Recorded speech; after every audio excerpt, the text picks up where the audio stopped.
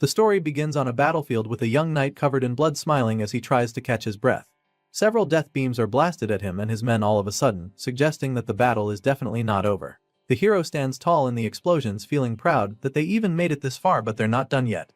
If they can just beat this last force before them, they can win the war. Sadly, just as he's conceiving the thought, a powerful red beam of energy blasts right through him. This laser of death goes through him before he can even realize it, and as he slowly looks down with his bloodshot eyes, he sees the gaping hole in the middle of his trunk. He stares at the massive hole in his chest in disbelief as it burns away rapidly and then falls to his knees in an instant.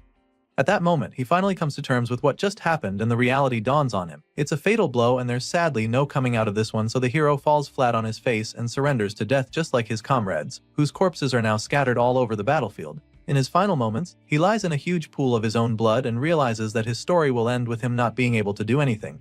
Just thinking about it drains him even more, and as there's nothing he can do now, he just remains still, allowing his life to flash before his eyes. So, how did this promising young warrior end up in this tragic situation? Well, it all started one day when an unknown threat suddenly appeared in their world and destroyed an entire continent. The one responsible for this calamity became known as the Liquidator, the archenemy of mankind.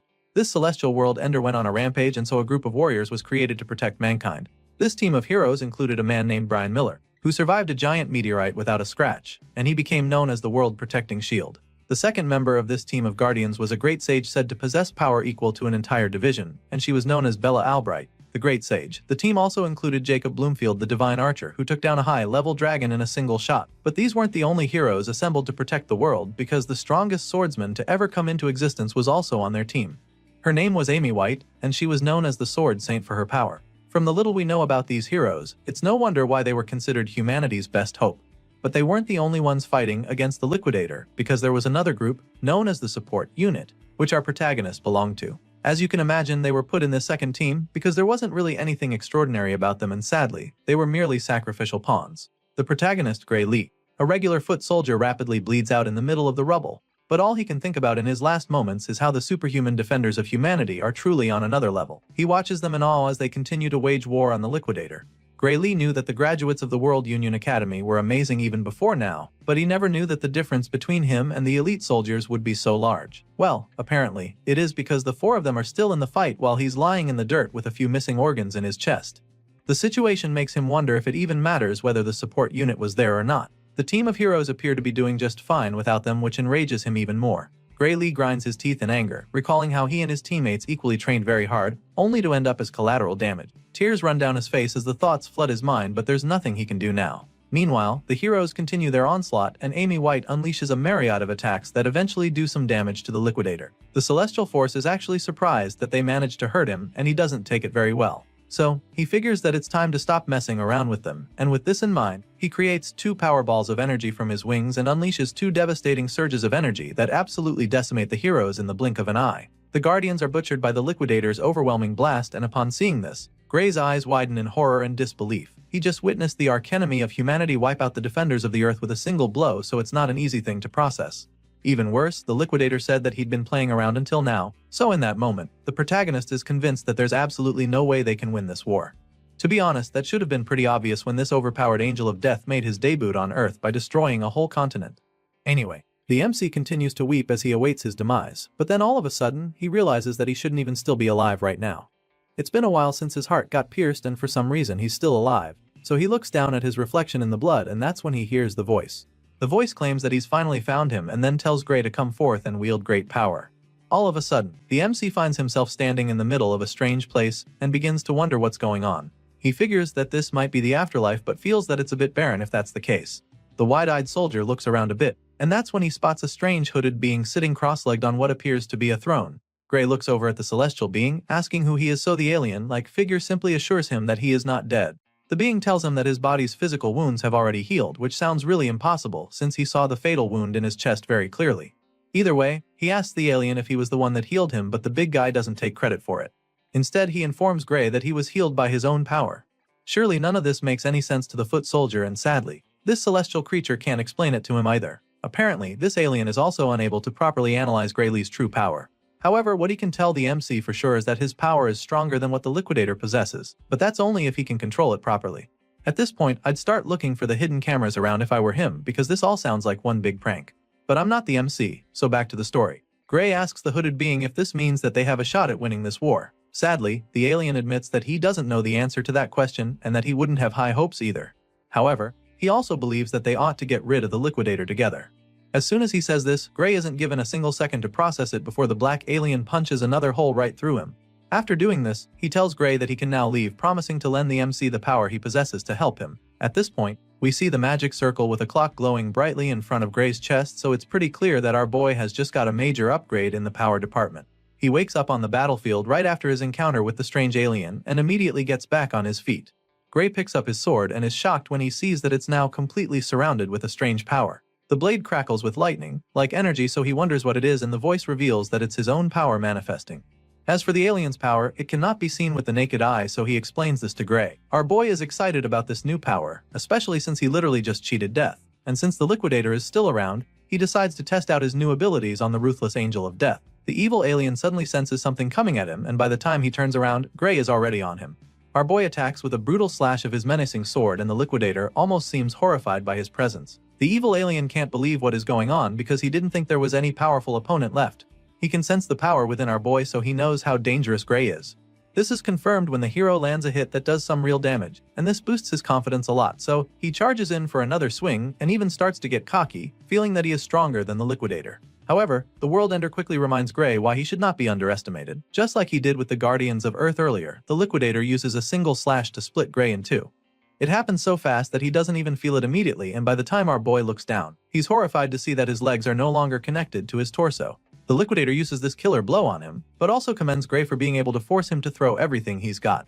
Apparently, the liquidator thinks that slicing the MC in half will be enough to kill him, so he turns around, preparing to fly away. But then, in a shocking twist, the same energy that engulfed the sword earlier flows out and expands, covering Gray's entire body and enabling him to heal in a split second. Then, the sword increases incredibly until it's so massive that even the liquidator is bewildered. The evil alien already knows that Gray is about to land a devastating blow, so he quickly creates a shield to protect him, as he's no longer even sure that this opponent is even human. Our boy gets fused with the energy like a host and a symbiote, and with a murderous glow in his eyes, he takes a terrifying swing at the liquidator. The alien manages to block this attack using his shield, but it doesn't take long for Gray to overwhelm him and destroy it with a mind-bending beam of energy. The blast sends the liquidator flying, and even though he doesn't have any expression on his face, you can tell that he's starting to get really afraid of our boy. And so, with the battle taking a drastic turn, Gray Lee unleashes another haymaker, admitting that he also isn't sure if he's human anymore. Despite Gray Lee's ferocious strike, when the dust clears, he finds that the liquidator is still very much in the fight. He's perplexed by this and doesn't even get how the alien is still alive after taking such a hit. As such, he admits that the liquidator's strength is truly something out of this world. Now the two powerhouses stand face to face against each other, and mankind's archenemy is still trying to catch his breath. Sure, he's still in the fight, but after seeing what Gray can do, he's not even sure how to attack. On the other hand, the newest hero from Earth is feeling pretty confident that he can win. So, he looks at the liquidator dead in his alien eyes and vows to crush him over and over until he's dead. You can tell that he's not even bluffing about this from the look in his eyes, and right after squaring up with the World Destroyer, he unleashes another devastating slash from his mighty sword. The liquidator tries to dodge it, but he gets hit hard, and this time around, he even bleeds. He groans in agony, calling Gray Lee a monster, but even though he's suffering right now, he has no intention of giving up, and so once again, he decides to stop messing around and go all out against this human hero. The liquidator heals himself and activates his secret weapon. His entire body begins to glow even more than before, and multiple sets of wings shoot out of his back. The alien also somehow manages to make everywhere go dark and tells the hero that his time is up. That's when Gray looks up in shock to see that the guy turned day into night. The World Ender continues to activate his killer move, and it's starting to look like the tables are about to turn again. However, Gray Lee is not deterred by the liquidator's little magic trick, and so he charges at the enemy once again with his massive sword to end the fight for good. Shockingly, this time around, he's not able to penetrate the alien's shield despite pumping a lot of energy into his sword. His attack simply bounces off the barrier, leaving him pretty taken aback for a second. He's still trying to understand what's going on when the liquidator explains it to him. The World Ender tells him that all his attacks are futile, because within this plane of true dusk, nothing is capable of harming him.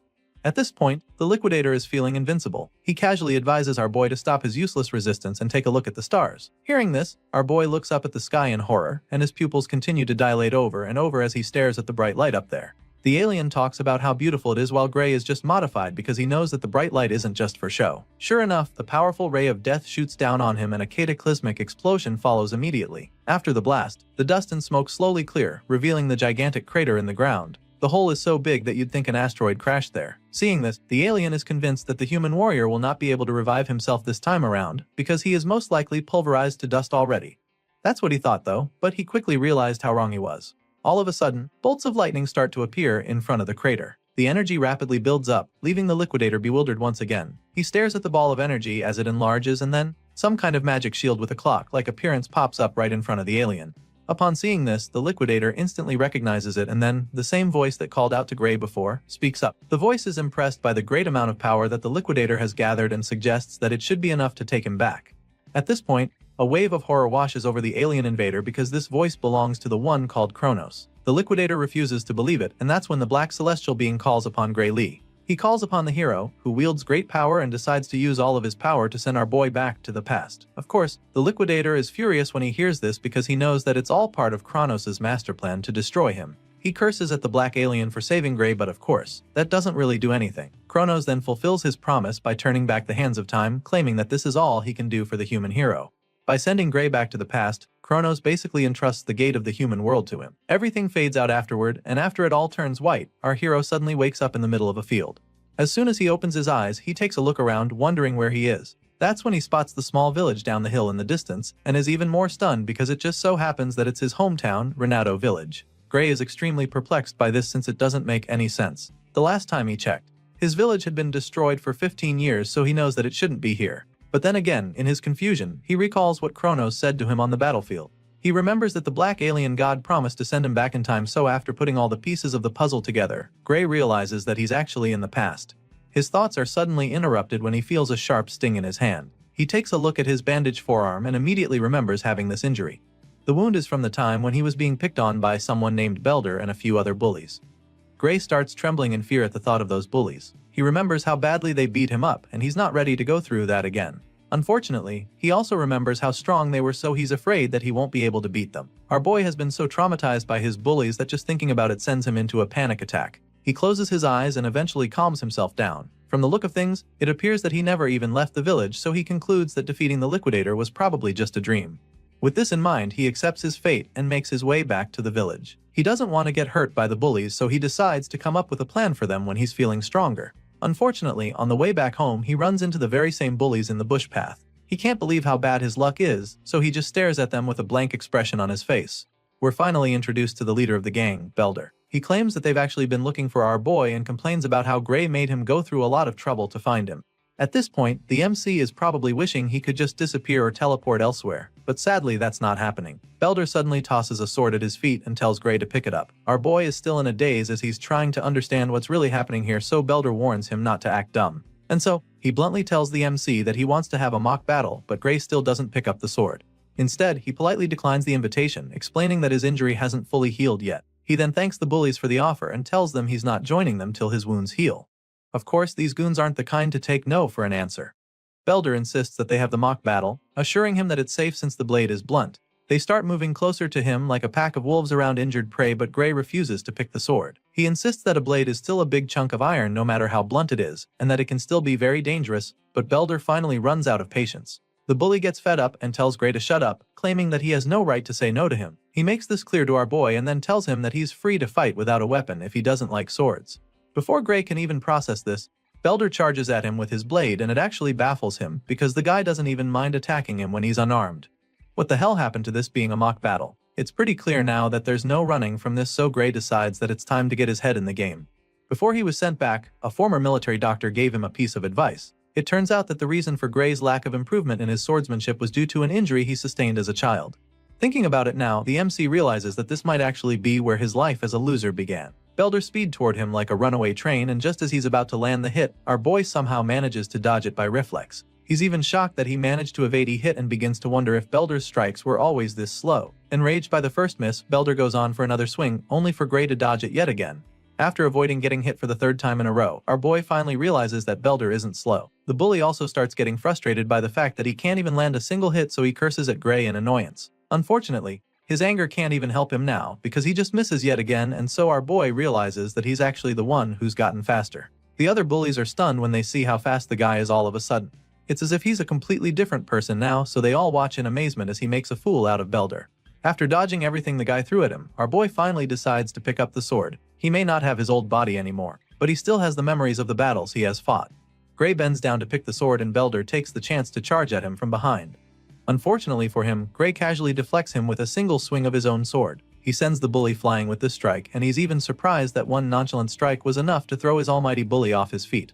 Right now, the guy is starting to look a lot like an amateur, so he's starting to think it wouldn't be fair for him to fight him. But then again, he remembers everything that Belder's gang put him through, so he decides that the ringleader doesn't even deserve his pity. After all, it's these same pieces of trash who tormented him because he couldn't fight. Thankfully, that's not the case anymore, so he's more than happy to flex his new skills. He uses another effortless swing to disarm Belder, and after seeing how easily the sword left his hand, he realizes that the bully is actually worse than an amateur. Gray suggests that Belder hasn't been trained on how to receive a blow from a sword. This doesn't matter though. After all, these bullies were the same ones who taught him it's totally safe to beat someone with a sword as long as its blade has been dulled. And so our boy takes a big swing of the so-called blunt sword, and it still somehow manages to cut Belder's body open. The guy's eyes widen in horror as the blood from his shoulder splashes all over his face. He's in utter disbelief, but what's more is the severe pain. He suffers so much that he's forced down to his knees. Belder shouts in pain while Gray Lee just freezes in shock because he's equally stunned by what just happened. The blade was supposed to be dulled, so he doesn't get how it still managed to cut the troublemaker. In his confusion, he takes another look at the blade to check if it's really the case, and he confirms that it is actually blunt. As such, Gray realizes that he might have even killed Belder with that slash if he had actually given him a sharp sword. Our boy panics for a second, knowing that he could have killed these kids, but then again, they're the same meatheads who made his life at the village miserable. So, he decides to beat Belder up with the flat surface of the blade instead. This way, he can keep the sword blunt while getting his revenge. He whacks the bully in the face with it, sending him to the ground once again. Belder is now terrified, so our boy hovers over him, wondering why he's screaming so much. He asks the gang leader what's wrong and reminds him that he's the one who said the blunt sword is safe. At this point, Belder just sits there, covering his bleeding nose as Gray walks over to him slowly. The terrified bully looks to the side and sees his goons just standing there, so he snaps at them, ordering that they attack our boy. It's quite funny that Belder would even think that his minions can beat Gray after the same guy just wiped the floor with him. As you can imagine, they're reluctant to even go near him, seeing how strong he's gotten all of a sudden, but they eventually agree to go at him together, thinking they can overpower him this way. The troublemakers charge at our boy at the same time, and Gray just feels sorry for them. He's surprised that they're dumb enough to come at him for another round after what he just did to their leader, but of course, he has no choice but to beat them up too. Belder furiously orders them to kill our boy, as they attack him from all alongs, and this just pisses the MC off. He was going to overlook their misbehavior this time around, but since they clearly all want a taste of his new skills, he decides to show them what he can do. A few moments later, Belder and his goons are all on their knees with swollen faces. They've been so badly beaten that there's steam coming off their bodies, and looking at them now, Gray is baffled that these are the same guys he's been so scared of. He remembers that these guys are the ones from the Saria Swordsmanship Dojo, so he asks to confirm if that's the case, and Belder explains that he's kinda correct. Apparently, they felt like they had gotten strong enough, so they haven't been going to the dojo lately. It's pretty baffling for Gray when he hears them say this, because he can't believe that their current level can be considered strong enough. With this in mind, he figures that he shouldn't expect much from the dojo itself, seeing the kind of students it produced. However, he still believes that it might be useful to him, and so he asks them to introduce him to this dojo they attend. After all, he heard that it's by referral only and would like them to invite him. For some reason, Belder is not really excited to bring Gray in because he'll be too embarrassed if he told his master that he lost a sword fight. He suggests that our boy find someone else to invite him, but he's in no mood to be denied. So, since Belder doesn't want to complain, he decides that they resume their mock fight instead. Before he can even say anything after that, the bully agrees to introduce Gray and starts running toward the dojo, leaving his buddies behind even. Eventually, they're all back in the village, and that's when Belder finally asks Gray why he actually wants to go to the dojo. Apparently, this very dojo has a recommendation slot for the academy, and when our boy asks about it, Belder admits that he also heard something like that. As such, our boy explains that this is the reason he wants to go, by one of Belder's buddies feels that he's already strong enough without going to the academy. Sadly, Gray knows that his current state is not going to be enough to defeat the Liquidator. Even the world's strongest lineup was no match for the World Ender. He remembers the battle, how the Liquidator wiped out all of the Guardians with a single blast. Gray recalls how he couldn't even scratch the alien when he got serious despite using the power that Kronos talked about. Just thinking about it makes him really anxious because he doesn't even know how strong he has to be able to defeat the Liquidator.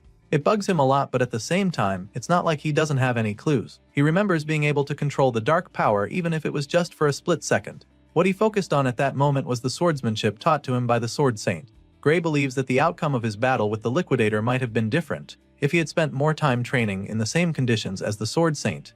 The hero realizes that this must be the reason why Kronos sent him back to the past. Gray eventually gets to meet the dojo master, but not before she punishes Belder and the rest for getting their asses whooped at her trying to pick on a civilian with the techniques she taught them. This is Saria, the swordsmanship dojo instructor, and right now, she's really disappointed in her students. Belder tries to tell her that it was a mock battle and not them picking on Gray, but she silences him immediately by sending him across the room with a single strike of her sword. The others start trembling at this point, and Saria continues to scold him for making excuses. After all, if beating up an unarmed person is a mock battle, then what she just did to him can be called the same. And just like that, Saria kicks Belder and his gang out of her dojo for good. Of course, they don't even protest because things would get worse for them, so they just run for their lives.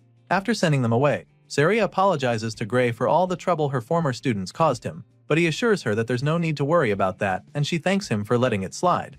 Once that's out of the way, she goes straight to the point, asking if he wants to get recommended to the academy. When he affirms this, she explains that she needs to confirm his abilities before she can do that. Gray understands this perfectly, so he braces himself for the test to come. Saria tells him that he's free to have the first move and encourages him to come at him whenever he's ready. Sure enough, the hero charges at her in a flash with several powerful slashes that actually surprise the dojo master. She can tell that his swordsmanship is quite practical for his age, and it's as if he's been through countless battles before from the way he's moving. Saria tries to counter a follow-up strike, but Gray just slips under and goes in from the side with blazing speed, which makes her certain that Belder and the others are no match for him. To her, Gray's style is mostly self-taught, but in the middle of each move, she gets a glimpse of swordplay that was taught at the academy, so it makes her wonder if someone there taught him. What she knows for sure is that he's a diamond in the rough with a lot of talent. After a short but intense defending, Sarah decides that it's time to wrap things up, so she charges at him, hoping to overpower him with ease, but he deflects her strike, leaving her quite shocked. She finds it strange that he was able to counter her like that because she expected him to falter eventually. Unfortunately for her, that's not the case because Gray Lee is matching her every move. She just wanted to test his skills a little, but now, she's found herself fighting with everything she's got. Even worse, she realizes that she's actually so afraid of this kid right now. There's a terrifying glint in his eyes all of a sudden, and Saria doesn't know how to handle the overwhelming feeling she's having all of a sudden. Gray taps into that dark energy for a second, which allows him to force the dojo master back for the first time. Meanwhile, Saria refuses to back down. She thought she sensed something ominous just now, but she can't see it anymore, so she concludes that the kid just took a really wild swing to scare her. With this renewed confidence, she goes in for another round to end the sparring session for good. Just when she thinks she's about to land a hit, she's shocked to see that her sword has been slashed. Saria stares at the broken sword in horror and disbelief. The other half is lying on the other side of the dojo, and even our boy is overwhelmed by what just happened. What he just felt is the same sensation as back then on the battlefield when he can feel the dark energy coursing through him, and he's shocked because he didn't think that he has that power even now. While he's still trying to figure it out, she feels the dark energy overwhelm him all of a sudden. The sting is so painful that he falls to his knees like he just had a heart attack, and even Saria starts to get worried about him. With a worried look on her face, she asks him if he's alright, but he can't even answer since he's still fighting for his life. Apparently, his body failed to keep up with the dark power he exerted just now, and so now he's trying to recover. After a few seconds, the pain subsides and he's able to get back on his feet, so he tells her that he's okay. He could barely stand a few moments ago, so after that experience, he realizes that he shouldn't use this power carelessly. Unfamiliar with this situation, Gray wonders if it would be a good idea to tell Saria about his power, but after seeing the puzzled and judgmental look on her face, he decides that it's best not to bother. Even if he told her, she probably won't believe, and it's not like he can control the power to prove what he's saying, so there's no point telling her. With this in mind, he forces a nervous laugh and claims that he just got carried away, which leaves the dojo instructor speechless and baffled by him. Right now, she's still trying to wrap her head around how this kid managed to cut her sword with a dull wooden sword. It's logically impossible, and she doesn't even think he knows what a big deal it actually is. Just then, Saria starts staring at him suspiciously, and when he notices, he nervously asks if there's something wrong. She can tell that he's hiding something and doesn't want to talk about the wooden sword he cut in two in one blow, so she lets it slide and changes the topic back the academy recommendation he asked for. Gray confirms this once more, claiming that he hears she could give him one. In response, Saria admits that she actually could give him a recommendation to the kingdom's finest educational institution, the Royal Academy of Swordsmanship. However, she tells him that she cannot recommend that he go there. Her next statement comes like a blow below the belt to our boy as she tells him that he's not suited for that place. Gray starts beating himself up for it the moment she says this, thinking about how he always knew he wasn't strong enough yet. After all, he could hardly do anything against her except in that last moment, so he's not surprised that she's not impressed enough. He's still feeling sorry for himself when she completes her statement, informing him that the place he should aim for is the World Union Academy, and his eyes almost pop out of their sockets when he hears this twist. Apparently, Saria doesn't want him going to the kingdom's finest institute, because she believes that he belongs in the world's finest institution. Our boy is blown away just thinking about that place because it's the same institution where the Sword Saint and the other heroes came from. He never imagined that someone like him could even get accepted there, and Saria assures him that it's not impossible. However, his body is nowhere near fit enough to be a swordsman, and so it's going to be a stretch right now. In the Royal Academy, she feels that he'll be able to take it with his skills, but it just won't cut it in the World Union Academy. And so, she's really perplexed by the young man in front of her, because she doesn't get how on earth someone can acquire such skills with a feeble body like his. Gray Lee knows that she's right. Everybody from that academy is a genuine monster, so with a body like this, he doesn't even stand a chance of competing with them. Saria doesn't hear what he's thinking, but from the look on his face, she can tell that he's already feeling defeated. So, she asks him why he's giving up when there are still 9 months until the entrance exam. It means he's got a shot, but he also feels that 9 months is not enough, and the dojo instructor agrees with him. It's actually not enough, but she encourages him to trust her. Clearly, Saria wants to take him as her student for the next 9 months, but she also needs to know if he's ready to suffer for that long. Obviously, he doesn't want to suffer. I mean, no one does, but he knows that he needs to, so he makes up his mind and asks Saria to take him in for the next 9 months. The dojo instructor is excited to hear him say this, claiming that it's a great answer. But the happy look is quickly replaced by a terrifying grin that scares Gray, and that's when she decides that it's time to begin his hell. Our boy's intense training begins from day 1, and after pushing his physical abilities to the limit, Saria pumps him full of proteins. She makes him train even when he's not in the mood and forces him to eat whether he likes it or not. This becomes his life from the day he stepped into the dojo for the first time, and 8 months later, Gray Lee's physical appearance is completely transformed. All of his muscles are finally defined with pronounced chest and arms, popping deltoids and chiseled abs. His 8 months of hell really pays off, and Saria is delighted to say that he's grown a lot more muscular. He's so ripped now that she doesn't even think she has anything to teach him anymore. And so, she encourages him to go out there with confidence. Gray is glad to hear that she's proud of him and the progress they've made, but he doesn't get why she's sending him out now when there's still a month until the exam. So, she explains to him how difficult it can be to take an exam in a place he's not used to, which is why she feels that it's best to get there early. While he's still trying to wrap his head around it, she hands him a bag of coins, claiming that it's enough money of the trip and a month's worth of food. Gray is reluctant to take the money from her, feeling that going a month before the exam is too soon. It's almost as if she's trying to chase him out of the village all of a sudden, and when he says this, she just laughs, feeling that he's overthinking it. Our boy heard rumors of an ogre's nest that was recently found near the village, and he's aware that there are hardly any guards in the village. At this point, Saria nervously admits that she heard about that too, but she assures him that it has nothing to do with them. She tries to convince him, but he's just not buying it. The dojo instructor feels that there's nothing to worry about since the royal capital will soon send help to them.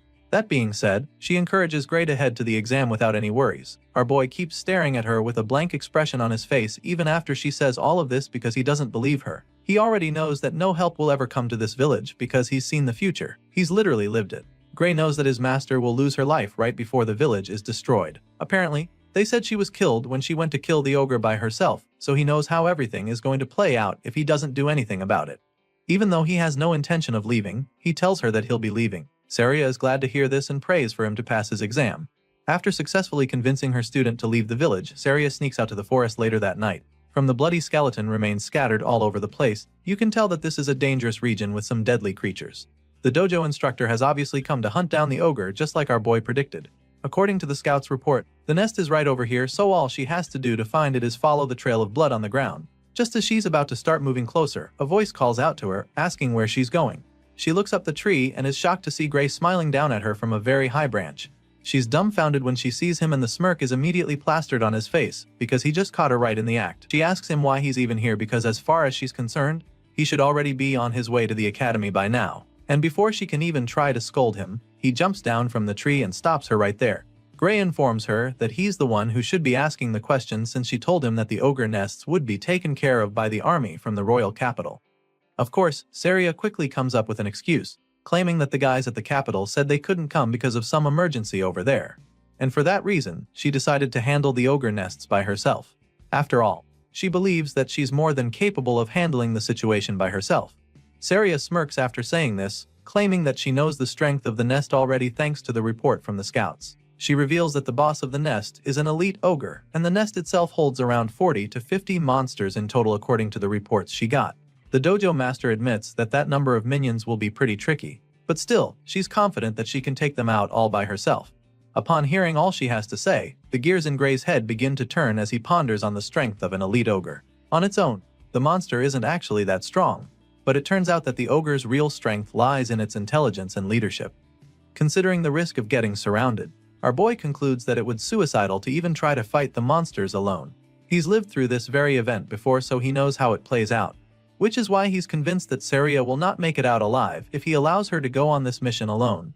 And if she dies, then the entire village will go on to be destroyed by the same monsters. And this is something he cannot let happen, not when he's been given a second chance to actually change things.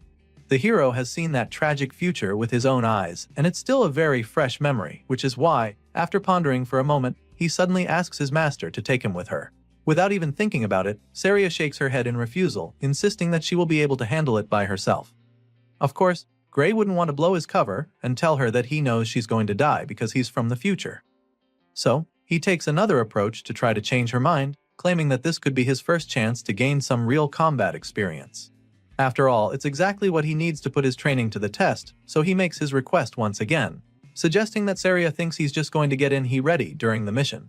Of course, his master doesn't see him as a liability in battle, and she's sure that he also knows that too. I mean, she can't even beat him in a mock battle anymore. That's how good he's become.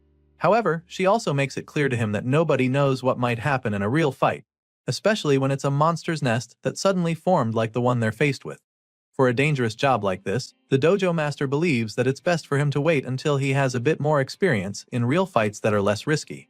At this point, Gray is starting to feel pretty defeated because he really thought he was going to change her mind. Sadly, she insists on going alone, so he's forced to his last option. He suddenly tells her that he has an idea, and this gets her pretty curious immediately, and that's when he challenges her to a fight out of the blue. Apparently, this plan involves him knocking her out cold so he can deal with the ogre by himself. He informs Saria of his intentions as he points his sword at her face. The white-haired master just smiles as she tries to process what the hell he just told her. She stands still for a couple seconds, probably thinking he would rethink his decision, but Gray stands his ground and keeps the tip of his sword inches away from her face. At this point, it's pretty clear that she can't get him to go away, and she doesn't actually want to fight him, so she just shuts her eyes and surrenders. Saria agrees to take him along but makes him promise her that he'll come back alive no matter what. Upon hearing these words, our boy finally lowers his blade and then assures her that he definitely plans to come back from this mission. So he makes Saria promise him the same thing, pleading with her to not die in the ogre's nest, and of course, she's very confident that it's not going to happen. Once on the same page, the master and student follow the trail of blood leading to the ogre's nest and officially begin the hunt. Soon, they arrive close to a valley, and from afar, they notice that the terrain leaves no room for escape. If they go in, they can easily get trapped and slaughtered, but Saria is more concerned about the monsters in there. She claims that the minions have a lot of confidence building their best in this kind of location, so Gray quickly reminds her that they won't be able to escape either. He senses that his master might be getting a little cocky, so he also points out the fact that they're up against intelligent monsters and not just dumb beasts. As such, he suggests that it's better to be more cautious with their approach, and Saria agrees with him. The two hide behind a big rock and quietly scan the tent from afar. After looking around for a bit, they still can't pick out the boss anywhere, so Saria suggests that it's probably in one of the tents. As far as she's concerned, that's a good thing, because at least they can quickly take out some of the minions and reduce the number before the boss comes out. With this in mind, she tells Gray to take out the enemies on one side while she attacks from the other side. At the moment, the monsters still have no idea that they're about to be ambushed, so they're still going about their business. Saria and Gray Lee take out their weapons and spring into action. The first monster to be unalived sees the white-haired swordmaster coming at him, but before he can react, she takes his head right off with a single slash. Well, this first attack alerts the others, so all their hopes of being stealthy are instantly dashed. The horde of red-eyed ogres roar at the two swordsmen, but of course, they're no match for our boy. Without even tapping into his dark powers, Gray casually slices through the monsters with ease like a cold-hearted butcher. He dismembers the ogres with lightning-fast strikes, and his master also finds it's pretty easy to take out all the monsters on her side. And so, after only a few minutes, the nest is filled with bloody ogre corpses scattered around. The two wipe out the first wave with ease, and Saria is really impressed by Gray's skills. She's quite surprised by how good he is and begins to wonder if this is really his first time on a battlefield. The dojo instructor is so intrigued that she almost gets distracted while teasing him, but our boy is locked in right now, so he urges her to stay alert, revealing that this is just the start of the battle. Gray stares at the dead ogres lying around and starts to get this strange feeling. The first fight was way too easy, so he finds it weird that the monsters were so weak. It's baffling because he is sure that Saria would have been able to take them out just as easily even if she was alone. It doesn't make any sense because in the original story she was killed in this very nest. At this point, Gray realizes that something really horrifying must be inside that tent. He peeks into the dark tent as the thought crosses his mind, and that's when a terrifying pair of eyes glare at him from the darkness. Gray's eyes pop out in fear as chills run down his spine, and without even thinking about it, he shouts for them to get the hell out of there. Our boy tells his master that they have to leave immediately, urging her to run away with him, but the cocky sword master feels that he's exaggerating. She asks him what's wrong, feeling that there's no need to retreat, but after seeing the look of horror on his face, she doesn't think twice before running after him. Now, they're both running out of the nest as fast as their legs can carry them, but their efforts prove futile very quickly because all of a sudden, a figure appears to leap into the air right above them to intercept them.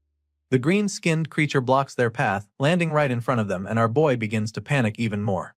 Saria, on the other hand, gets really excited because she thinks she's finally getting her chance to face the elite ogre. Unlike the weak minions they wiped out a while ago, this ogre is a lot larger with a big helm and a massive axe, big enough to chop down trees with a single swing. Rather than being terrified, the dojo master goes on and on about how honored she feels that the boss came to them itself. In a shocking twist, this giant ogre on steroids isn't even the boss, and Gray is the one who breaks the news to her. It turns out that the real boss is even far more powerful than the juggernaut standing in front of them. At this point, Saria turns around to see the army of orges charging at them with the real boss standing at the back, exerting an overwhelming surge of power from his body. For the first time, the white-haired swordmaster feels afraid, and before she can even process all her emotions, they're surrounded by a swarm of axe-wielding orges. Despite being trapped, she remains immobilized by the overwhelming power radiating from the boss. It's at this point that Gray reveals they're up against something far stronger than the elite ogre. What they have on their hands right now is an ogre general, and the nest they just attacked belongs to the ruthless green abomination. Saria finally snaps out of her daze and admits that an ogre general is not a monster they can handle on their own. It's now pretty clear why the entire village got wiped out, sadly. It looks like history is about to repeat itself because they're currently outnumbered and outgunned. Seeing how dire the situation is, Saria suggests that they just kill the brute in front of them and keep running. Without any hesitation, she desperately charges at the helmed ogre with her sword, hoping to quickly finish him off, but the guy is no pushover either. He blocks the first strikes, which surprises Saria, but she goes again and is able to land a hit on his shoulder. Sadly, her excitement quickly disappears as she watches the wound heal rapidly right before her eyes. As if this guy wasn't tough enough, he also has regenerative abilities. Seeing this, Saria decides that there's no use even fighting, but that's when Gray explains what's going on. Apparently, the ogre general's roar boosts the strength and recovery power of his soldiers. This is why the minions appear strangely more powerful than normal. Saria struggles to hold off the big guy, while our boy is baffled that he's not been able to defeat a single one of the ogres in this second wave. He lands hit after hit, but they just recover immediately. All of a sudden, he decides to leave his back to Saria, asking her to just buy him some time. Of course, that's not going to be easy at all since she's been struggling with only one ogre. She's really concerned when he says this, so she asks him what he's planning to do, and that's when he tells her that they have only one option left if they want to come out of this alive. And with that being said, Gray reveals his suicidal plan to go after the ogre general. Our boy knows that the source of their power is the elite boss of the nest, so he decides to go after it. He slashes his way through the sea of ogres, but they just keep coming back to try to flank him, which just annoys him even more. He has his sights locked on the target, so for now, he just needs to focus on wiping out all the enemies in front of him to clear the path. Sadly, that's exactly when he comes face to face with an ogre that shatters his sword with a big axe. Gray is dazed when this happens and spends a moment staring at the short piece that's left of his blade. It's clear now that his sword can't withstand fighting a strengthened ogre, which is a really bad sign since he intends to face the ogre general soon. He quickly gets his head back in the game and dodges a mighty strike just in time, and while he's still in the air, he takes out his spare sword. He's lucky to have one, but he knows that it's just a matter of time before this one gets broken too. As if she was reading his mind, Saria suddenly tosses her spare sword to him so he can have two. He thanks her as he catches the second blade with ease, but even though he has two swords now, he knows that they're still not enough to wipe out all the enemies. However, it's all he's got, so he's determined to make it count since all he has to do now is wipe out the ogres in his way and take out the general. With this renewed sense of hope, our boy runs through the wave of orges standing in his way like a bolt of lightning. He moves so fast that some of them don't even see him coming, but in the process, he takes a few hits and even gets slashed in the face. Still, this doesn't deter him as he pushes on relentlessly through the horde of bloodthirsty monsters. The general notices the hero getting close, so he lets out another powerful roar to strengthen his soldiers even more. This is a twist that our boy didn't see coming at all, because he didn't even think these ogres could get any stronger. Sadly, they're mutated in a flash and the fight becomes several times more difficult. He's no longer able to push through, and at this rate, it's only a matter of time before he and his swords are crushed. Gray realizes that the general saw right through his plan, which makes him admit that the boss is truly very intelligent. It's obvious now that the boss's high intellect isn't just for show. Our boy continues to struggle in the fight, and he almost gets squashed but quickly gets out of the way and regains his footing. He creates some distance between himself and the monsters and decides to change his approach. He doesn't have the time or the power to deal with these minions anymore, so he attempts to run past them without actually fighting them, but this plan is quickly thwarted when one of the ogres suddenly tackles him like an NFL linebacker. The hero suddenly finds himself immobilized as the monster refuses to let go, and as if that's not enough, an even bigger ogre comes around with a massive axe to split him in two. Thankfully, he's able to use his tackler as a shield to save himself from the first strike, but then, he's forced to defend himself against the sheer might of the subsequent blows. Gray uses his sword to block the attacks. Before he can even think of his next move, the beast follows up with another devastating blow that sends him flying. This time around, he takes a direct hit that leaves him coughing out blood, and by the time he looks at his hand, all he finds is another broken sword. Our boy is now down to his last sword, which is a very bad position for him. He's badly injured and exhausted, but still has to take on the horde along with the overpowered general pumping them with fresh energy every 5 minutes.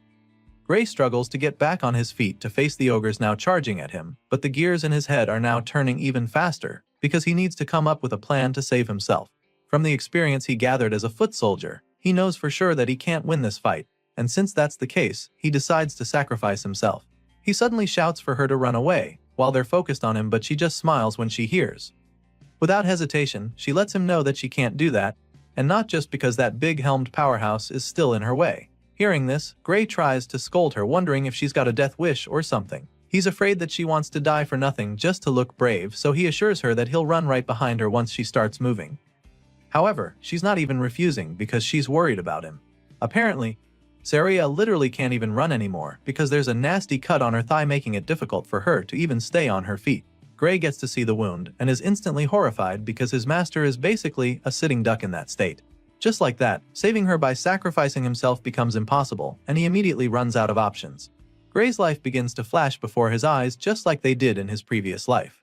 He was sent back in time so that he could defeat the Liquidator, so it's pretty sad for him to realize that his new life is going to end just 8 months later in a filthy ogre's nest. His chances of survival drop even further when his last sword gets broken by another powerful strike. It's looking pretty bad for our hero at this point, but even with the odds stacked against him, he refuses to accept defeat. Graylee believes that it's not over yet because he still has one last trump card up his sleeve. Sure, he doesn't know how to use the dark power he possesses, but our boy is certain that even all these enemies before him will be no match for him if he can just tap into the power from the battle against the Liquidator. So now, with that being his last and only hope to survive, Gray forces himself to remember how he felt when he first unleashed that power. He doesn't have much time to do this though, since the red-eyed ogres are charging at him. Our hero closes his eyes to focus so he can remember the sensation from that time, and while doing this, he points his broken sword at the enemies, hopeful that the dark power would transform it into a deadly weapon in no time. Sure enough, our boy manages to activate the power in the nick of time. Just when he's about to be smashed by the monsters, his broken sword comes to life with the dark power, allowing him to destroy the ogres before him permanently. Saria is very shocked when she sees this, and she's already pretty worried, but before she can freak out, Gray turns to her with half of his face consumed by the dark energy. And then, he smiles at her, assuring her that everything is alright. Our boy's not kidding, and we're able to see why he just said that. Gray is now a lot more powerful than he was a few moments ago, which is why he's able to casually wipe out the horde of the ogres in front of him. Apparently, these strikes are so potent that the ogres are unable to recover from them, and even though the general starts to take some damage as well. She notices this and it's shocking to her, so she gets distracted for a second. In that split second, her opponent gets the chance to sneak up on her, but she sees it coming and manages to block it. Saria uses her sword to block the huge axe, and that's when she notices that the force behind it is now lighter than it was before. All of a sudden, the mightiest ogre suddenly becomes a walkover for Saria, so she takes advantage of it and destroys the brute in a flash. He sure gave her a hard time earlier, but without the general strengthening him, he's nothing. A while later, we see the hero and his master standing victorious in the nest surrounded by ogre corpses.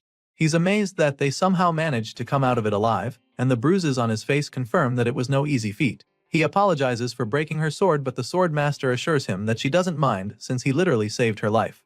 Either way, he gives her back the broken sword and she takes it from him, even though that's not her major concern at the moment. While taking it off his hands, she tries to ask him about the attack he used to win the fight, but before she can finish talking, our boy collapses to the floor headfirst. The hero passes out in an instant, which leaves her absolutely horrified, so she starts. While she's trying to wake him up, we see that our boy's consciousness is actually elsewhere. He finds himself standing in a dark, empty place filled with shallow water. In the middle of the place, there's a huge door with chains on it, which he finds very strange. And while he's still trying to wrap his head around what the hell is going on, weird gusts of energy start to flow out of the door along with mysterious symbols. At first, he doesn't understand what's going on, but he quickly realizes that it's the same power that kicked in on the battlefield. A line appears in the middle of the door like a smaller gateway, allowing the dark clouds to seep out. This makes Gray wonder if opening the door will allow him to get that power. Of course, there's only one way to find out, so makes up his mind and starts marching toward the door.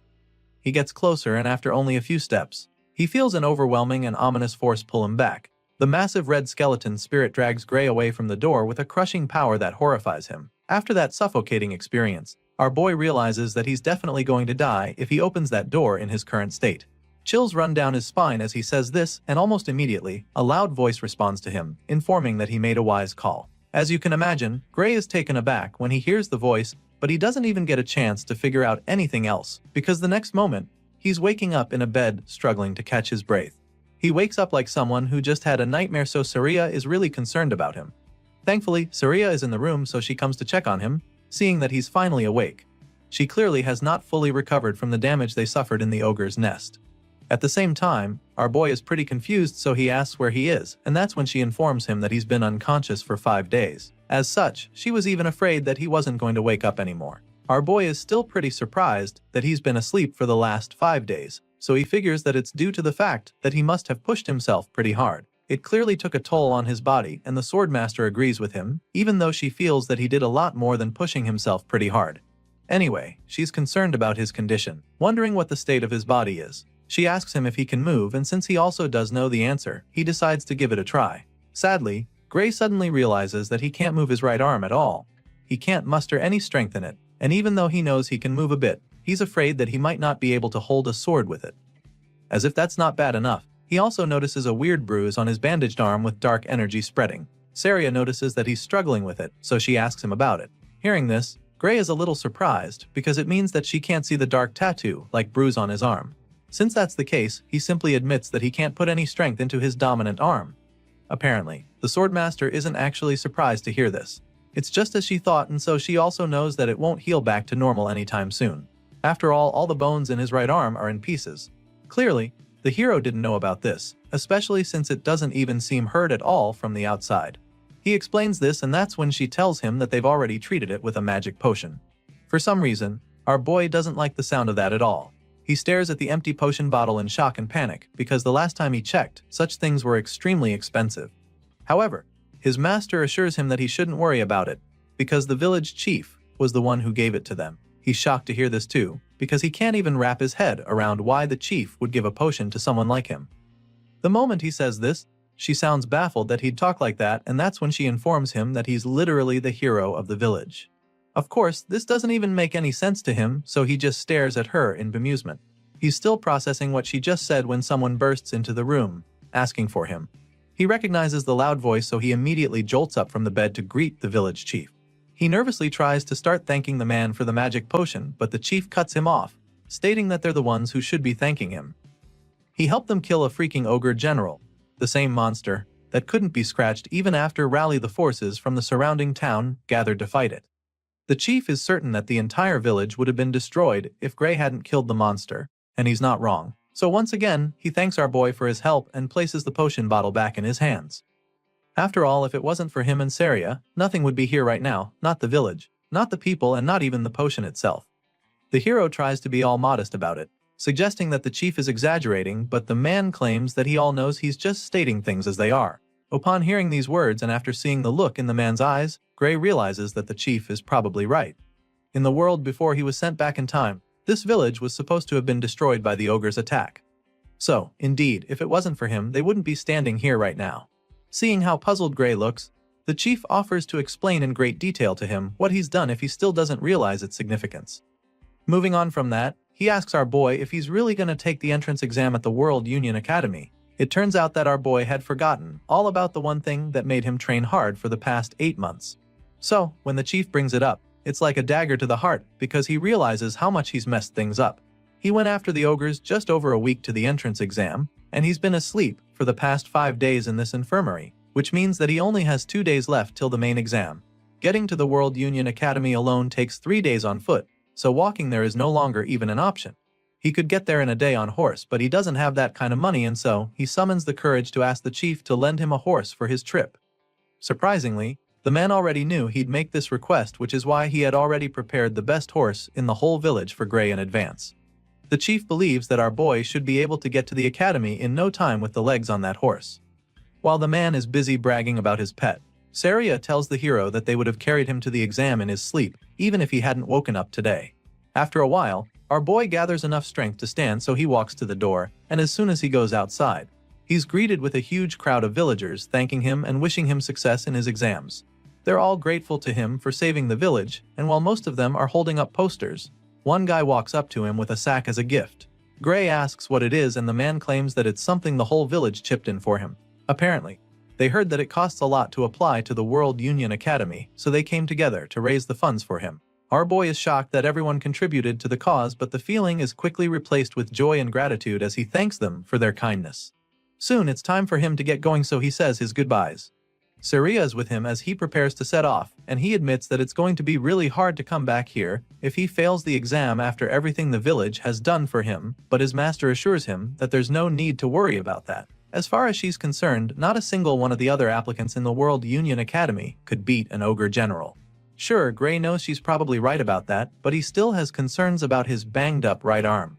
Hearing this, Saria simply asks if his left arm is good, which he confirms. Of course, it's not his dominant arm, so he's not sure about using it, but she insists that it's good enough to good him in. She also doesn't think he needs to use that dangerous power inside him, but he feels that the entrance exam might be tougher than they think. Thinking he can pass with just one arm seems a bit like a stretch to him, but Saria assures him that it's going to be fine, because she trusts that the Academy's examiners won't be so blind as to overlook his ability. If there's one thing she can guarantee him, it's that he'll definitely pass the exam. At this point, our boy has already mounted his horse, ready to set off, so he thanks her once again for the pep talk, feeling a lot more confident.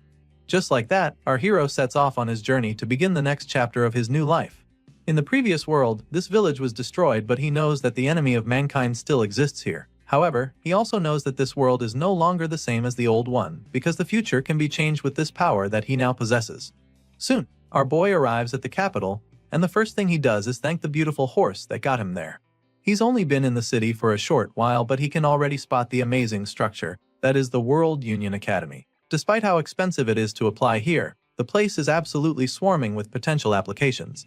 There's a sea of people gathered in the World Union Academy, and every single one of them dreams to become a hero. Over the speaker, they're informed that the distribution of exam tickets will begin shortly. Until the process is completed, all applicants are instructed to remain inside the central arena. Among the crowd, some people start chatting about how competitive this academy is. Apparently, out of the thousands gathered in this arena, only 20 of them will be accepted into the World Union Academy. That's the rumor going around, and our boy quietly listens to the guys spreading them, but some people heard that the number of admitted students changed yearly. Some years, they accept up to 50 candidates, and other years, only one person makes it. Just then, Professor Ariel is called upon to address the applicants, so the red-haired lady with a monocle appears on the platform. She gets straight to distributing the exam tickets to everyone in the arena, but she does it in a flash with the snap of her fingers. Just like that, the papers appear right in front of all the applicants. Like everyone else there, our boy is pretty impressed when the ticket appears right in front of him from a flash of flames. He grabs the paper and reads the content to discover that his candidate number 513, and he also learns that he'll be taking the fencing course. Everyone has their own ticket, and our boy will have to take the exam that requires most people to have the bones in their dominant arm to not be shattered. Professor Aries knows that some of them might be surprised by the format for the exam, but she assures them that this is how it is every year. She goes on to explain that the World Union Academy does not discriminate based on age, gender, nationality, status, or anything else. Not even their names are of any significance here. The professor makes this clear to the applicants, stating that only those who pass the exam and earn the right to cross the bridge will be asked for their names. Meanwhile, our boy is still baffled by the fact that he's taking the fencing course when he literally left his sword at the inn. He doesn't get what kind of system this is, so he's pretty hung up on it. While he's busy racking his brain, the professor reveals that she assigned their courses according to how they look. And so, she asks those who feel he was wrong about it to raise their hands. Many of the students find it hard to believe that she picked their courses just by looking at them, because there are literally thousands of them. Judging by their reactions, along with the lack of raised hands, it's pretty clear that the lady got their courses right. Still, many of them believe that there's foul play. To them, the academy either checked them beforehand or she used magic to read their minds. After confirming that she didn't miss anybody's course, Professor Ariel states that she'll be announcing their exam schedules next. As such, he asked them to check their tickets for the next update. Of course, all the applicants check their tickets, including Gray Lee, who finds out that his exam will be on the first day at 11 a.m. As you can imagine, he's not really excited to see that he's up on the first day, because he was hoping for a little more time to let his arm heal. Sadly, that's not the case. The professor goes on to pile on the pressure, announcing that this is a one-shot practical exam. Latecomers will be automatically disqualified, so she makes this known to them and advises them to be on time. She also lets them know that the academy does not accommodate personal requests for schedule changes. While the announcements are going on, Gray quietly tries to see if his arm is better now, but sadly, he still can't get any strength to it. So now, all he can do is pray that it heals by morning, even if it's only a little, because otherwise he'll have no choice but to fight with his left arm. Unfortunately, the next day, our hero wakes up and is immediately frustrated because his injured arm didn't even heal at all. Now, he has no choice but to take the exam like that because there's no option for schedule changes. Gray gets ready and heads to the exam, and when it's almost his turn, he is directed to the entrance of the arena. While waiting for his turn, he tries to calm down, reminding himself that he shouldn't be pessimistic about this right now. As he tries to maintain positive thoughts, he realizes that his left arm is still fully functional, and he can even move his right to an extent. With this in mind, he comes up with an idea. Gray concludes that he needs to use the little time he has left to watch the examiner's moves and prepare for them. Our boy believes that what he needs to do now is study his opponent and find an opening to strike. At this point, we get to see the current application in the arena. The examiner tells him to take the first move, so the brute with the big sword charges at him like a bull. He moves pretty fast and successfully takes a swing, but he misses and strikes the floor instead, just missing the examiner by centimeters. He's puzzled when he sees the chill examiner nonchalantly standing with his hands behind his back after evading the attack. The experienced teacher casually avoided the hit, which pisses the applicant, so he angrily goes in for another attack. This time, with an even more devastating swing to the side, but once again, the examiner makes his attack fruitless. He blocks the second strike with his sword, leaving the hothead in disbelief. And once the guy is stunned, he follows up with his own counterattack to quite literally sweep the guy off his feet. The examiner sends the guy crashing like a tumbleweed, and by the time he stops rolling, he's sitting on his butt without his sword and a broken arm. Seeing this, the veteran concludes his exam and asks him to exit the venue with his weapon. Of course, our boy witnessed everything that just happened, so a smile of acceptance creeps up on his face, because now, he knows without a shadow of a doubt that he's cooked. The examiner calls his number and he just starts walking into the arena. In his mind, all he can do now is go on stage and quietly take his L before going back home, because if that tough guy couldn't even land a hit with perfectly good arms, then what are his odds? Just like he did with the last guy, he tells Gray to make the first move. Sadly, our boy is even struggling to hold the sword properly right now. He can feel the pressure even more now, so he doesn't even think he stands a chance. Nevertheless, he's not a quitter, so he reminds himself that he still has to do whatever he can. With this in mind, he charges at the veteran with his blade, and during that run-up, one of Saria's teachings runs across his mind. He remembers her telling him that a sword isn't swung with just one's arms. She taught him to channel the power generated by his entire body through his arms instead, and now that remembers, he decides to do just that. Even if his right arm is powerless, he knows that he can still drive the force through his other muscles. So, he gives it a try and takes a very decent swing. The examiner dodges the strike, of course, and Gray isn't shocked, since it's not like he can fight the way he usually does. If swinging a sword without arm strength was not easy, no one would bother training their body in the first place, so he sucks it up and shoves the excuses far down below so that he can focus better. Despite being pretty much handicapped, Gray manages to force the instructor to attack him very quickly, but that is when he notices something strange. All of a sudden, the examiner's sword strike starts to look a lot slower than before. It's just like what happened with Belder, but the difference here is the insane force that comes from those apparently slow attacks. However, Gray can still tell that this man's speed and technique doesn't even come close to his master's. With this in mind, he feels that he might be able to make up for the difference in arm strength if he can just stick to the swordsmanship that he learned from her. So, that being the case, our boy goes into beast mode in the blink of an eye. He unleashes a barrage of sword slashes on the examiner, forcing the guy back faster than he would have imagined. He makes the instructor fall back a lot while trying to block the hits to the point that the man almost loses his footing. On top of that, The guy still looks very slow in Gray's eyes, so now he's starting to think that this examiner is not even nearly as strong as he thought before. In that moment, Saria's words play back in his mind as he remembers her assuring him that he would pass. So now, with the way he's dominating the examiner, he's feeling a lot more confident that he can actually do this. Our boy Gray starts to really get the upper hand in the duel, feeling a lot more confident than he was before he stepped into the arena. However, the examiner doesn't intend to lose that easily to an applicant, so he takes things up a notch and begins to attack more forcefully. The instructor unleashes a myriad of slashes, but our boy is able to block them all.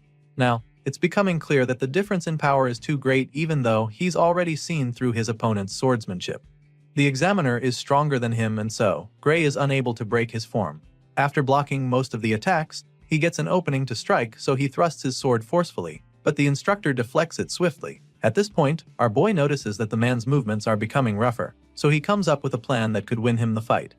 It's a bit risky, but he feels that trying it at the perfect time might just be the move that helps him defeat his opponent. With this in mind, the hero makes up his mind to do it. He lures the instructor to throw powerful moves at him by being more defensive, and this causes the man to leave himself vulnerable for a counterattack. As soon as Gray sees this opening, a grin appears on his face because his plan worked. After all, in a fight like this, there's nothing more likely to expose an opening than a big predictable swing. With blistering speed, the hero goes in for the finishing blow, which makes the instructor lose his balance. The examiner struggles back in shock when Gray capitalizes on his mistake, and before he can recover from it, our boy launches another strike, determined to seal the deal. Now, the odds are in his favor despite being weaker and having less experience. No matter how great the difference in power is, he's convinced that he'll win if he can just get behind his opponent. Gray takes the bold swing to secure the win, but then a loud commanding voice orders him to stop. So, he halts his strike midway despite being pretty baffled. He looks up at the official, wondering if the match is over already because it seems a bit too early to stop now. Well, it turns out that the limit for the exam has been reached, and with the duel that was on display, the result will be a draw. Hearing this, our boy just stares at the official in shock. He was so close to winning, but he couldn't do it in time, so he sighs in defeat, feeling bad that he didn't make it. It's a crushing outcome for our boy who's trained so much to get to this point, but he knows that he can't protest or argue, because that would be pointless. So, he quietly makes his way out of the arena, believing that he's actually done his best. Of course, it's not so easy to accept a loss like this, especially when it determines his future. The fact that he couldn't even win the first examiner makes him feel that things will be pretty difficult for him. At the moment, his fate looks pretty bleak because his chances of getting into the academy this year are now 0 since he failed to beat his examiner. So, he decides to come back the following year to take the exam again since his arm would have healed by then. With this in mind, he simply thanks the examiners and the academy for even giving him the chance to apply. Fast forward to 1 week later, and it's time for the final round table meeting to decide the students that will be getting accepted into the finest institution in the world. The meeting is held in room 53, and once they're all seated, the chairman asks what they think of the candidates now that they've all completed the exam. The first examiner immediately admits that he's overwhelmed by how tough it is to pick out only a few students, while another one states that the current method of everyone observing together is rather inefficient. As such, he suggests that they divide the workload the following year. It sounds like a good idea at first, but then, another professor doesn't agree with him. The man insists that they can't afford to overlook a talent simply for the sake of making things easier for themselves. At this point, the oldest man in the meeting reminds them that he asked to hear their thoughts on the students and not their opinions on the examination system. That being said, he decides that they start with the swordsmanship course and asks his professors to let him know which of the candidates passed in this category. Well, according to their rules, those who beat the examiners passed automatically, and those who couldn't achieve that will be assessed based on the quality they showed and how they held out during the 15-minute time limit. One of the examiners explains this and then asks the swordsmanship course instructors what they think about it. All the matches were recorded, so they're able to rewatch and analyze the performance of the candidates. Other than those who beat the examiner, candidates number 5, 217 and 753 stood out. The man suggests that they kept it at that because even if the others joined, they wouldn't be able to keep up in class. The second professor agrees with this decision and then asks if anyone has a contrary opinion.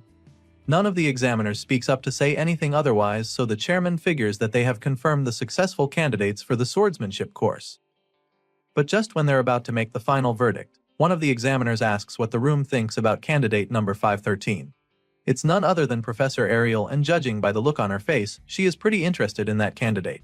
The other examiners in the room seem pretty intrigued when she brings up Gray Lee. So, they dig out the recording of his match against his examiner, and they're amazed when they realize how good he is. It certainly looks like he was going to win the fight, which is a good thing, but they also feel that things are going to be difficult for him if he has to rely on setting up traps just to beat an examiner. They notice that his technique was good, but his strength was also clearly lacking, which doesn't help his case at all.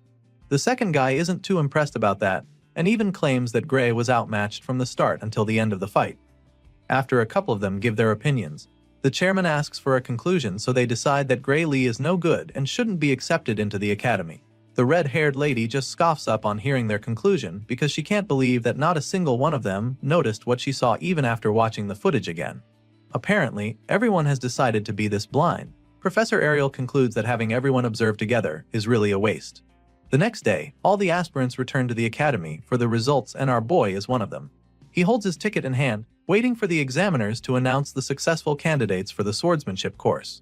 At the moment, 6 candidates have passed, and as soon as this is announced, Gray becomes even more anxious. Candidate number 5 is called upon and his ticket goes up in flames immediately. Next, candidate number 217 is called, the number 432 and 615 along with numbers 753 and 925. As soon as their numbers are called, their tickets go up in flames as well, leaving all the others pretty amazed. Sadly, only those whose numbers were called will be attending the World Union Academy for the swordsmanship course, and when our boy hears this announcement, his heart sinks to his belly in a flash.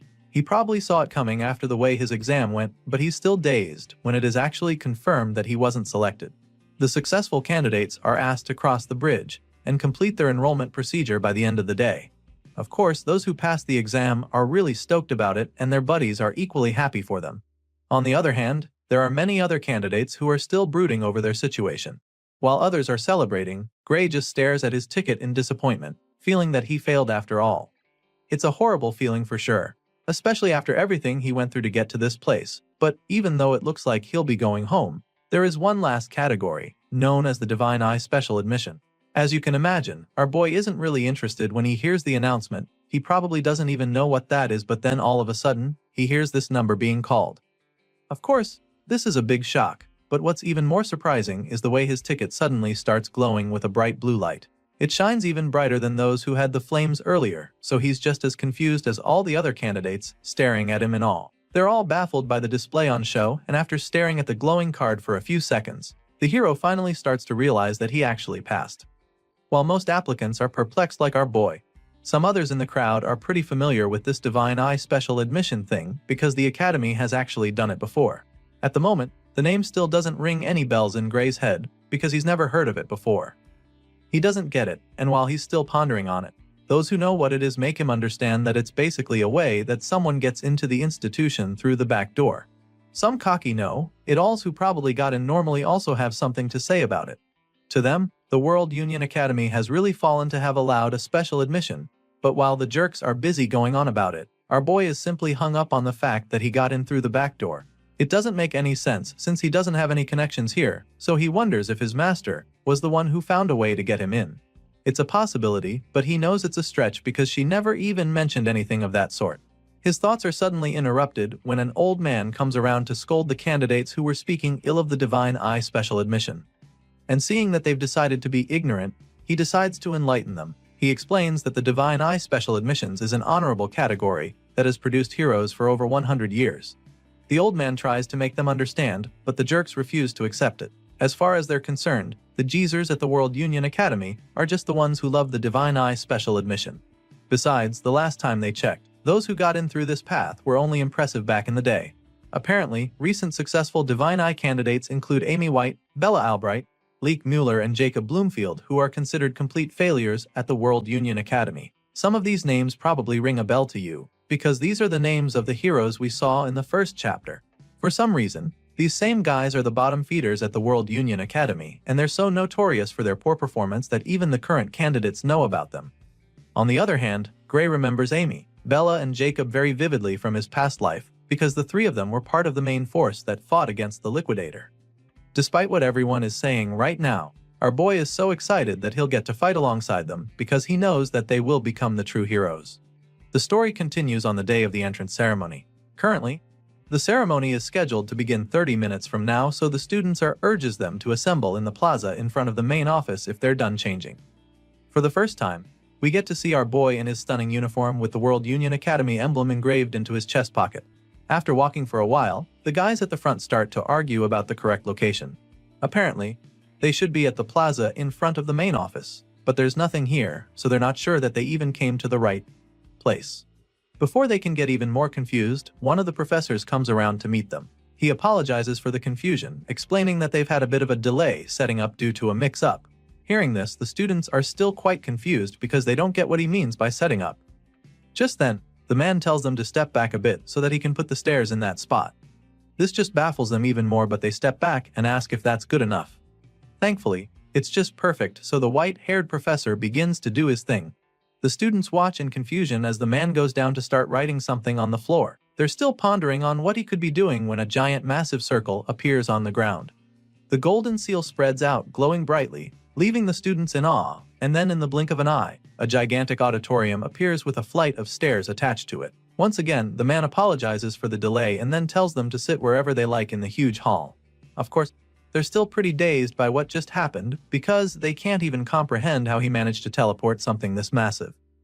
While most of the other freshmen remain pretty stoked about what the professor did, our boy quietly takes a seat. He feels that they probably did this because they want to hold the entrance ceremony in a place where they can see the school building. It's a pretty brilliant idea, and he also believes that it's a pretty extravagant way to use teleportation magic. He's heard a lot about the institution in his past life and the present one, but now, he can boldly say that he has seen the power of the World Union Academy. The hall is massive, so it's pretty obvious that the number of seats is pretty excessive. One purple-haired guy at the front points this out because he doesn't think there's need for this many seats, when only 30 students were accepted this year. However, the girl sitting next to him informs him that he doesn't even know what he's talking about. In response, he simply apologizes, claiming that he never really studied anything other than how to wield the sword. In that case, the girl decides to enlighten him a bit. The World Union Academy, as the name suggests, gathers the best students from all over the world. She first makes him understand this, and before she's even done talking, she points up at the sky in excitement, announcing that the others have arrived. That's when everyone else looks up at the sky to see the fleet of airships along with huge dragons. Most of the students are terrified when they see this because they have no idea what the hell is going on. But our boy seems to know exactly what's happening. Looking up at the sky, he immediately identifies the magic airship, Strato Queen. He had boarded it once when he was part of the Liquidator Subjugation Squad. They say it's one of the largest airships in the world, so he's surprised that they're bringing it out just for an entrance ceremony. Well, apparently, that's just the kind of thing the World Union Academy does. Just then, the white-haired professor from earlier notices that everyone has arrived, so he decides that it's time to officially begin the entrance ceremony. A while later, just after the headmaster's speech, we catch up with our boy who currently looks bored to death. He's so close to falling asleep, and after the last couple minutes, he confirms that even the World Union Academy's entrance ceremony isn't much different from a normal one. Well, he is bored now, but that's about to change very quickly because the next item on the agenda is the greetings from the top students of each course. Gray's eyes almost pop out of his head when he sees Leonhardt, the top student of the swordsmanship course, coming forward to answer the call. At this point, our boy is a lot more interested in the entrance ceremony, and he's not the only one because all the other freshmen are staring at Leonhardt. It makes a lot of sense that they dread him this much since he was the one who defeated the examiner in an instant during the entrance exam. The guy climbs the platform and greets the professors there very politely. Apparently, this guy is so good that some say he's as good as the teacher when it comes to swordsmanship. It's a pretty bold statement, but I guess that's just how good this white-haired talent named Leonhard Appius is. At this point, the hero is really intrigued, but his thoughts are interrupted when Leonhardt suddenly asks the professors if he is allowed to speak freely. They confirm that he is free to talk, so he thanks them and prepares to give his own little speech. He starts by stating that he has just one complaint he'd like to make to the academy. But before revealing what it is, he turns to address his fellow students. Well, that's what he says at first, but then he throws a jab at our boy, claiming that he's only talking to the students who were admitted the proper way. Leonhardt tells them what an honor it is to be admitted to the academy with them, hopeful that they'll all graduate as individuals capable of making meaningful contributions to the world. That being said, he urges his classmates to work hard together, claiming that he looks forward to the days when they can aim high together as students of the prestigious World Union Academy. After giving this little speech, he returns to subtly attacking our hero by suggesting that there's someone among them who doesn't deserve to be there. He makes this bold statement and then turns to the Divine Eye Professor Ariel, asking her to confirm if he's correct or not. The red-haired professor's expression instantly changes from a look of pride to shock.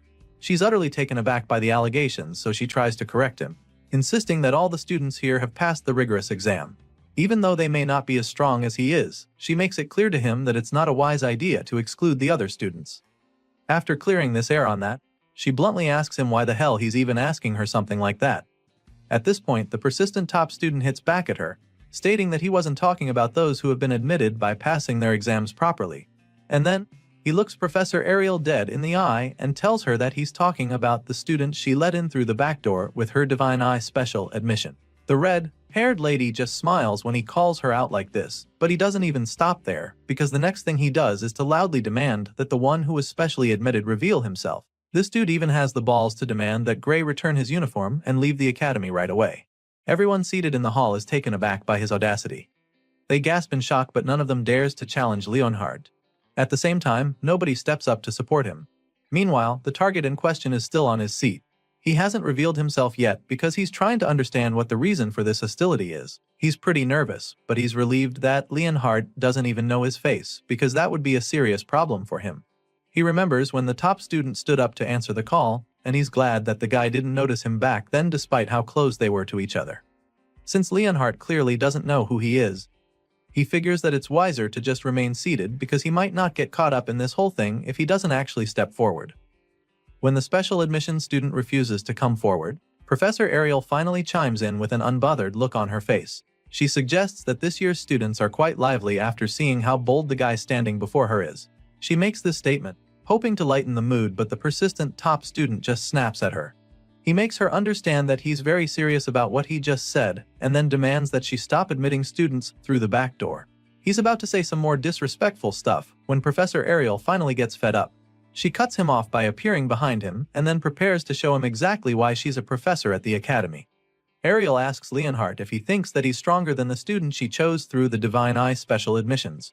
The question catches him off guard at first because he's not completely sure, but he's already made a lot of noise and backing off now would just make him look stupid, so he musters the courage to state that he is. He's furious that she'd even ask him a question like that and wonders if she thinks that he's not as strong as the mystery student. With this response, Professor Ariel smiles even more because she knows what things are about to get interesting. She likes his attitude and proposes that they make a bet so he can put his money where his mouth is. Once again, Leonhard is taken aback by the idea she just brought up, but she reiterates and confirms that she actually wants to make a bet, and not just any regular net, because she's actually willing to gamble with her job to prove that she didn't make a mistake. Of course, this bet means that Gray Lee's special admission will also be at stake, so our boy becomes pretty worried because this definitely wasn't part of his plans. Gray begins to panic because he doesn't even know what kind of bet this daring lady is talking about right now. Off the top of his head, Leonhard figures that the professor probably wants to make him fight the special admission student, but she claims that she would never do such a boorish thing. After all, she believes that Leonhard would end up dead if our boy goes all out against him. She literally tells him that he's no match for the special admission student, and then assures him that she wouldn't intentionally make them fight because as an educator, she must not put the lives of her students at risk. Of course, the only person she's worried about is Leonhard, so she makes this clear to him, which of course causes him to become absolutely livid. The veins in his head start bulging out as his blood begins to boil, and then he asks the lady if she's actually trying to provoke him. In response, Professor Ariel bluntly tells him that she meant every word of what she just said. As such, she suggests that they make their bet about monsters since it would be safer that way. Rather than making them fight and risk hurting each other, it's safer to see which of them is better at killing monsters. Professor Ariel makes the proposal and still manages to piss the top student off by teasing him about how he's better at fighting monsters than humans. Despite being really mad, he admits that she is truly well informed and then asks her what their bet will be exactly. Now that they're on the same page, Professor Ariel reveals that the conditions for the bet are very simple. All they have to do is kill the monsters that she picks as targets. Each round, the target monster will get stronger, and whoever fails to defeat their monster first loses the bet. That being said, the red-haired lady reveals that she will retire from her position as a professor if her candidate loses the bet. And of course, this also means that the special students will be expelled. Of course, our boy feels very uncomfortable listening to the lady gamble with his future, but then again, she's the one who got him into the academy in the first place. As for Leonhard, she informs him that he'll have to do whatever she says if he loses the bet instead. The blondie is a little reluctant to accept these terms, because it could very well be a trap, so when the professor asks if they've got a deal, he asks her to tell him what the target monsters will be first. The guy assures her that he's confident he can handle any opponent, but also he's smart enough to try not to be caught up in some weird setup. The professor can't argue with that, so on the spot, she suggests that the first target would be an ogre general. She casually proposes it and then asks Leonhardt if that will be too easy for him, even though she knows that it won't be. Meanwhile, all the students around gasp in shock when they hear this because they also know how dangerous an ogre general is. At the same time, our boy starts to get a little suspicious because he doesn't get why she specifically chose that monster as the first target out of all the creatures she could have thought of. Apparently, the cocky top student also knows how formidable an ogre general is, so he immediately protests, feeling that it's unfair of her to choose it. After all, they only consider creatures that one can kill by themselves monsters, and as far as he knows, an ogre general can't be killed by one person. At this point, the professor assures him that she's not asking him to go kill the beast right away. She doesn't expect him to be strong enough for that, so she sets a time frame to be the entire year. In other words, she's giving him till the end of the year to kill a general ogre. However, Leonhardt insists that it's not a fair challenge. As far as he's concerned, if someone could single-handedly take down a disaster-level monster within just a year of training, then no one would even be suffering. That being said, he demands that she choose a more realistic target, but then all of a sudden, an idea hits him. Leonhardt suddenly accuses the professor of deliberately picking a monster that no one can defeat so that she can end the bet with no clear winner.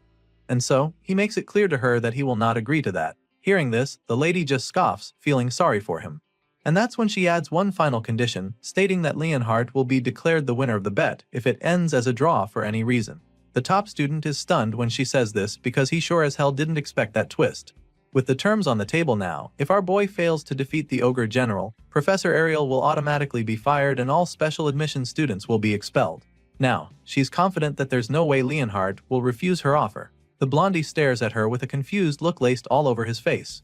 He calls her crazy for even proposing something that could very much end badly for her. To him, it's like the outcome of this bet has already been decided, so the red-haired lady takes it that he no longer has any objections. Well, before going ahead with the bet, he wants to confirm that the ogre general will not be weakened in any way, and she assures him that the monster will be at full capacity. Once that's out of the way, he conjures up a contract for Leonhardt to sign if he doesn't have any problems with the details of the bet. The top student scans the page quickly and signs the paper to accept the deal. And then, the professor casually walks away like she's already won, so he asks her if she really thinks that her candidate can win. Well, I guess they'll all find out soon enough. As you can imagine, the rest of the professors are stunned by what they just witnessed. Some wonder what's gotten into Ariel, while others feel that she wants to use the bet as an excuse to retire. They think that this is most likely the case since everyone knows that she's well past her prime now. Meanwhile, our boy can't help but feel anxious now that the bet is official. He suddenly remembers when she set the time frame for the bet to be till the end of the year, which makes him realize that the whole contract was a done deal from the start. Apparently, the clever old lady had Leonhardt wrapped round her finger from the beginning. There was no way she was going to let him refuse. A while later, we see that our boy is about to take his first class on the basics of magic. The professor taking the class knows that some of them might be surprised to be receiving lectures on the first day, so he makes them understand that not a single day can be wasted as students of the academy. That being said, the professor begins the class by starting with the most basic of basics, which is how to utilize magic. He makes them understand that an invisible energy called ether lies within their bodies, which they can manipulate through the magic circuits in their bodies. Hearing this, Gray is relieved to know that he'll be able to keep up with the magic classes for now. Thanks to his time at the boot camp, he's already familiar with the basic concepts. Sadly, his peace of mind quickly vanishes when he realizes that he somehow ended up in the same class as Leonhardt. Now, all he can do is pray that the guy doesn't find out that he's a Divine Eyes special admission student. As the class goes on, our boy quickly gets distracted and the professor catches him instantly. He scolds Gray for being absent, minded only 5 minutes into the class, and this is pretty much where things are about to get tougher for our boy. Gray is shocked that the man could notice him being distracted with a single glance because he's seated so far back. Either way, he apologizes, hoping to move past this quickly and not draw any more attention to himself, but the professor has other plans for him. The man is so pissed that he calls Gray to come down and demonstrate the basics of magic to the class since he's so confident. Desperate to get out of this, he reminds the man that they're in the swordsmanship course and don't really need to be able to use magic. Regardless, the man insists that those with the sword still need to know the basics of magic to coordinate with a mage. The way the man is talking right now reminds him of his time at the boot camp, so he suddenly starts to wonder if they're going to practice the same spell as back then. So, He asks the man if the spell he has in mind is the ether bullet, and this intrigues the professor because he didn't think the freshman would know about that. Thankfully, our boy can also use this spell, so he confidently reveals this when the man asks. His time at the hellish boot camp wasn't a waste after all. Sadly, the professor suddenly gets the bright idea to demonstrate the spell to the class using a match. And guess who he matches up against our boy?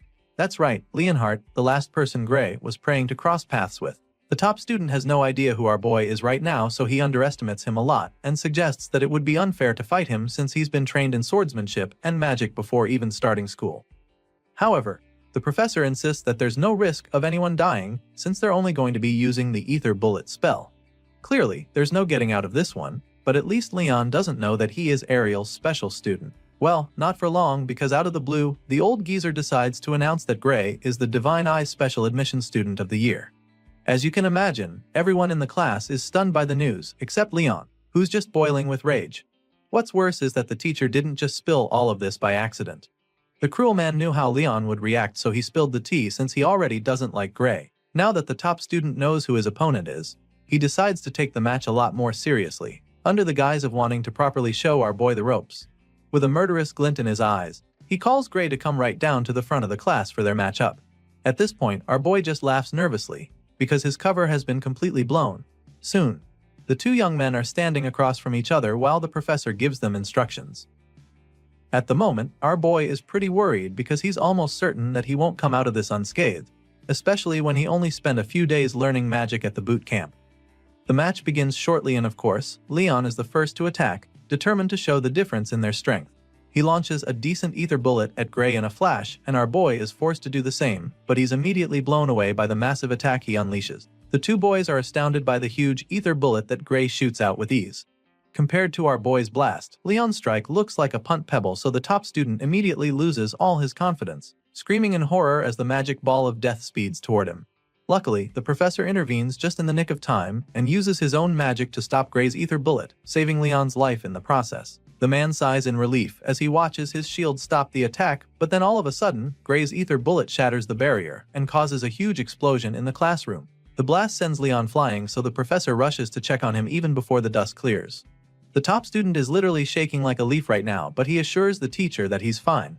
Thankfully, he's not hurt, but now, our boy might be in some trouble. If the barrier hadn't dampened the impact, Gray's ether bullet could have killed Leon, which is actually a big deal. Apparently, even among the professors at the academy, no one can cast an ether bullet that strong, so now, the man is very curious about this young man named Gray. He calls out to the hero, sternly asking him what the hell he just did, but right now, our boy is still trying to figure out the same thing. Thinking back to the exchange, he can't believe that they even used the same spell because Leon's ether bullet was so feeble compared to his. It makes him wonder if the ether bullet taught to those in the subjugation squad is different from what they teach at the academy. With this in mind, he curiously asks the professor if he accidentally used the wrong spell by any chance, but the man assures him that it was definitely an ether bullet. However, he makes Gray understand that the quality of his own was very different and informs him that it was by no means normal ether, but actually super, compressed ether. As you can imagine, our boy hasn't ever heard of that before, so he expresses his confusion. The man confesses that it's a power that even the professors have trouble producing. So it's mind-boggling that Gray managed to produce and reform it into a spell in a split moment. The professor goes ahead to state that there isn't a single person in the academy who can replicate what Gray just did. Just like the professor, the students are still blown away by the power they just witnessed. Whispers fill the hall as they all talk about how incredible the whole thing is. Some even feel that Gray should have been enrolled in the magic course from the start instead of specially admitting him. Despite everything the professor just explained, our boy can't help but feel that something is wrong somewhere. All the spells learned by the subjugation squad at the boot camp look just like what he unleashed a few moments ago. From what he can remember, he was even one of the ones lacking an aptitude for it, so to him, this is like the basics. And it makes him wonder if the professor is pulling his leg because he feels that anyone should be able to pull off something like that with proper practice. Hearing this, the man just starts laughing, which catches our boy off guard. He's so confused, but the professor just laughs even harder, like a maniac. He eventually stops laughing and then strangely asks our boy to consider transferring to the magic course. The old man is convinced that the kid is more talented at magic than swordsmanship, so he even offers to vouch for him if he agrees to transfer. Unfortunately, Gray immediately dashes his hopes by politely declining the offer. Our boy claims that he'll have to pass on it because he was told that he's not very good at magic.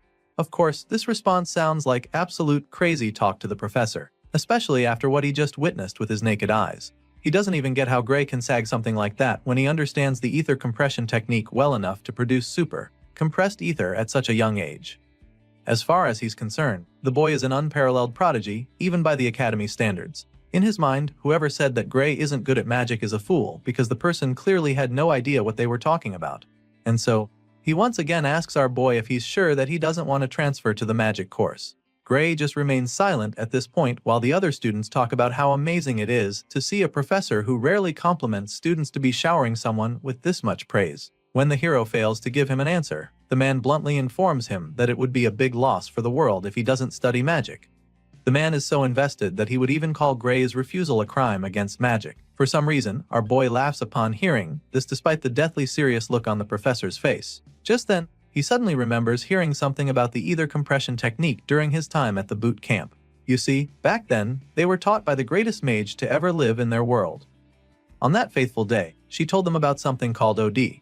It's also known as life force, but nobody knew it existed before, and as a result, it was very difficult to cast proper magic.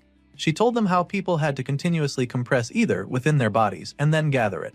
And even then, they could only use it when the bits happened to mix with OD by chance. This memory plays back in Gray's mind, so he immediately asks his current professor if he knows about OD.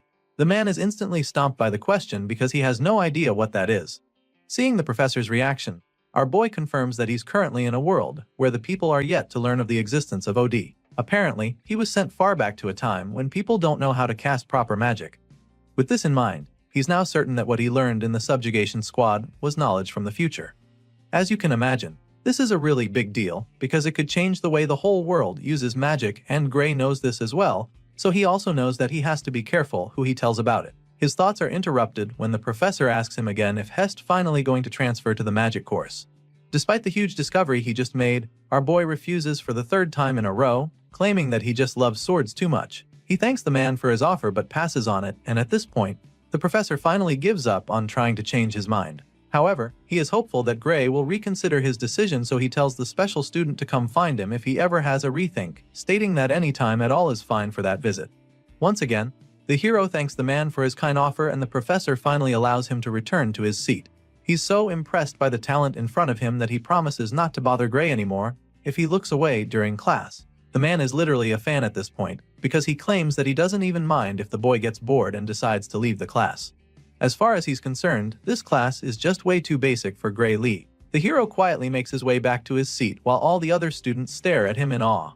They can't believe that the notorious Professor Carlos is the same person kissing Gray's ass right now. Well, it turns out that the professor isn't the only one sucking up to the hero, because from the looks of things, Leonhard is practically in love with Gray right now, because the guy is literally calling him Lord now. Our boy sees the top student acting this way around him, and of course, it makes him so uncomfortable that chills run down his spine. Later that day, Gray receives a note from Professor Ariel asking him to see her after class. On the way to her office, he can't help but wonder why he got summoned out of the blue. He feels that it might be Professor Carlos's doing, so he starts hoping that the red-haired lady won't advise him to change courses as well. Soon, he's right in front of her door, and immediately he knocks. She already knows it's him, so she lets him in. He's about to apologize for the intrusion when he suddenly senses a sneak attack from the side. The person tries to strike him with a sword, but his reflexes kick in at lightning speed, allowing him to block the hit and knock down the attacker. He's shocked that his body reacted on its own, but he can't think about that right now since he just got attacked. He turns to the assailant, wondering what the hell that was fire, but then as soon as he sees the girl, he can't help the feelings that he's seen her somewhere before. Gray takes a battle stance after knocking the attacker down, and then as soon as he takes a closer look, he's stunned because the girl looks very familiar. He's still trying to figure out where he's seen her before when a voice interrupts his thoughts. The person sounds impressed by what they just saw, and then our boy looks up to see that it's the red-haired professor. The lady is glad to confirm that her eyes were right about the young talent she selected, because at least now, it's clear that she didn't make a mistake. While she's bragging about her special admission student, two of her colleagues who are in the room as well have some reservations of their own. They don't seem to like Gray very much and even suggest that the green-haired girl, Bella, didn't attack with any real intent. As such, they feel that Ariel might have even asked her to go easy on the new guy. They admit that Bella's movements were flawless, but to have her sword be knocked out of her hand so easily was just unnatural. Our boy listens to them scold the blue-haired girl and realizes that she's the famous Belle Albright from his past life. She was one of the heroes from the World Union Academy who fought against the Liquidator and was considered the greatest sorceress in the world. Of course, Professor Ariel is not pleased to hear her colleagues talking to Bella that way, so she snaps at them. The red-haired lady suggests that the both of them consider quitting as professors since they can't even tell if the girl was holding back or not. She stretches out her hand as if demanding something from them, so when they see her reaction, they immediately change their opinion. The first guy drops a stack of coins in her hand while nervously stating that they were only joking about what they said. Gray watches in confusion as this exchange happens right in front of him, and then all of a sudden, he gets a good idea of what's going on. Still, he curiously asks the professors what they're doing, and that's when Ariel informs him that they were actually gambling. Apparently, they made a bet on whether our boy would be able to fend off Bella's surprise attack or not. As you'd expect, the red-haired lady put her money on the hero, and thanks to him, she just made some really good money.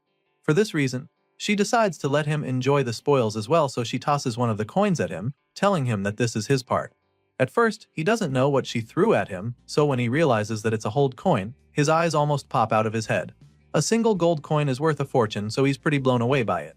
The other professors are obviously not happy about the outcome, but they can't help the feeling that Ariel was right about Gray. It's just like the red-haired lady said, because from the exchange earlier, it looked like he deliberately didn't use his dominant arm. It's almost as if he was trying to protect his immobile arm, so they wonder if it's because of injury. This is what the first man has in mind, but his colleague isn't even sure what to think. Rather than an apparent physical injury to the muscles, the first man thinks that the reason for this is more likely a deeper kind of wound. Hearing this, his colleague agrees, stating that a simple injury wouldn't cause that. Our boy listens in shock as the men analyze the situation, and he almost can't believe his ears. He's amazed that they can tell that much just from looking at him, so he expresses how surprised he is. But that's when the men remind him that they wouldn't be professors of the academy if they couldn't tell that much. Sure, to most people, it wouldn't be very obvious, but Professor Ariel was already aware about his condition during the exam. The red-haired lady has pretty much gotten all she needs from her annoying colleagues already, and since she's made them see that she was right about Gray, she bluntly tells them that it's time to leave.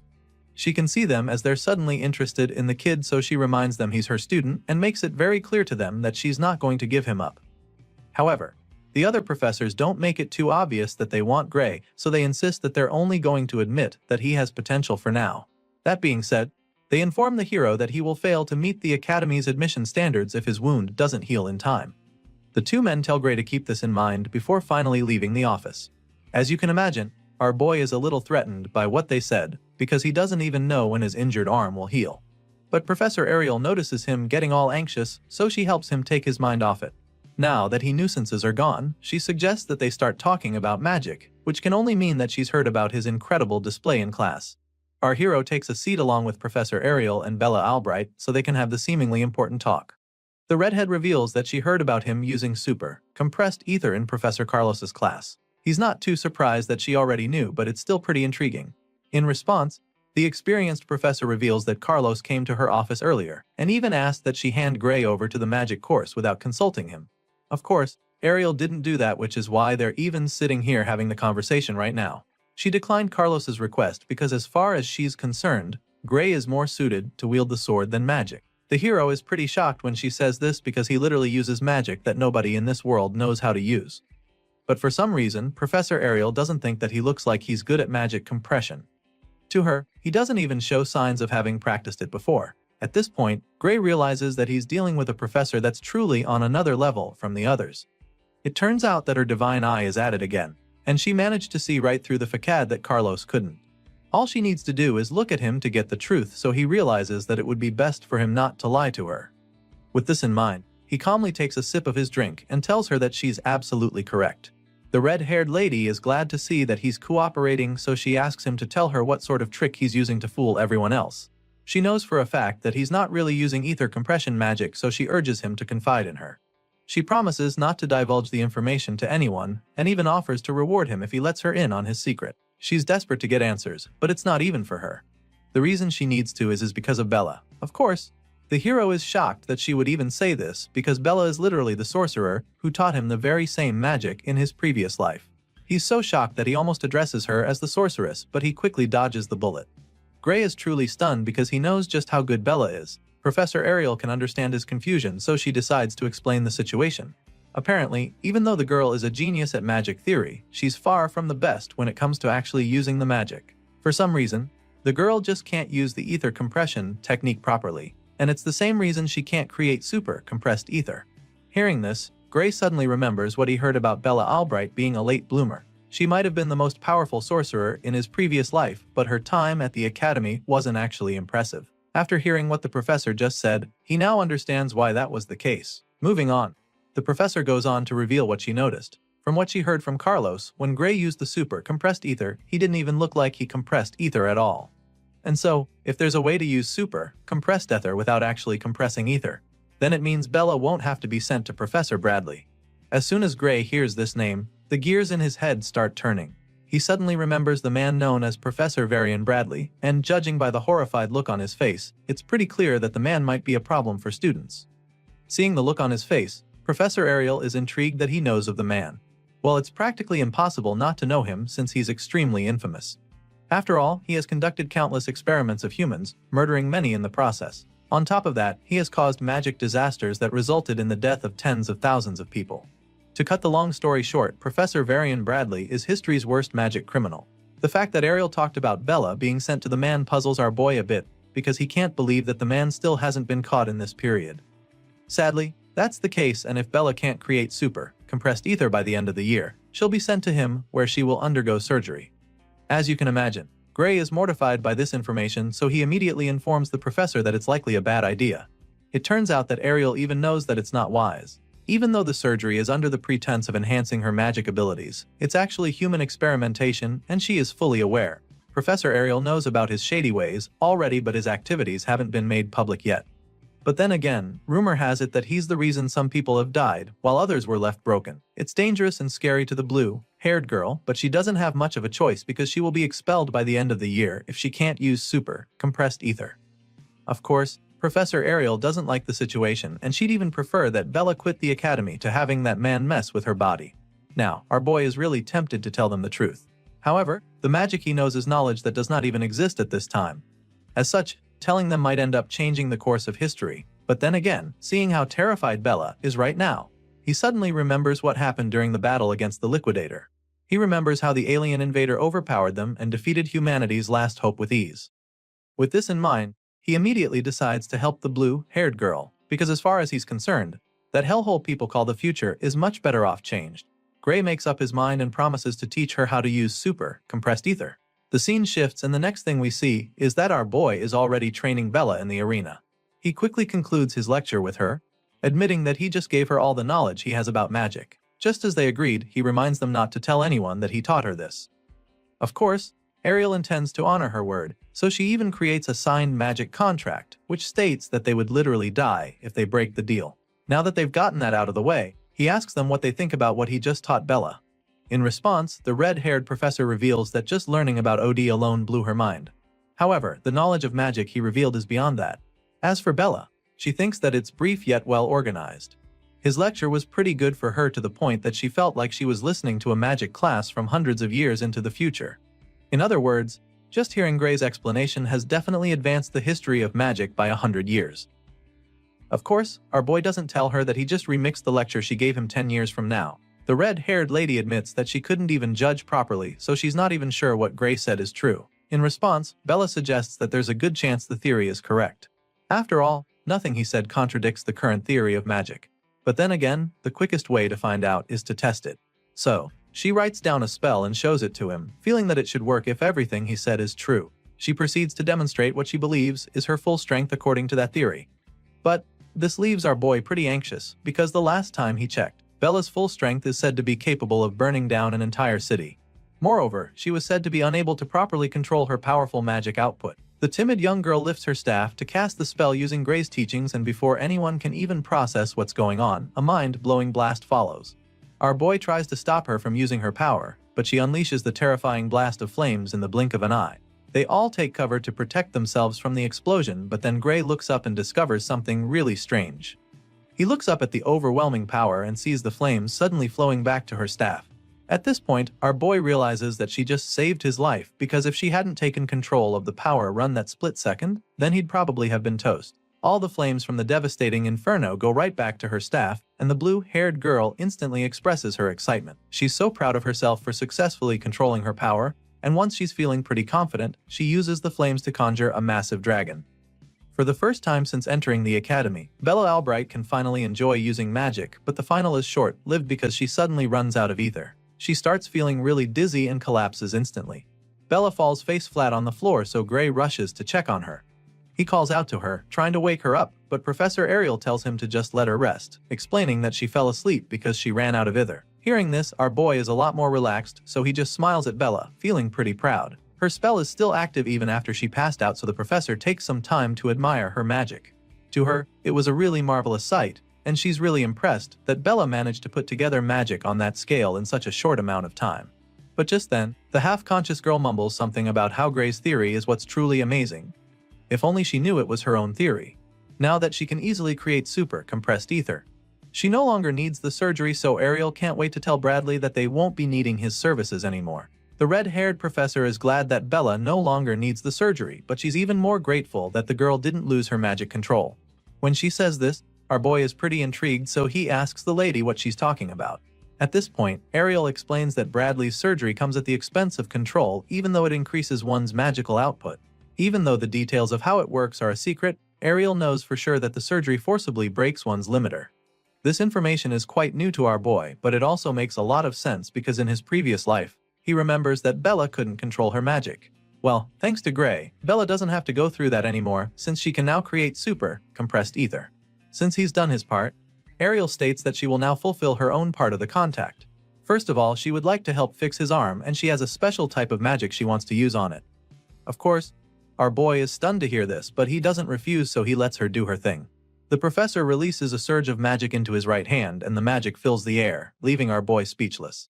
He watches in awe as she attempts to heal his hand, and by the time she's done, she asks him how he feels. The moment of truth arrives as Gray tries to move his fingers. Sure enough, he's able to control his hand, so he's truly astounded. He thanks the professor for what she just did, revealing that a magical healing potion could cure him. To this, the lady just scoffs and then tells him to never compare her nerve-restoring magic to his average magic potions. She trusts her skills, but she's also curious to know if his hand moves the way it did before, so she tells him to try swinging a sword.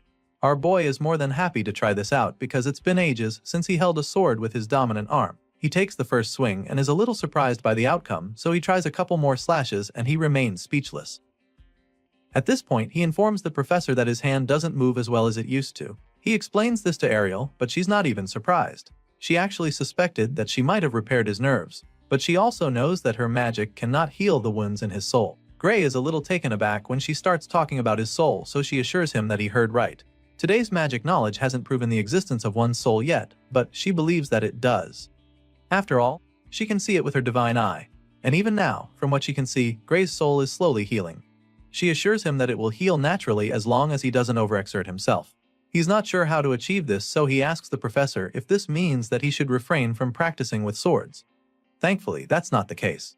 Ariel assures him that it's fine for him to exercise as he normally would, but at the moment, she's even more concerned in finding out what kind of swordsmanship could harm one's soul this much.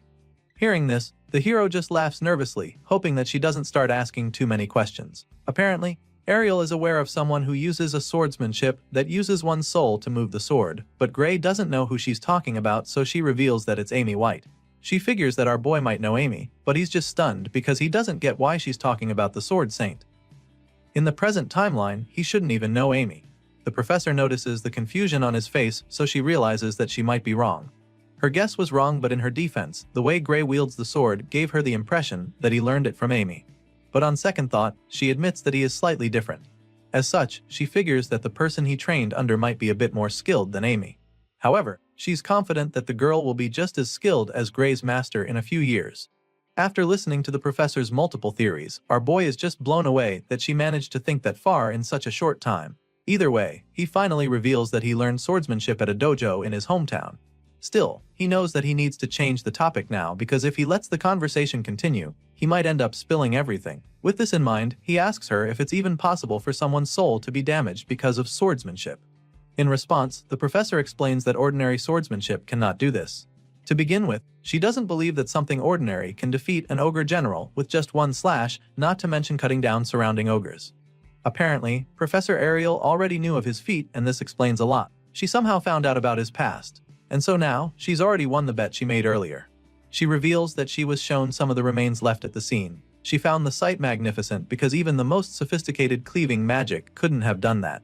That being said, Professor Ariel reveals that she knows about the mysterious power within him, and then asks him if he used it. The jig is up at this point, but he's curious as to whether she can see the power with her eye, and she confirms this, revealing that she can even see the power leaking through the chain door. The response sends chills down Gray's spine as the memory of that ominous door flashes across his mind. It's not something someone can just guess, so now, he's certain that the red-haired lady can actually see it. It's not a new thing for her though, because she's seen power like this before, but it's not exactly the same despite having a similar vibe. Our boy is taken aback by this because he didn't think there were people with similar power to him. At this point, Professor Ariel reveals that they do exist, but she also admits that she's not sure they are human, from what she's heard. The one she's talking about is the Liquidator, and the moment she reveals this, the hero's eyes widen in horror because he has no idea why that name is being mentioned in this time period. Seeing that he knows that futuristic kind of magic theory, it's not so surprising though. Hearing this, Gray confirms that what he's been using is really knowledge from the future. However, no one has truly figured out that part yet. Just then, the professor asks him how much he knows about the Liquidator, and this leaves him dumbfounded for a second. Regardless, he tells her that all he knows is that the celestial being is an extremely dangerous threat to humanity. As far as Gray is concerned, the Liquidator has to be stopped before he appears because if that happens, then he must be destroyed no matter what it takes. For some reason, the professor thinks that his explanation is a little extreme, but she does agree that the Liquidator is dangerous.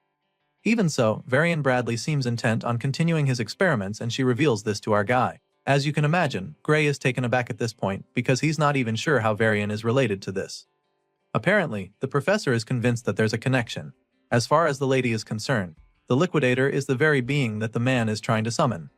This definitely comes as a shock to the MC because the last time he checked, the Liquidator was supposed to be an alien. He's blown away by the fact that the Liquidator was actually created by a man because no one had ever mentioned anything like that. But then again, the Academy in the last timeline acted as if they knew exactly where the Liquidator would appear. He remembers the war and how they had predicted the location of the battlefield. Memories of their fleet heading over there flash across his mind, and so now, it starts to make a lot of sense. It's a truly shocking discovery, but it's now looking very likely that the Academy was involved in summoning the World Enders all along. Now that Gray knows what's really going on, he strongly suggests that Varian's dangerous experiment be stopped immediately. Professor Ariel agrees with him, of course, but the look on her face suggests that it's not going to be an easy task. The red-haired lady also wishes for the experiment to be stopped, but there's a major obstacle in the way. Unfortunately, the person running the project is a professor just like her, so she doesn't have the authority to shut him or his experiments down. Sure, she doesn't have the power, so she already pushed the higher-ups to cancel Varian, but they refuse to listen to her. Hearing this, Gray immediately demands to know who exactly these higher-ups are because he can't understand why anyone would sit back and watch someone start an apocalypse under their noses. He's definitely ready to go meet the authorities, but the professor sadly reveals that she is not allowed to reveal their identity to him either. She wishes she could, but she doesn't even have the authority to do. The bottom line is that no one can force the experiment to stop unless the orders come from above. As you can imagine, Gray is disappointed that he couldn't even get a name from her. And now, it's looking like the Academy's leadership is more tangled than he thought initially. The situation is looking pretty bleak, but then all of a sudden, an idea pops up in his mind. It is already clear that the higher-ups don't want to stop Varian, but if the man in question is a criminal, that should change things. This is our boy's train of thought right now, because he remembers that the man in question killed tens of thousands with his illegal experiments in the previous world. If that was the case back then, it shouldn't be much different now. The MC knows where the mad scientist's lab is, so he feels that they should take action right away. With this in mind, he informs the professor that he knows where Varian is conducting his illegal experiments and proposes that they try to catch him red-handed. After all, that's the best way to prove that he needs to be shut down. Sadly, before he even finishes stating this idea, the professor explains that this won't work either. As you can imagine, Gray is so confused when he hears this, so he asks her why they can't bust the mad scientist. Apparently, entering an academy professor's research facility without permission is a very serious crime on its own over here. That being said, the red-haired lady makes him understand that they'll be the ones getting locked up if they are unable to produce hard evidence after breaking into the lab. And so, she straight up asks Gray if he's trying to say that he already has proof of Varian's crime already. Sadly, our boy doesn't have any concrete evidence at the moment. He's working with the events that occurred in his previous life, so he can't say for sure that it's the same now. So, he doesn't say anything, confirming that he's got nothing on the shady professor. At this point, Professor Ariel suggests that they shelve this whole issue for the time being. This entire conversation just makes our boy understand that the professor's hands are tied even though she knows that Varian and his experiments are dangerous. There's really nothing he can do at this point, so he assures her that he understands the situation. Now that they've got that out of the way, the lady suggests that they pay more attention to the more important matters at hand, which are his powers. She knows that he probably wants to learn how to be able to control it, so she offers to help him with that. Gray is blown away when she says this because he didn't even know that she could do that. Seeing the excitement in his eyes, she informs him that there's actually a professor in the academy who is very good at dealing with unknown forces. The man goes by the name Heathcote Longfellow, and Professor Ariel reveals this to Gray. Our boy is blown away by this because he's actually heard of the man before. It turns out that Heathcote Longfellow is the one who trained the Sword Saint, so it's a pretty big deal to be tutored by a man like that. Professor Ariel can tell that he's stoked about it, and she's not even surprised because she had a feeling that news would catch his interest. That being said, she offers to arrange for him to start private training with the man the following day. Of course, our boy doesn't have any issues with this, so he begs her to see to it. The very reason Gray came to the academy was so that he could master this mysterious power inside of him, but he definitely didn't expect to find a lead this quickly. The scene shifts, and the next thing we see is a very intense training session between the powerful professor. Our boy is already receiving private lessons from the one and only Heathcote Longfellow, so it's a really big deal for him. At first glance, you'd think these two are in the middle of a tough sparring session based on the strained looks on their faces. But we suddenly get to see the full picture and learn that they're actually running at insane speeds through the woods. As you can imagine, our boy doesn't get why they're doing this, but he doesn't complain and just follows the professor's lead. Surprisingly, the man is somehow able to sense that Gray's mind is wandering. This is not something that he's ready to entertain, so he tells Gray to pick up the pace since he's clearly not focused enough if he has room for stray thoughts. He demands that our boy keeps running until his body is at the absolute limit. Heathcote Longfellow insists that our boy keep running and only stop once he's burned away every drop of physical strength inside him. Because only then will his soul's power awaken. The professor informs him that they will not touch the sword as long as the MC still has even a scrap of stamina left in him. In other words, Gray will have to be on the brink of death before his new tutor will be satisfied. For most people, this might just be a deal breaker, but our boy knows what he came here for, so he's not going to shy away. After all, if this is the training that the legendary Heathcote Longfellow chose for him, then it must surely have a meaning. But then again, he can't shake the feeling that while he's here running laps, Varian is already carrying out his experiments to summon the Arbiter. He really wants to focus solely on the training as the professor demanded, but Gray is not even sure if this is what he should really be doing right now. Well, despite having these doubts at the start, our boy keeps going back every day, and after a week, he reports back to Professor Ariel. He goes to see her in her office then, and she asks him how it's been going with Heathcote. Of course, our boy takes the opportunity to say what's been going on. He tells her how it's mostly been running and adds that they do a bit of sword drills at the very end. Regardless, he does feel a bit stronger, and he admits this too. Of course, the lady isn't surprised to hear this because all of this sounds exactly like Professor Heathcote Longfellow. Their discussion is suddenly interrupted when someone suddenly knocks on the door. Professor Ariel lets him in, and the man gives her a letter that just arrived for her. He hands her the sealed envelope and takes his leave. Gray just watches the whole thing play out, looking all confused, but then the lady opens the letter to start reading through, and the look on her face informs him that there's something wrong, so he asks her what's up. Rather than telling him, she simply turns the paper to his face for him to see for himself. And by the time he sees it, his eyes widen in horror because the whole thing is just a report that Bella Albright has succeeded in producing super compressed ether. It appears that she has indeed gained a power closely resembling it. However, upon examination, it's clear that she has not actually compressed it. As a result, her new ability cannot be recognized as super compressed either. Therefore, the contract remains valid, and the operation will proceed as scheduled. This whole letter was sent by Varian Bradley, and after reading it, Gray is absolutely furious. As far as he's concerned, this is insanity, and the professor agrees with him. So, she suggests that Bradley is determined to force Bella into surgery by all means, even if she doesn't need it anymore. The mad scientist wants to make sure that he achieves his goals. Hearing this, our boy is pretty worried about Bella and wonders if she can refuse to partake in the experiment. Well, the contract is airtight, and the red-haired lady explains this to Gray. It turns out that the only way Bella can get out of doing the surgery is if Bradley himself voids it. That being said, Bella's only choices are expulsion or the operation. In other words, if she refuses, she'll be kicked out of the academy. Of course, this is horrifying news for our boy, so he expresses his displeasure, slammed his fist on the table. Seeing that this is the way things are going, Professor Ariel tells Gray that she needs his help, and then all of a sudden, she asks him to tell her where Bradley's lab is. Apparently, the letter he just sent to her was some kind of trigger that is enough to change her mind. Remember, when she said that they can't enter another professor's lab? Well, now the lady is suddenly fine with busting the mad scientist because if they are blue to expose him as a criminal, then his contract will be null and void. As soon as Gray hears this, the worried look on his face is suddenly replaced with a smirk. Sure, he's excited about this, but he's also curious as to why she suddenly changed her mind. After all, she was the same person who just said that it would be too dangerous to go after him without proof. Hearing this, she simply tells him that they're just going to have to find the evidence they need. She makes this bold statement and then informs Gray that she's putting her faith in him right now. You can tell that she's nervous about this whole plan, but then again, she realizes that she's actually even put her faith in him from the start. She was bold enough to do this because her divine eye had already told her that our boy was telling the truth the whole time. Apparently, she's known this for a while now, but it just took her this long to get herself to finally admit it. Our boy listens to her saying all of this, and it makes him feel very good about their plan. Professor Ariel confesses this to him, and then finally asks him to show her the way. It's clear that he knows the things that can help them, so she urges him to share in order to bring Bradley's crime to light together. And judging by the look on our boy's face, it's pretty clear that he's all in.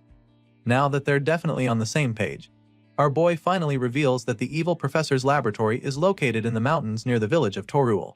As you can imagine, the red-haired lady is already familiar with this place. It's not the first time she's hearing about it, and she definitely remembers Bradley Varian having a laboratory there that was authorized by the Academy.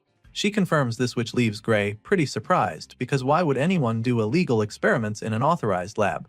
Well, the professor doesn't think he should even be surprised, because as far as she's concerned, there's no better place to conduct illegal experiments if not there. I mean, no one will bat an eyelid, even if he stays there for too long, since it's a place that's been reserved for him and his research. On top of that, no other professor in the Academy has the authority to interfere with his lab, so the Torwell Mountains are just perfect for the mad scientist. Now though, that's about to change because Ariel is determined to get evidence of his crimes, since they won't be charged with breaking into his lab that way. While they're plotting and scheming on how to bust the evil professor, Bella interrupts them with a knock on the door. Of course, Professor Ariel lets her in, so the blue-haired girl comes in with a paper in her hand. From the look on her face, you can tell that she's kinda nervous. She reveals that she just received the letter, and before she can even say anything else, Ariel snatches the envelope from her. The red-haired lady tells her not to worry about anything, promising to take over from here. Of course, Bella doesn't know what the letter is even about yet, so she's pretty confused when the professor says this. She tries to ask Ariel what she means, wondering if her professor is planning to fight Bradley Varian for her sake. Going after the mad scientist is already risky enough, but Ariel seems to be doing this all by herself, which makes it even more scary to Bella. Ariel senses how worried her blue-haired student is right now, and she just finds it amusing. She simply scoffs in response before informing the worried girl that she alone is more than enough to handle the task. As you can imagine, this definitely gets Bella very anxious, especially since it's all happening because of her. She is pretty terrified now, and even our boy is starting to get concerned, so before the professor can leave the room, he calls out to her, begging her to wait before telling her that he's going with her. As soon as he says this, Bella doesn't even think twice before announcing that she will go too. The girl is determined to help out since all of this is happening because of her. It's her problem after all, so she insists on following them. As you'd expect, Professor Ariel is not comfortable with this sudden change of plans, so before the students can even say anything else, she stops them right in their tracks. And then, she reminds them that the person they're talking about is not some ordinary man. He's an academy professor, and not only that, he's also a lunatic who has repeatedly conducted dangerous human experiments. Professor Ariel points out all of this just in case the two ambitious students have forgotten so soon. There's no telling what Bradley Varian will do to them if he catches them poking their noses in his business. He's just that dangerous and erratic, so the red-haired professor bluntly makes it clear to them that she cannot let the both of them go to such a place. Ariel makes these points to discourage them from following her to the Torwell Mountains, but sadly, her efforts backfire. For some reason, rather than seeing reason with her, Gray feels that everything she said suggests that they come with her. Since even she knows what a monster Bradley Varian is, it just makes even more sense for her to take them along. Going alone is too dangerous even for her as far as Gray is concerned. In his mind, he should definitely be able to be of some help to her if he uses the same power he used to take down the Ogre General. Besides, if Professor Ariel disappears, then our boy will get expelled automatically because he's a Divine Eye admission student. She's the very reason he's still in the academy, so if anything happens to her, then his chances of actually finishing to become a hero will be gone. Gray makes all of these valid points and then concludes by begging the professor to at least let them decide their fate. Her actions affect them tremendously, so he believes that they should also have a say in it. At this point, Gray and Bella go quiet and wait anxiously as the professor contemplates everything they just said. She's definitely not planning to be so rigid, so she quietly considers all our boy has said, and after a brief moment of silence, she gives in. I mean, with everything they just said, it seems like they'd just still come even if she told them not to. And so, there's really no point stopping them. That being said, the professor agrees to let them go with her, but under one condition. Hearing this, our boy eagerly waits to hear the terms, and then the lady tells them that they are to prioritize their own safety first no matter what happens. She reveals this non-negotiable condition to them and sternly asks them if they understand completely. Of course, they are pretty fine with the terms, so they loudly confirm that they understand. If that's what it will take for them to be involved on this important mission, they don't mind the terms. Sure enough, after that deal they made, Professor Ariel takes them along and the scene shifts. For a lab that's supposed to be a secret, the building is pretty massive. Anyway, the trio arrives after the moon comes up, and while they're hiding in the bushes, Bella keeps trying to wrap her head around the fact that the man is really doing his illegal experiments in this place. It's probably strange to her as well, but that's what it is. Professor Ariel confirms that this is really the place and reminds her of the objective. Now that they've arrived, the next course of action is to look for evidence of Varian's illegal experiments. Just to be 100% sure, she asks Gray to confirm everything she just said, and our boy assures her that they're on the same page. He definitely remembers this place from his past life, and he doesn't have a single doubt in his mind. Seeing how confident he is, Bella decides that she doesn't have any reason not to trust him. She's all for taking down the mad scientist, but she's still not sure that they can actually gather any evidence without getting in any trouble. That's her major concern now that they're here and she's seen the kind of place they're breaking into. Ariel can sense that the blue-haired girl is worried, so she attempts to calm her down. As far as she knows, Varian should be at the Magic Society's conference right now, so she's pretty convinced that he's not here at the moment. Still, the fact that the mad scientist isn't around doesn't necessarily mean that sneaking in will be a walk in the park or anything like that. She has a strong feeling that the entrance is rigged with all sorts of traps, so going in through the front is not really an option anymore. With that fact established, she concludes that they'll have to bust in through the Sade wall. Such a move has its own consequences as well, so Bella is pretty worried still. At this point, it's kinda obvious that Miss Blue Hair over here doesn't really have the stomach for a mission like this. She's been on edge since they arrived and worried about everything, so the professor reminds her that they came here to break into an academy, authorized lab. That in itself is already a crime, so whatever approach they take is still likely going to land them in trouble, especially if they're not able to find any concrete evidence. Either way, the professor tells her that she doesn't have to go if she doesn't want to. After all, she was the one who insisted on coming, so if she's no longer feeling up for it, she can always go back. Ariel is still very open to going on this mission by herself, so she wouldn't mind if they change their minds. She makes this very clear to Bella, but it just motivates the timid girl to stand strong. She claims that she's still going, but a part of her still doesn't get if all of this is worth it. As far as she knows, Professor Ariel is doing this for someone like her, so she doesn't think they should be going this far. However, Ariel simply informs her that that is where she's got it wrong, because stopping Varian's experiments is for the sake of the entire world. Right now, Bella doesn't understand the gravity of letting the mad scientist get his way, so Gray explains that countless people will die if they don't stop Varian. He says this but quickly corrects himself, claiming that the whole world will be sacrificed if they don't stop the evil professor. Of course, Bella doesn't understand what they're talking about, so she expresses her confusion. She was already worried before, but after hearing all this, she's probably gonna have a panic attack. The professor can foresee this already, and that's not what they need on this kind of mission right now, so she tells Bella that Gray is probably just exaggerating. Nevertheless, she agrees with what he said about how the mad scientist needs to be stopped at all cost. She knows that the girl might still be bothered, so she keeps telling Bella not to worry, assuring her that they're here for her and will literally put their lives on the line for her. Ariel says these words with a reassuring smile etched on her face, hoping to calm the timid student. Once they're able to get all the doubts and worries out of the way, the professor finally gives the signal for them to move out. The three of them blast off with blistering force toward the lab, determined to find the evidence they need to take down Varian. Ariel casts an insanely powerful spell mid-air and instantly unleashes a devastating blast that blows a hole in the side wall of the facility. So much for being stealthy. The blast is truly incredible as it leads to a mind-blowing explosion that almost sends them flying. The The force from the blast is so much that Gray barely manages to avoid being thrown off his feet. Of course, he also didn't expect a blast of that magnitude, so he finds it amusing. Ariel just had to do something way over the top. Anyway, now that they've got an opening, they make their way to the freshly opened hole in the wall. It's a miracle the facility is still standing after taking such a devastating blast, but I guess that's a good thing. Gray Lee takes the lead since he's the one who knows the way, but as soon as he steps into the lab, his eyes widen in horror. Our boy is instantly met with a very shocking surprise. Remember, this lab was supposed to be filled with enough evidence to enable them shut down Varian's illegal experiments. Well, what our boy finds is even more horrifying than what he imagined. It's literally a huge prison with several cells lined up one after the other. Inside these cages, there are human beings bound in chains, and those of them who are not already corpses look like they're on the brink of death. Most of the bodies are covered in blood scattered all over inside the cells. Clearly, they're now 100% sure that Varian is an evil piece of trash. This is proof that he's been carrying out inhumane research, and it wasn't even that hard to find. Looks like there's no need to make an effort searching for the evidence they came for. There's literally so many dismembered corpses in the cells that it's sickening, and Bella is probably doing her best not to freak out right now. The professor is speechless at first, but then she's finally able to organize her thoughts. For her, just a glance is enough to see 14 forbidden spells that have been used on these poor victims. Using such spells is undeniably a criminal offense, which just shows how terrible Varian is. There isn't even a need to mention the unauthorized human experiments, as far as she's concerned, because merely using these forbidden spells is an equally serious offense in the eyes of the Academy. They're still taking a tour of the horrific research facility when they suddenly come across some more disturbing stuff on the other side.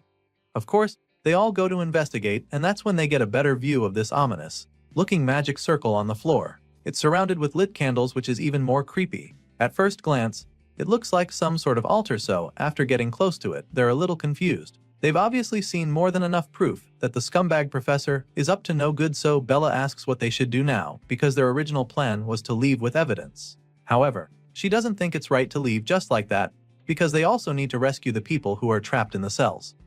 At least the ones who are still alive. Gray is the first to respond to her, reminding her that they shouldn't stay here for too long. He's afraid that Varian might return and find them there if they're not careful, but before he can even finish explaining this, he's suddenly cut off. Our boy is interrupted by an ominous voice in the shadows, and that's definitely not a good sign.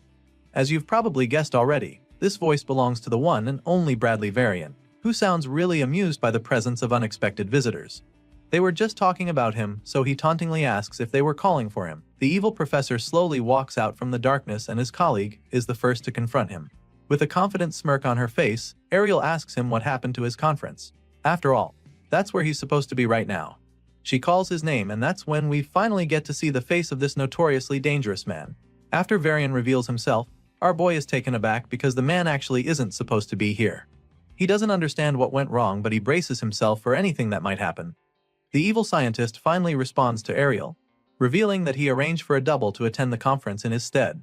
Apparently, he has an important experiment to do here, so he couldn't leave. The Twisted Man explains this, which leaves Ariel a little puzzled because she doesn't know what he's talking about. He confirms that the experiment is way too important, stating that he even managed to get some fresh materials for it. By fresh materials, this madman is actually referring to the human corpses he's hung in one of the rooms. He claims that he wanted to use them while they're still fresh, but now that he's got visitors, he's changed his plans. Varian says this with a truly terrifying look on his face that sends chills down their spines.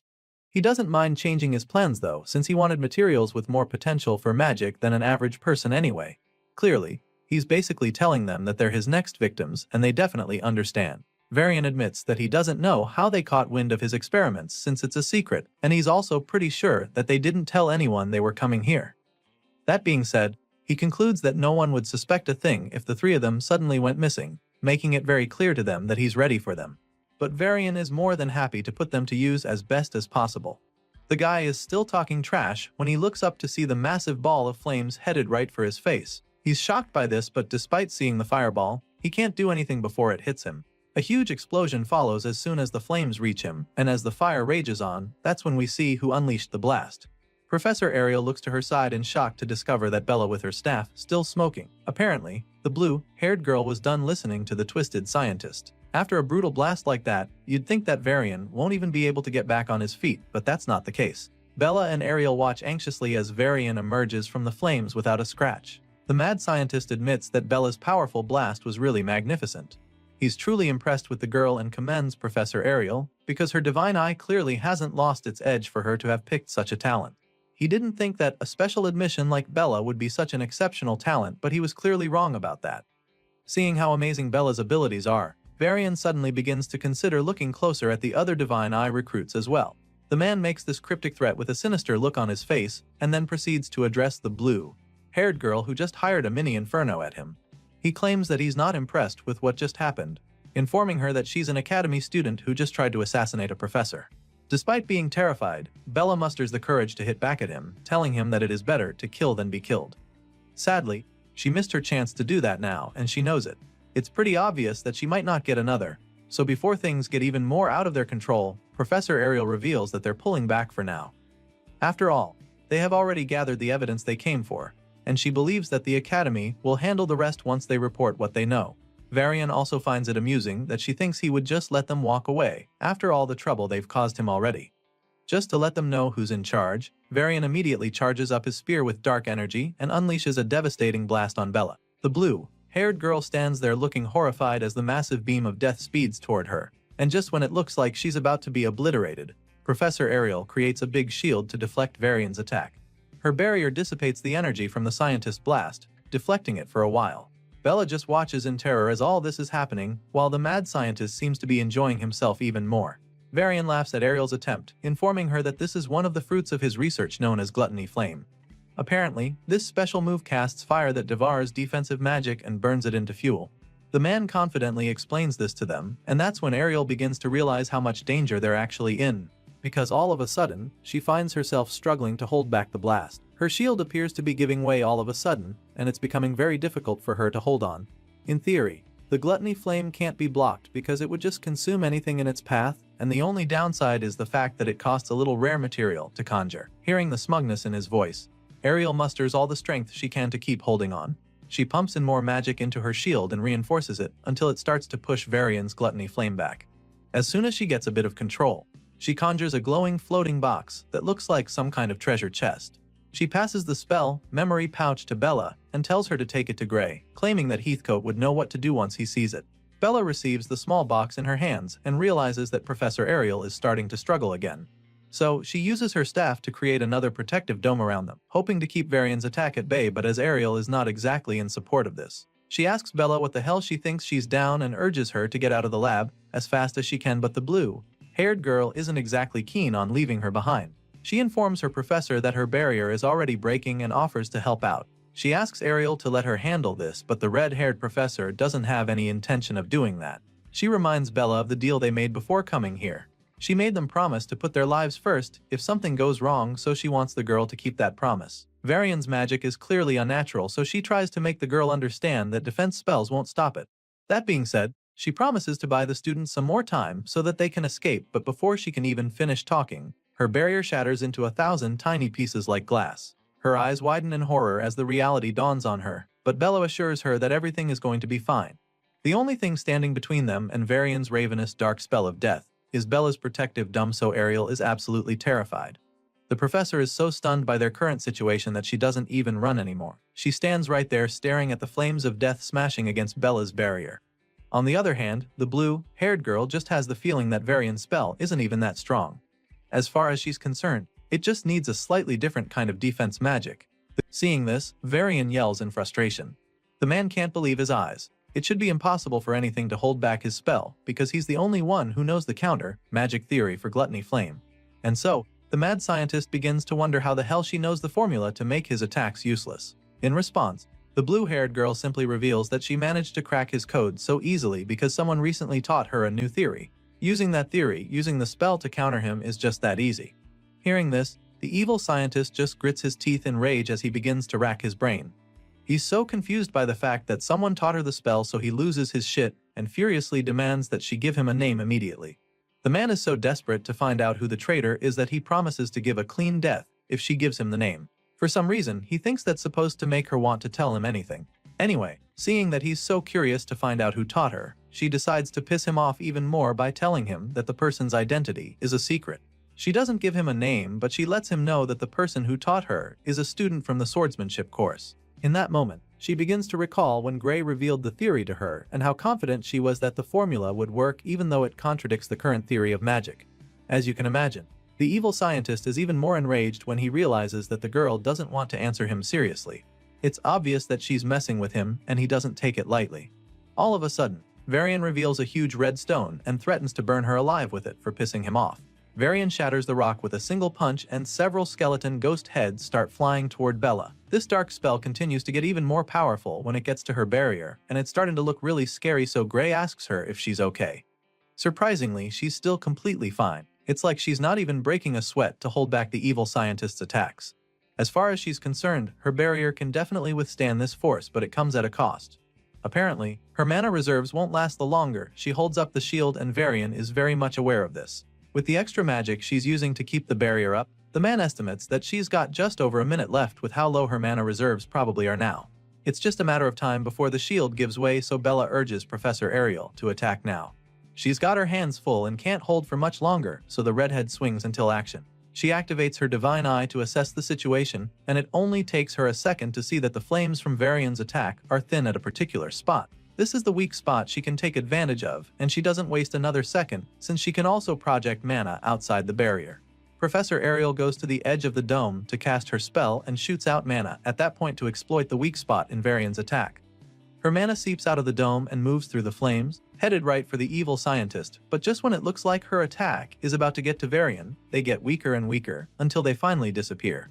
Seeing this, Varian just laughs at her for trying to counterattack because she can't even reach him, let alone actually do any damage. At this point, Ariel begins to panic because it's clear now that hurting the guy will be a lot harder than she thought, and so she immediately starts brainstorming. You see, Professor Ariel's offensive magic is one of the weakest among the staff, and when you factor in the properties of the gluttony flame, then it's very likely that her spells are being absorbed until there's nothing left. In other words, Ariel can't get to Varian, and as if that's not bad enough, it looks like Bella is about to collapse. She struggles to keep up the barrier, but eventually gets drained completely, so she tells the others to brace themselves. Upon hearing this, Professor Ariel begins to regret her decision. She knew that something like this could happen, which was why she told Bella to run away earlier. Sadly, it's too late for that now, and they have no choice but to face the evil scientist head-on. Just when it looks like they're about to be sitting ducks, Gray steps forward, telling the ladies to leave this fight to him. The hero takes out his sword, ready to take Varian all by himself, and this definitely leaves his professor very shocked. Bella is equally taken aback by his sudden display of bravery, and she can only wonder what he's planning to do now. You see, the blue-haired girl is especially confused because she knows that his sword can't reach Varian from where they are. She tries to explain this to him, hoping to prevent him from making a dangerous move, but he just tells her not to worry, sounding absolutely certain that he'd be able to get to the enemy. With Bella failing to convince Gray otherwise, the professor gives it a try as well, asking the hero if he's sure about what he wants to do because she knows that it could kill him if he uses that power again. On the off chance that he survives it, his healing arm might never even recover, so it's an insane risk he's about to take. Despite her attempts to change his mind, the hero just cracks a little smile and tells her that dying alone is much better than all three of them losing their lives here. Gray makes it clear to them that he's not going to change his mind and proceeds to charge up his sword.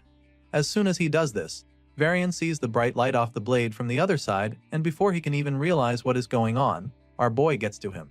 The hero reaches him in the blink of an eye, and Varian is shocked to see the young swordsman flying toward him with a sword. Unfortunately, it's too late to even save himself now because Gray swiftly uses a single powerful slash to take the evil scientist's head clean off. Gray decapitates the mad scientist in a flash with a vicious slash that splatters blood all over the walls, and as you can imagine, the ladies behind him are absolutely shocked by what just happened. Eventually, Varian's headless corpse falls to the ground, and that's when even Professor Ariel realizes the gravity of what just happened. Her eyes widened in awe, claiming that it's her first time seeing the real one with her own eyes. Sure, she knew that Gray was special already, but after seeing the kid take the tyrant down with so much ease, she's absolutely staggered.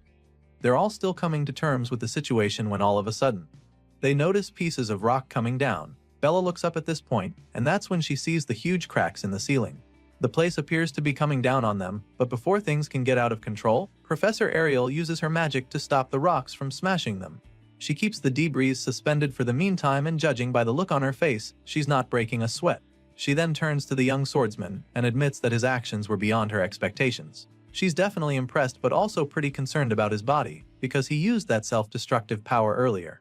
The moment she asks how his body is, the sword falls right out of his hand, confirming that something is wrong. It turns out that his little gimmick just now came at a cost, just as the professor predicted. At the moment, Gray's dominant hand is starting to hurt quite a bit and somehow feels numb at the same time. On top of that, those dark tattoos are still all over his arm, which explains the problem he is having right now. Despite all of this, Gray insists that he can still move the arm, so he picks up the sword just to prove that he is all good, and of course, this display leaves the professor really impressed. With a small smile on her face, she suggests that his training appears to be paying off a lot and showing results, which he agrees with as he sheathes his sword. Right now, the hero can actually confirm that he's getting a lot stronger because he knows for a fact that he would have passed out for days and woken up unable to move his arms if he had tried using that power back when he was still in the village. He remembers so clearly how he woke up in an infirmary to see that he had been unconscious for days. On the other hand, now using that dark energy only leaves him with a hurting harm, so he can't help but feel that it's quite the improvement. Looking back now, all the difficult things that Heathcote put him through start to make sense. Gray confirms that the training was really worth it because his mentor pushed him to the limit of body. Heathcote made sure that every drop of physical strength was drained to ensure that he activated the power in his soul, all while ensuring that they did not even touch the sword until Gray was ready. All the memories of his training run through his mind, and while he's thinking back, Ariel notices him clenching his fist like he's fighting back the pain he's feeling.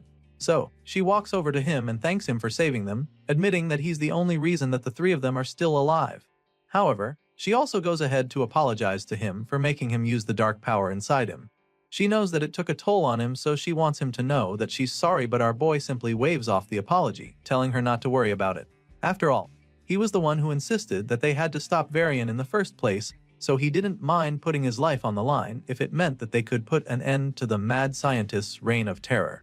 Gray Lee makes her understand that he was happy to do it, so the red-haired professor simply thanks him once again.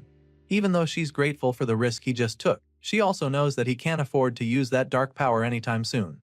It might be too much for his body to handle, so she advises him to try not to tap into the power for a while, making him understand that the damage that will follow will be irreversible. The professor makes this very clear to him, with a pretty scary look on her face, which leaves the young hero quite worried. Gray's eyes widen in horror when she says this because he knows that she's right, so he doesn't bother saying anything else besides assuring her that he understands the situation. Right after this little exchange between the two, the timid student who came along finally chimes in. Bella calls out to Gray and nervously asks him if the energy he just used was magic. Apparently, the blue-haired girl is a little confused right now because she didn't sense any other at all when our boy was using the dark power. All this while they've been talking, she's been trying to figure out what that energy really was, but now she's come up with the conclusion that it's just impossible to even call that much power magical energy. It just doesn't make any sense to her, so she tries to get answers from the hero, but the professor cuts her off immediately. As you can imagine, Ariel doesn't really want the young girl getting involved with something as dangerous as this, so she just tells Bella that it's better if she doesn't pry into the matter any further. Of course, the blue-haired girl is just left speechless at this point, and she's probably even more curious now. So she asks the professor to tell her why she shouldn't ask questions. At this point, the red-haired lady appears to be losing her patience.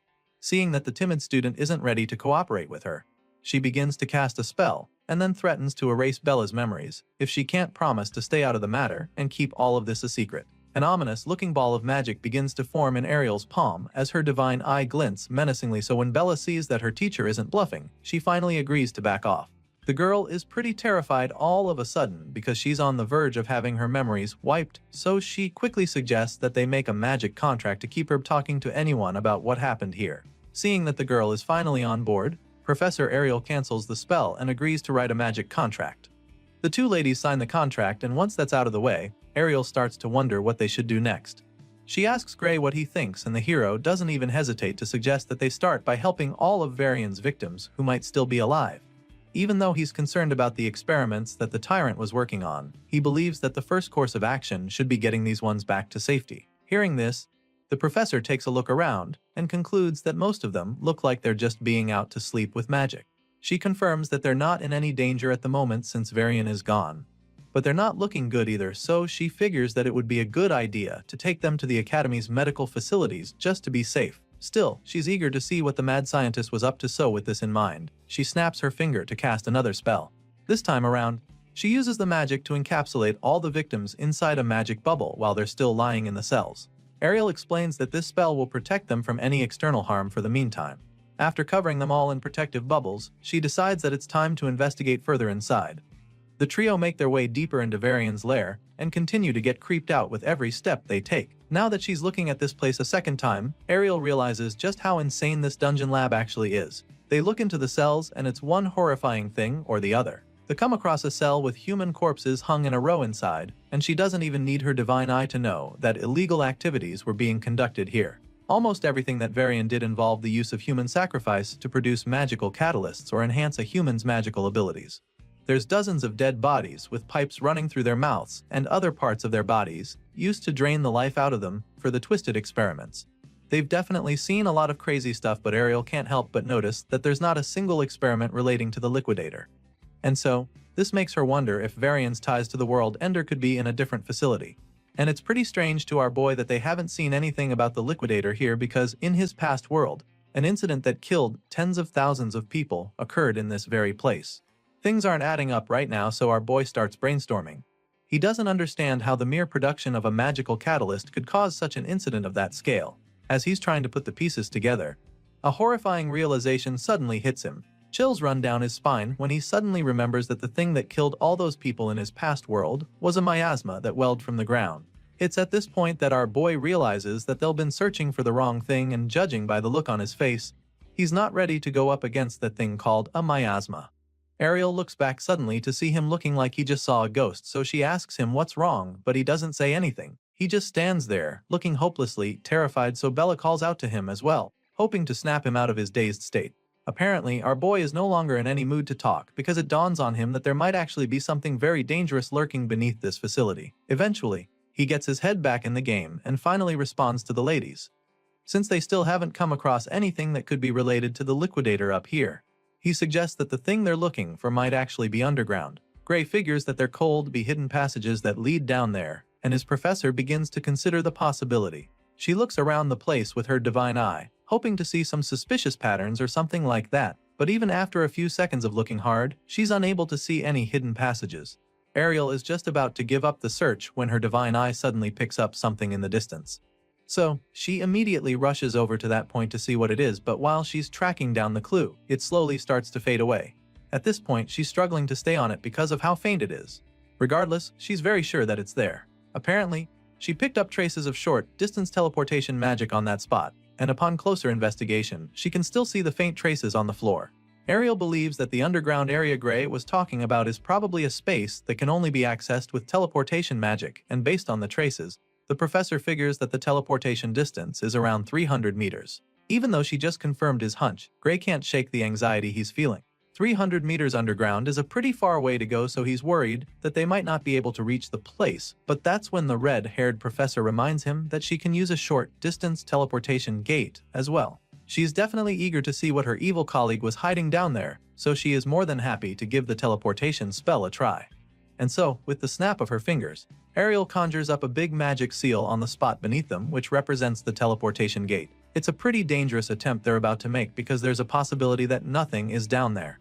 And if that's the case, the other end of the gate would lead to nothing but Earth. Despite the fact that it's pretty risky, all three of them are ready to take those chances, so they let the professor know that they're on board, and she goes ahead to transport them through the teleportation gate. The moment they go in, a bright flash follows, and all they can see for a while is nothing but white. After a few seconds, the three of them open their eyes again and are absolutely blown away by what they see. It appears that they've made their way down to some kind of hidden underground city, with tall buildings all over the place. It's pretty enormous, so it's quite mind-boggling for them to discover that there's a space this big right under Varian's facility. The place looks like a sleeping city with no color. It's all pale and foggy like some kind of dream, but even though they're not sure exactly what this place is, Bella confirms that she can feel a tremendous output of ether coming from all over the place. It's a little overwhelming for her, but she's able to pinpoint the area with the largest output of magical energy. The blue-haired girl points to the huge structure in the middle of the white city, and Ariel immediately begins to panic when she sees it too, because she realizes that ether isn't the only energy flowing in this place. The professor confirms that there is also a different kind of energy, completely different from magic, that's leaking out of that tall structure. She is not sure what this strange energy is, but she knows for a fact that it's greater than anything she has ever seen before. Hearing this, Gray starts to get a few ideas, so he puts the pieces together and asks the professor if this power she's sensing is similar to what he has. He's so nervous just asking her the question because he's not sure he's ready for the truth. But as you can imagine, this dark potent surge of energy is identical to what he has, so before he even gets to ask, the professor confirms his guess, and in that moment, she reveals that it is indeed the liquidator's power she's sensing. Using Professor Ariel's teleportation magic, the three of them make it to the secret underground city hidden beneath Varian's facility. And after confirming that the ominous energy they're sensing is the same as the liquidators, they have no choice but to investigate further. The group of heroes make their way into that huge structure where the energy was radiating from, and they're absolutely taken aback by what they find inside. It's a huge empty hall that definitely looks creepy, but on the other side of the tall building, there's a door. They're all very curious at this point, but they can't get any answers if they don't dig deeper. While the students are still trying to process what exactly is going on, the red-haired lady takes the initiative and starts walking across to the other side. From the looks of things, she is extremely certain that this place is where the energy is coming from. Ariel reaches the mysterious door, and of course, she has only one thing in mind, which is getting inside. She knocks on the door, and when there's no response, she slowly pushes it open. Bella is pretty nervous at this point, because she's not sure they should be going in there or even touching the door. The blue-haired girl tries to discourage her professor from being so forward, but Ariel simply tells her to relax. As far as she's concerned, this door doesn't hold any power, and she's convinced that it's just placed there as a symbol for the ritual. And so, just like that, Ariel walks in and then looks back at the students, feeling that they should know all this already. Anyway, now that she's in, she assures them that the power is not in the door, but actually in the magic rigs around it. That's when we get to see what she's talking about. Inside the room she just entered, there are several glowing rigs lined up in a circle, and she walks right into the middle of it. The moment she does this, the rigs begin to explode in a huge surge of energy, and of course, Gray gets really worried. He shields his eyes as he struggles to see what's happening in front of him, and asks the professor if she's trying to summon the liquidator. The shockwaves from the magic rigs are so powerful that they almost send the two students flying like pieces of paper. Bella is particularly having a hard time staying on her feet. It's all really scary to her, and she feels that this kind of magic is too dangerous for them to handle, so she concludes that they have to shut it down right away, regardless of what Ariel says. The blue-haired girl isn't even done saying this when the professor stops her. Ariel warns them not to rush into the circle, and then explains the situation to them. Apparently, Ariel's prediction tells her that this setup isn't actually capable of summoning the liquidator. However, just as she's trying to assure the students that everything is fine, the glass in the rigs begin to shatter. Of course, this just makes our boy panic even more, because now he's afraid that the space between her and the source of the dark energy is being torn open. They call out to the professor, desperately warning her that she's in danger, but that's when something unexpected happens. All of a sudden, the waves of energy swirling all over the room begin to get concentrated at a particular crack in the glass.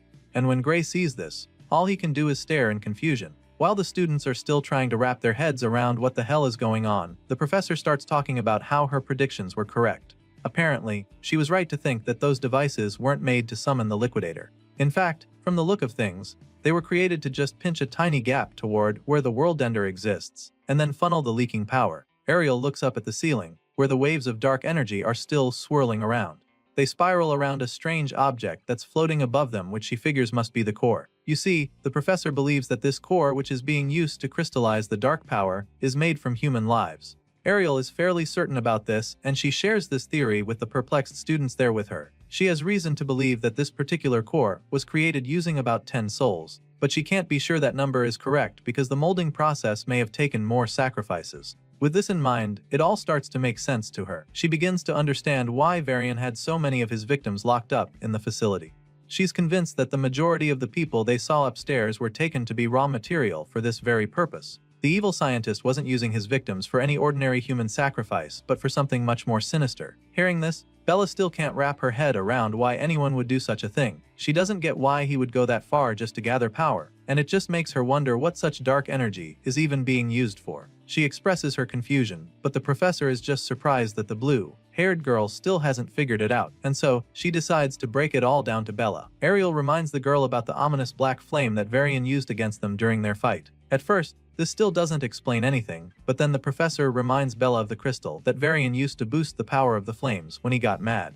As far as Ariel is concerned, this core will look like those crystals by the time it's done being formed. And this time around, she has a feeling that this new catalyst won't be limited to just black flames by the time it's fully formed. The professor fears that such power can be used to do a lot of horrible things, and if they mass produce the stuff, then there's no telling what they could actually do with it. Just as she finishes explaining all this to the students, the cracks begin to disappear without a trace. With everything that Ariel just said, our boy finally has a clearer picture of what's going on, so he realizes that maybe Varian wasn't even trying to summon the liquidator after all. However, Ariel isn't completely sure about that. Whether Varian tried to reach the liquidator or not, she doesn't know for sure, but what she can tell is that the space opening magic rigs were pushed to the limit.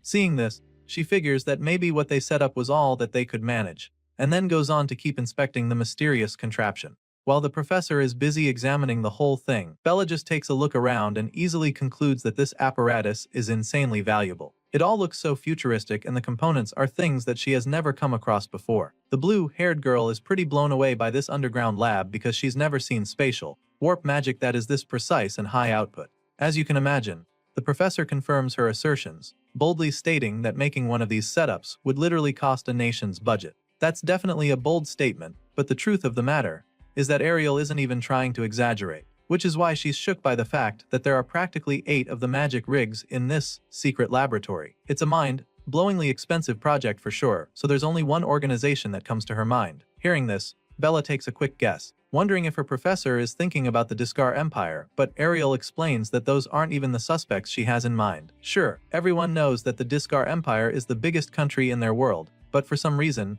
Ariel doesn't think they're the ones behind this. You see, the professor doesn't think that the Discar Empire has the magical research resources to build one of these. At this point, the blue-haired girl is left completely stumped because she has no idea who could be behind this if Ariel doesn't think her guess is right. Well, the professor is convinced that there has to be some kind of organization running the show, and this organization has to be one with magical research that's far greater than anything the Empire has. Ariel shares her thoughts with the students, hoping to get them on the same page with her, but Bella still looks pretty confused, so our boy is forced to spell it out and reveal that Ariel is talking about the World Union Academy. Gray is convinced that they are the ones behind this based on everything that the professor said, and when he asks if he's correct, the red-haired lady reveals that he's absolutely spot on. You see, as far as Shess concerned, no other research body can support this scale and budget, so she has very good reason to believe her instincts. Even after listening to everything, Bella still finds it pretty hard to believe that the Academy is behind something like this. It just doesn't make any sense because the World Union Academy is supposed to defend the world from threats and not be the ones threatening humanity. Seeing the horrified look on Bella's face, the professor can understand why she doesn't want to believe. It's not easy to come to terms with it, but Ariel tries to make the girl understand that there's no other group capable of pulling this off. Gray is equally shaken by the harsh reality of the situation, and even though it's a hard pill to swallow, he gets his head in the game. However, he still knows that this new discovery shouldn't mean that the whole academy is their enemy, because most of them could still be on their side. At the very least, before the reset,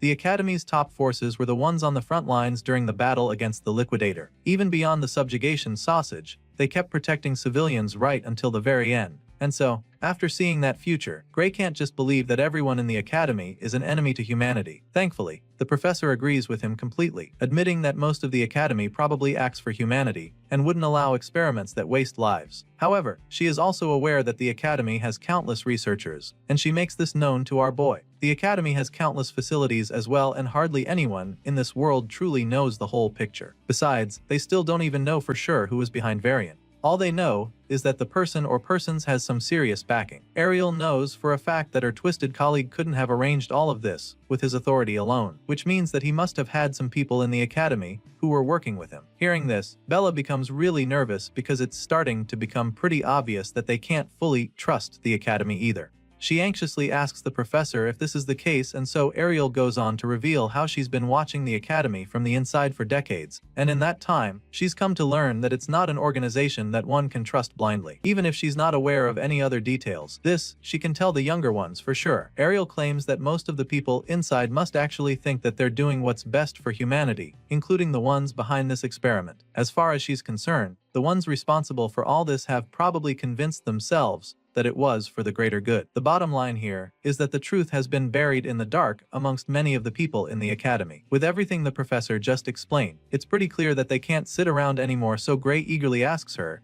if she has any idea how they could find the mastermind behind. Ariel looks around the place, trying to come up with something, but she notices that there are no communication devices in this secret facility. Not even the marker's magic residue is left in the rigs, so it's almost like nobody was ever here. The cover-up is so thorough that finding anything would be very difficult. She's still trying to explain the situation to the students when a huge explosion rocks right behind them. Unfortunately, that's just the first of several other booms that they hear all over the facility. Gray begins to panic, wondering what the hell is going on, and that's when Ariel suggests that some sort of evidence erasing mechanism was set up as well. While the students are busy freaking out, Ariel calmly analyzes the situation. Apparently, the ones responsible for this didn't blow the place up the moment Varian died, which she finds a tad suspicious. It makes her wonder if they were planning to lure the ones snooping around deeper inside before detonating the place. Of course, Bella definitely wants to leave right away before they get buried by the debris, so she calls out to the professor, reminding her that this is not the time for hypotheticals. Bella feels that they need to get out immediately, but Ariel casually tells her to calm down, stating that these are just magical explosives. As far as she's concerned, the World Union Academy's professors aren't weak enough to be killed by something like this, and so she activates her divine eye and begins to cast a protective spell to show the students exactly why she's not panicking. The red-haired lady crouches down to cast the spell, creating a glowing magic seal on the ground beneath them. Despite her calmness, the students are still pretty troubled by the situation,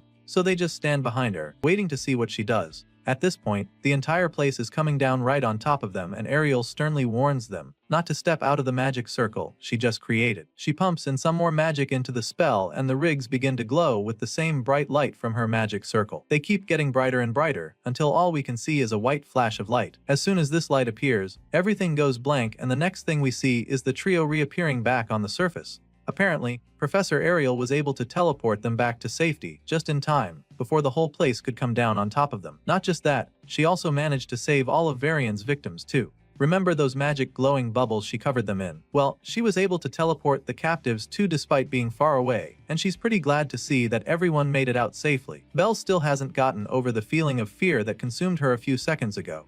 The poor girl is still shivering because she definitely thought she was going to die when everything got out of control. Even though Ariel saved them in the end, Gray can't help but feel a little worried because that was way too close for comfort. Hearing this, Ariel simply explains why her spell took so long to actually work. You see, they had more baggage than she expected, so it slowed down the teleportation process. Still, the red-haired lady is pretty glad because it was definitely worth it. That's when she shows the kids the baggage she was referring to. Lying a few meters away is a pile of magic rigs, the same magic rigs that they found in that secret underground facility. It turns out that the professor managed to save them before they could be destroyed by the explosions. And now, she can't wait to show them to the academy because they'll finally be able to create some awareness. The Academy will no longer be able to ignore them anymore when they see the rigs as far as Ariel is concerned. The scene shifts, and the story continues with the trio going back to the World Union Academy where they present their findings. They're summoned and informed that the survivors they rescued are being treated in the Academy's medical wing. The World Union Academy headmaster, Orodrom Alexandro, also thanks them deeply for stopping Varian's illegal experiments. Once that's out of the way, he goes ahead to talk about the magic engines that the twisted scientist was using. He examines the schematics of the rigs, and after taking a good look at them, he confirms what Ariel says earlier. Just as the professor predicted, each one of the rigs is worth more than a national budget. Of course, Ariel is glad you see that the headmaster is on the same page with her. She points out how there were 8 of those rigs, and insists that there's no way Varian could have gathered that kind of firepower all on his own. I mean, she can't even begin to imagine how he managed to obtain these components if he did it all alone. In that moment, the headmaster suddenly reveals that these parts she's talking about are stolen goods. Orodrom Alexandro states that they were hijacked mid-transport, adding that 78 transport agents were even wiped out during the heist. As you can imagine, this is pretty shocking news to the students, so they have a hard time processing it all. But Ariel just has a cold blank look on her face like she's not surprised to hear this. Apparently, she's heard of an incident like this before where 78 agents of the Academy were killed, so she asks the headmaster if he's talking about the incident from 15 years ago. Ariel is actually hoping that it's not the same one, but the headmaster confirms that her guess is right, explaining that the stolen cargo back then carried these very engines. Hearing this, Ariel begins to think back, trying to recall details from that incident, and before she can even say what she remembers, Orodrom Alexandro states that the one responsible for the heist back then was the Blood Drinker. He can tell that she's familiar with the name, and she's not the only one who knows about it. You see, our boy Gray has also heard of the Blood Drinker, because it just happens to be the biggest crime organs in their world. Even Bella is familiar with the group, calling them the parasites of the world that always crawl back, no matter how many times people crush them. As you can imagine, it's pretty surprising to see the shy girl sounding so ferocious all of a sudden, so Gray sneaks a glance at her, wondering what's gotten into her. And that's when he sees her looking absolutely livid. Apparently, the reason Bella hates the group so much is because they killed her parents. She reveals this with a murderous glint in her eyes, and the headmaster goes ahead to confirm everything they've said. Orodrom admits that the Blood Drinker is one very stubborn group, because they will always resurface, no matter how many times they're exterminated. The main reason for this is that no one knows where they hide or who their leader is. It's a group that remains impossible to eliminate for good, which makes them such a big problem. Some say that they are even responsible for 70% of all crime-related deaths in this world. The headmaster seems to know so much about how bad these criminals are, and they're so ruthless that it wouldn't even surprise him if some of their people were already inside the academy. They're truly a powerful force to be reckoned with, but Orodrom feels that the worst part is the fact that there's no way to tell the members of the Blood Drinker apart from actual people of the Academy. And on top of that, the Academy wouldn't act even if there was a way to fish the intruders out. The headmaster explains all of this, and of course, Gray doesn't like what he hears. He asks the old man to explain what he meant by that last part, saying that the Academy wouldn't act even if there are criminals hiding amongst them. Bro looks like he's about to snap at the old man, but before he can say anything else, Professor Ariel cuts him off, informing him that this is just how the Academy operates now. She explains that anyone with talent gets a chance to grow stronger in the Academy, regardless of their bloodline, their race, or gender. At this point, the headmaster chimes in, confirming all that the lady just said, and then goes on to say that all candidates who are talented enough are accepted freely into the Academy, and that it doesn't matter if they're criminals. Of course, this is a pretty insane way to run things, and Bella doesn't hesitate to let them know how absurd she thinks their tradition is. As far as she's concerned, any criminals that are currently in the academy should be seriously dealt with, and she angrily states this before the headmaster. In response, the man simply claims that he agrees with her. However, he makes it known to her that the higher-ups don't seem to share that view. If it were up to him, all known criminals in the academy would be hunted down, but clearly, it's out of his control. The blue-haired girl is pretty confused when he says this because the last time she checked, he's literally the headmaster of the institution. She feels that he should at least have enough power to oversee something like this, but the man explains that he's nothing more than an underling. He may be the face of the academy on paper, but in reality, he's just a figurehead, and the authority he actually holds is laughable. The headmaster reveals all of this shocking news to the students, and then asks them if they really want to know who is truly running things at the academy.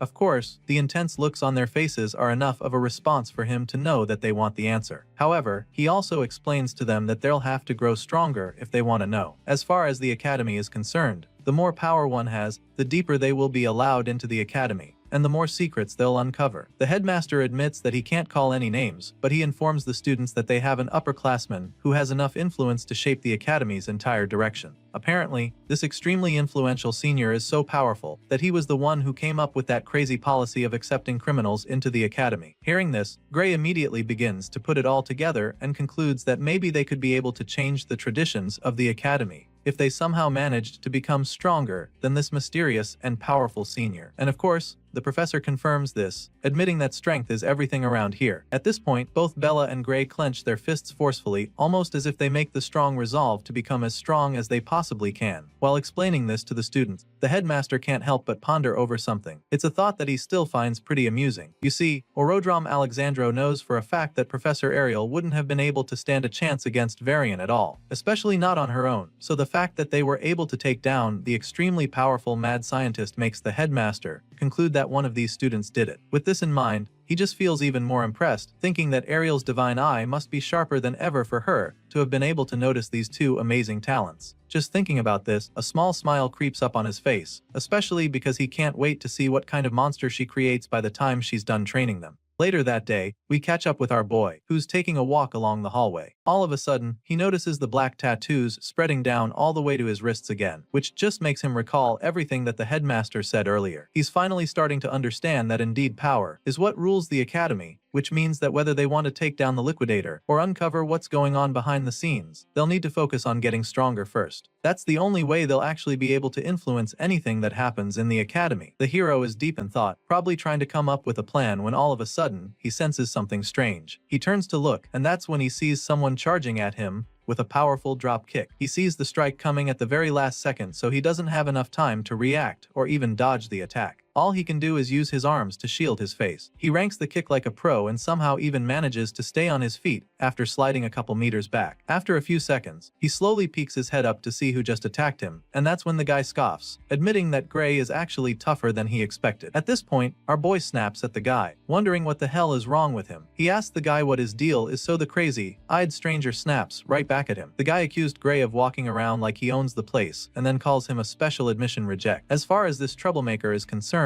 someone like Gray doesn't belong in this hallway, and he makes this very clear to the hero. And so, the moment Gray hears this, he realizes that this goon is another one of those bigots who hate the special admission students. He's already gotten used to the hate, but this is the first time someone is actually kicking him the hallway because of it. And so, Gray concludes that this person might actually be after something more, so he reaches for his blade and asks the troublemaker if he is trying to pick a fight right now. Well, it turns out that this crazy-eyed student would actually love to go toe-to-toe with our boy, but that's not his priority right now. Apparently, he's not exactly interested in fighting Gray right now, because it seems that reject number 2 just showed up. At this point, the hero looks back to see what the bigot is talking about, and it turns out to be the red-haired professor strutting down the hallway toward them. Clearly, this troublemaker isn't exactly keen on getting in trouble with a professor of the academy, so when he sees Ariel walking over, he casually walks away, promising to finish this later.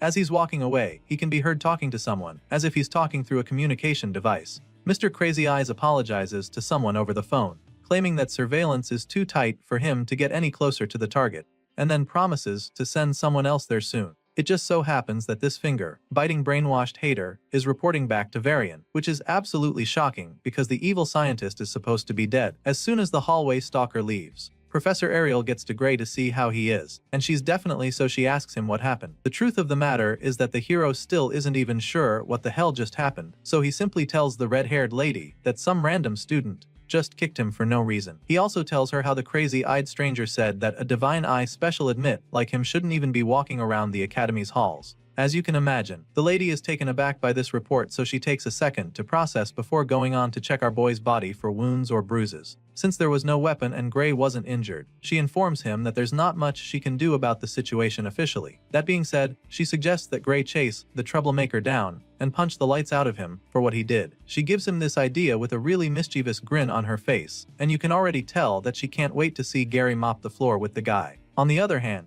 the hero is so shocked when he hears her telling him to go punch another student because he didn't even think he was allowed to do something like that. Well, it's not like fighting in the hallway is allowed in the academy, so she can't technically permit it since she's his professor. But then again, she suddenly starts acting like her eyesight has been getting bad lately, suggesting that she might not even notice if something were to happen nearby. At this point, Gray completely understands her angle, but rather than taking the free pass to teach the goon a lesson, he decides to let it slide. As far as he's concerned, it would be way too suspicious, so he suggests that they just leave the guy alone. Gray really doesn't want to cause any more trouble, so he doesn't mind, but the professor is a little disappointed because she was really looking forward to a showdown. Even though it's the right thing to do, she's pretty surprised that Gray actually decided not to retaliate. Besides that, the fact that he could be attacked just like that makes her begin to wonder if the Divine Eye special admits are really that disliked at the academy. Seeing how concerned she is, the MC decides to finally open up, admitting that the haters make fun of them sometimes. But that's just mockery, and he had gotten used to it.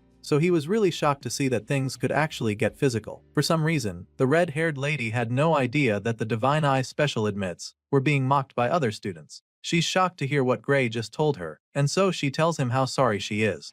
Ariel feels really bad about it and starts wishing she has a bit more authority around here. At this point, Gray notices that she's getting upset, so he immediately tries to make her feel better, assuring her that she doesn't have to worry about it. I mean, she's already done a lot for him with the limited authority she has in the institution. Heck, if it wasn't for her, he wouldn't even be in the academy right now. Besides that, he's also very confident that Bella and the others will eventually prove that the Divine Eye program wasn't a mistake. After all, it's no news that Professor Ariel has a good eye for picking out extremely talented students. Even if he hadn't seen it in this lifetime, he definitely saw it firsthand in the previous world when she single-handedly picked out some of the strongest heroes in the world who eventually became the guardians of humanity. This remark leaves the professor stunned for a second because she's never heard Gray say it to her. She's truly flattered by the compliment that her cheeks turn pink all of a sudden as she thanks him for his kind words. Despite being really touched by Gray's confidence in the others, she also tells him not to act like it's someone else's problem. Just in case he wasn't already aware,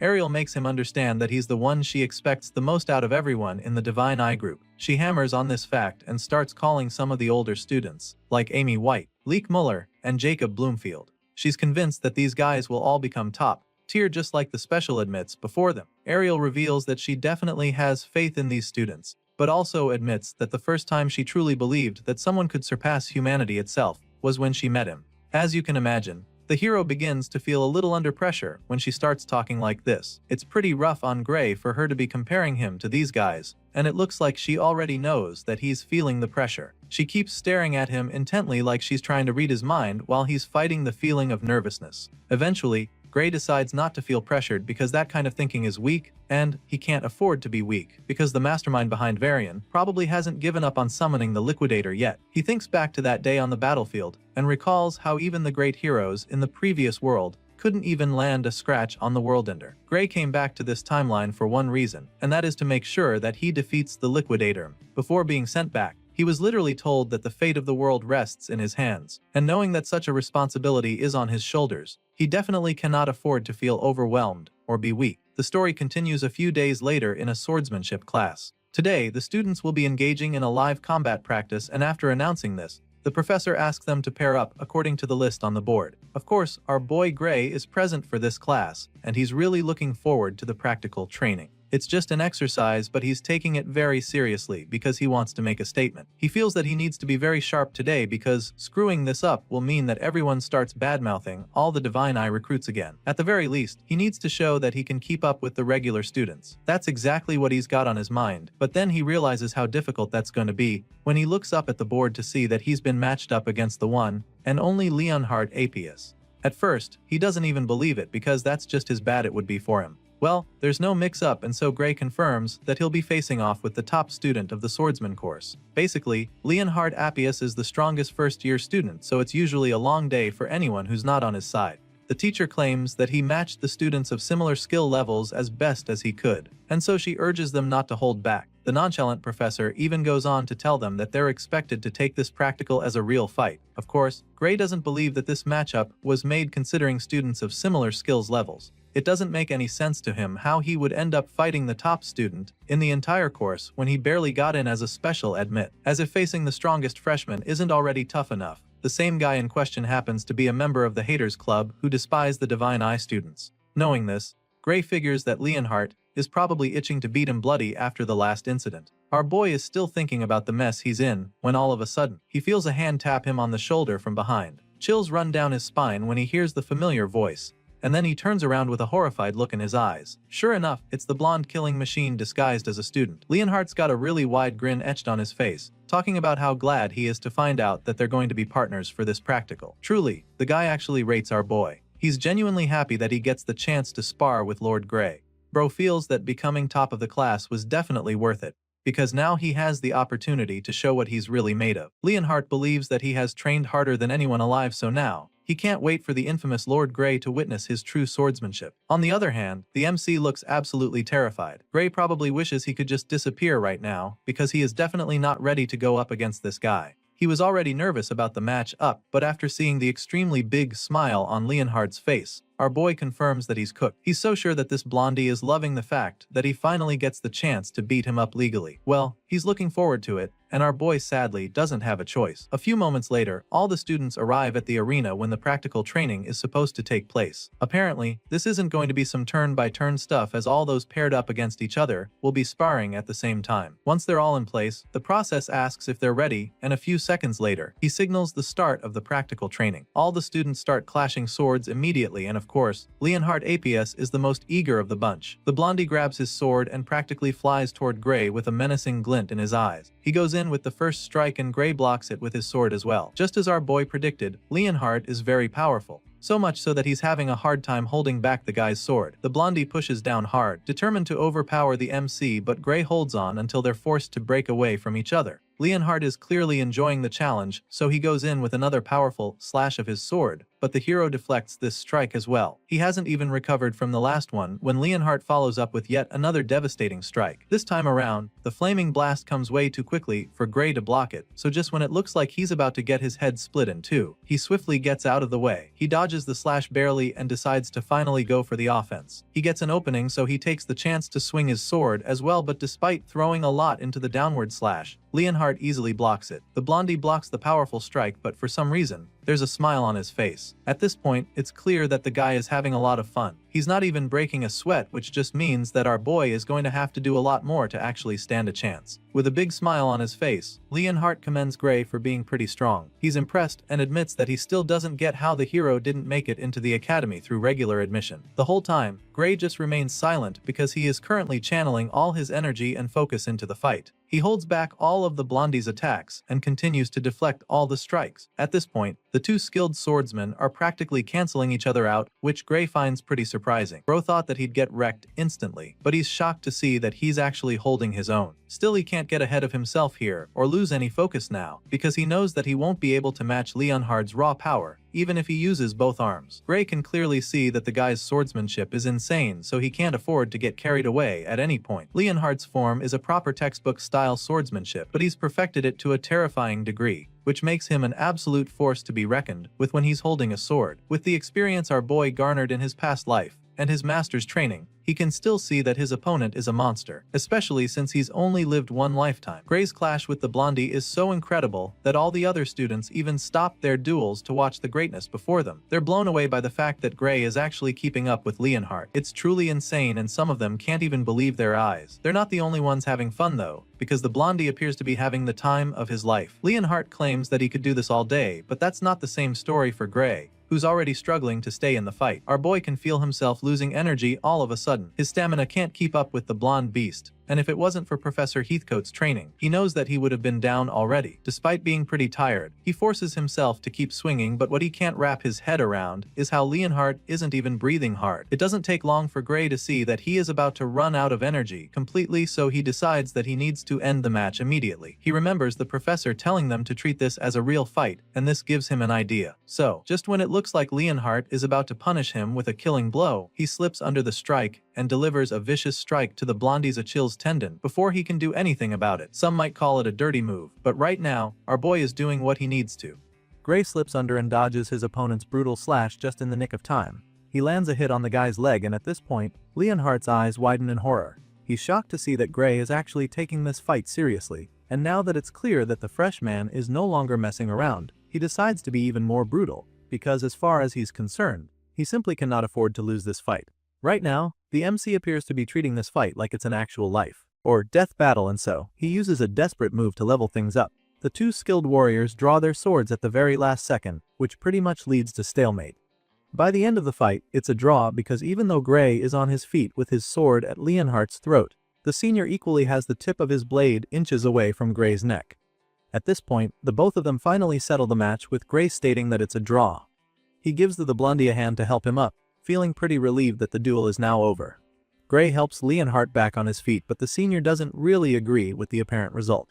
The blondie admits that all he could do was swing his sword at the very end of their duel. He says this with a look of defeat laced all over his face because he knows that Gray truly had the upper hand toward the end. While he struggled to stay on his feet and swing his sword, the freshman could have pierced straight through his heart if he wanted to. Leonhardt knows this all too well and admits how helpless he was at the end of the battle. If this was an actual fight to the death, Leonhardt would probably be dead by now, but it's a mock battle, and so he knows that Gray forced himself to thrust the sword at his neck instead of going for his heart. The blondie says all of this and then waits for Gray to try and deny it. He bluntly asks our boy to tell him if he's wrong about this. Of course, Leonhardt is spot on and Gray knows this as well, so he just confirms everything. After all, the blondie has figured it out already. At this point, the MC smiles sheepishly before suggesting that it would just be messed up to drive his sword at someone's heart in a mock duel, especially when the whole thing was set up with several protective spells. Clearly, our boy had no intention of actually hurting Leonhardt, and the blondie can also see that now. But the bottom line of it all is that he still lost in the end. Leonhardt almost looks relieved while saying this, claiming that Gray has finally made him understand the difference between real combat and fencing practice.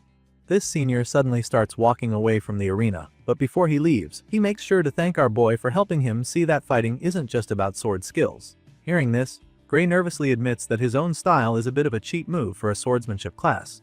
He tries to make Leonhardt feel better about it, but the blondie isn't cutting himself any slack. After all, the instructor made it very clear to them that they were supposed to treat the duel like real combat.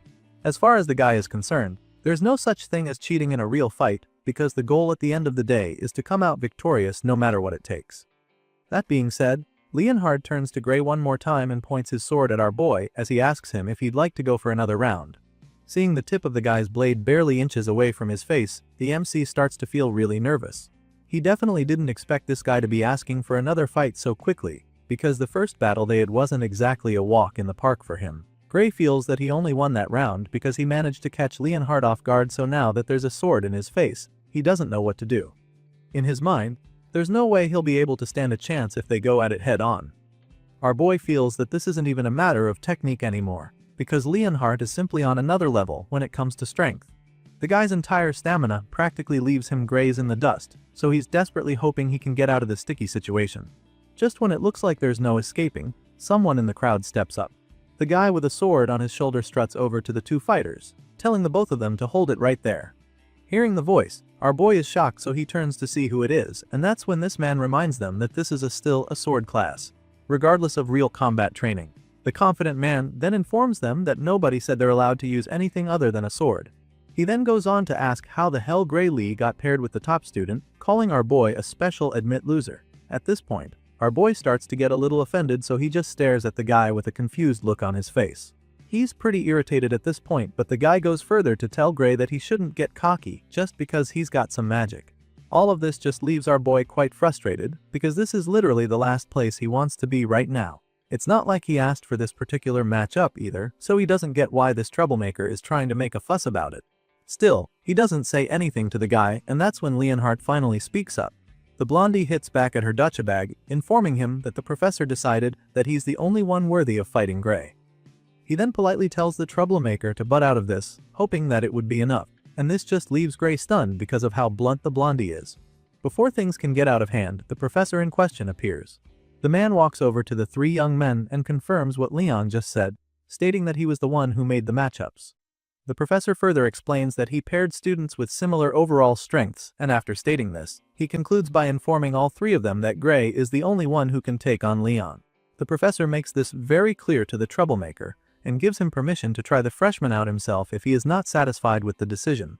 And just like that, he gives the annoying student the opportunity to be Leon's opponent, but only on the condition that he's able to defeat Gray. Sure enough, the cocky senior is very confident that he'll be able to take down our boy, so he happily accepts the challenge. Bro is so sure that the freshman will be no match for him, so he starts bragging about how he beat the examiner to get to this stage. That being said, he feels insulted that they would lump him in with those who barely scrapped a pass in a tie. He hates the fact that they would put him in the same category with someone who couldn't pass at all, and so, he's determined to prove a point. Hearing this, Leonhardt starts pondering on the matter. The troublemaker is judging Gray by his admission category without even knowing his true strength, which he'll soon find out is a big mistake. Leon finds it amusing that he guy can be thinking this way, but he's not too surprised because it's just like looking at the old him. That's exactly how he used to think regarding the hero. But then again, he honestly feels that this whole thing is a good chance for the young hero. As far as he's concerned, our boy's power deserves recognition. But more importantly, he's very pissed that this guy just interrupted his time with Gray. All of a sudden, Leon's face starts to get really scary. The guy starts boiling in rage and a murderous look gets plastered on his face. The troublemaker sees this but doesn't think much of it at first, but then, after a couple seconds, he starts to panic because now, he can see just how pissed Leon is. He has no idea why the blondie is so furious, and it's kinda messing with him already. Meanwhile, the professor tells them that they are free to use their swords if they don't feel like working with the real combat rule. The man lays down the rule and then asks Gray if that's okay with him. Hearing this, our boy just starts to feel the pressure, so he doesn't even have any clue how strong his opponent actually is. But if he got into the academy through regular exams, this won't be easy. Our boy takes another look on the guy's face and concludes that this opponent definitely got better stamina and strength than him. Even with Gray's master's brutal training, he still knows that he can't beat years of proper nourishment and conditioning. Our boy admits that he's not that confident in his skills, but then again, it's not like he will get expelled if he loses the battle, so it's a risk that he's willing to take. He asks the professor just to make sure that he's safe, and the man assures him that this is just a class practice. Even at that, the professor still tells the both of them not to go easy on each other. After hearing all the confirmation, our boy immediately gets his head in the game. He takes out his sword and gets into battle mode just like his cocky opponent, who is equally ready for the duel. Once both students are armed and ready to clash blades, the professor signals the start of their duel, and the challenger doesn't hesitate to charge at our boy. He dashes over to the hero with a murderous look in his eyes. He feels that it's finally time for him to put the special admit in his place, so he yells at our boy, telling him to know his damn role. Sure enough, Gray blocks the hit with his own sword, and that marks the start of an intense sword fight.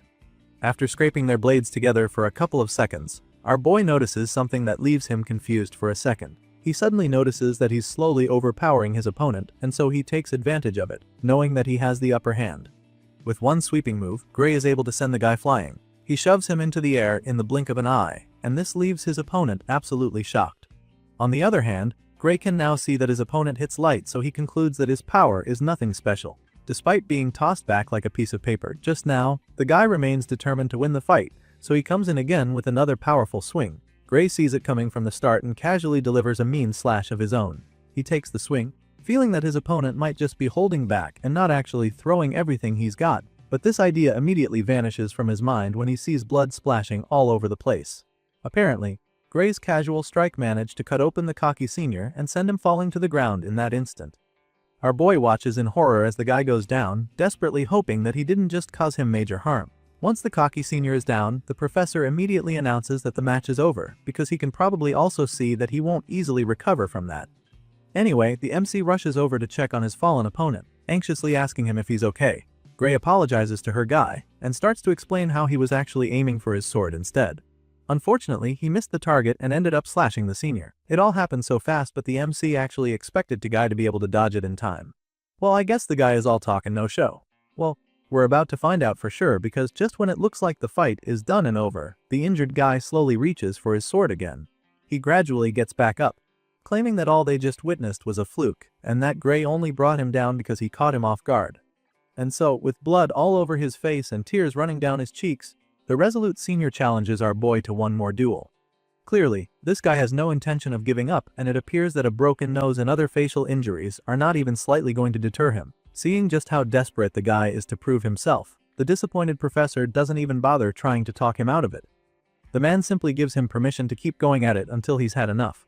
At the same time, other students at the back are starting to get worried about the challenger, because he looks like he's in a great deal of pain. Well, it's looking like pain is just fuel for this guy, because right after getting back on his feet, he charges at the MC with his sword once again. Our boy sees this attack coming from a mile away, but he's not even slightly dazed by it. He already knows that he can take anything that this guy throws at him, so he just stands there, bracing himself for another round of clashing swords. A few moments later, we see Gray looking really worried with guilt written all over his face. And so now, the cocky senior is completely unrecognizable since his entire face is swollen from all the beatings. At this point, it's just so embarrassing that even the professor can't take it anymore. He covers his face in shame and finally decides to stop the fight before the senior gets himself killed.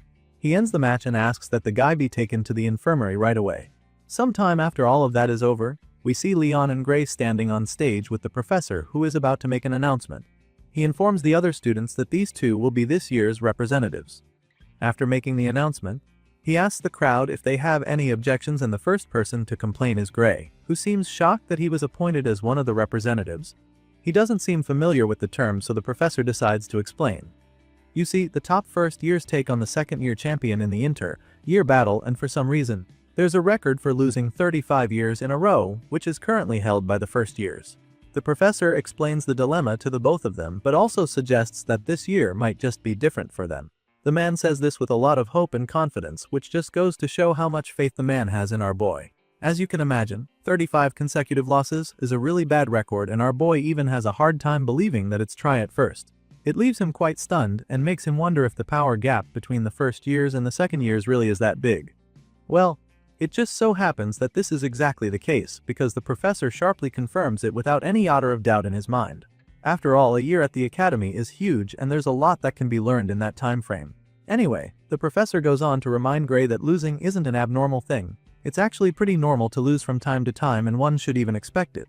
That being said, He's almost 100% sure that history will repeat itself once again, so he assures Gray that it would truly be impressive enough if he even manages to put up a decent fight against his direct seniors.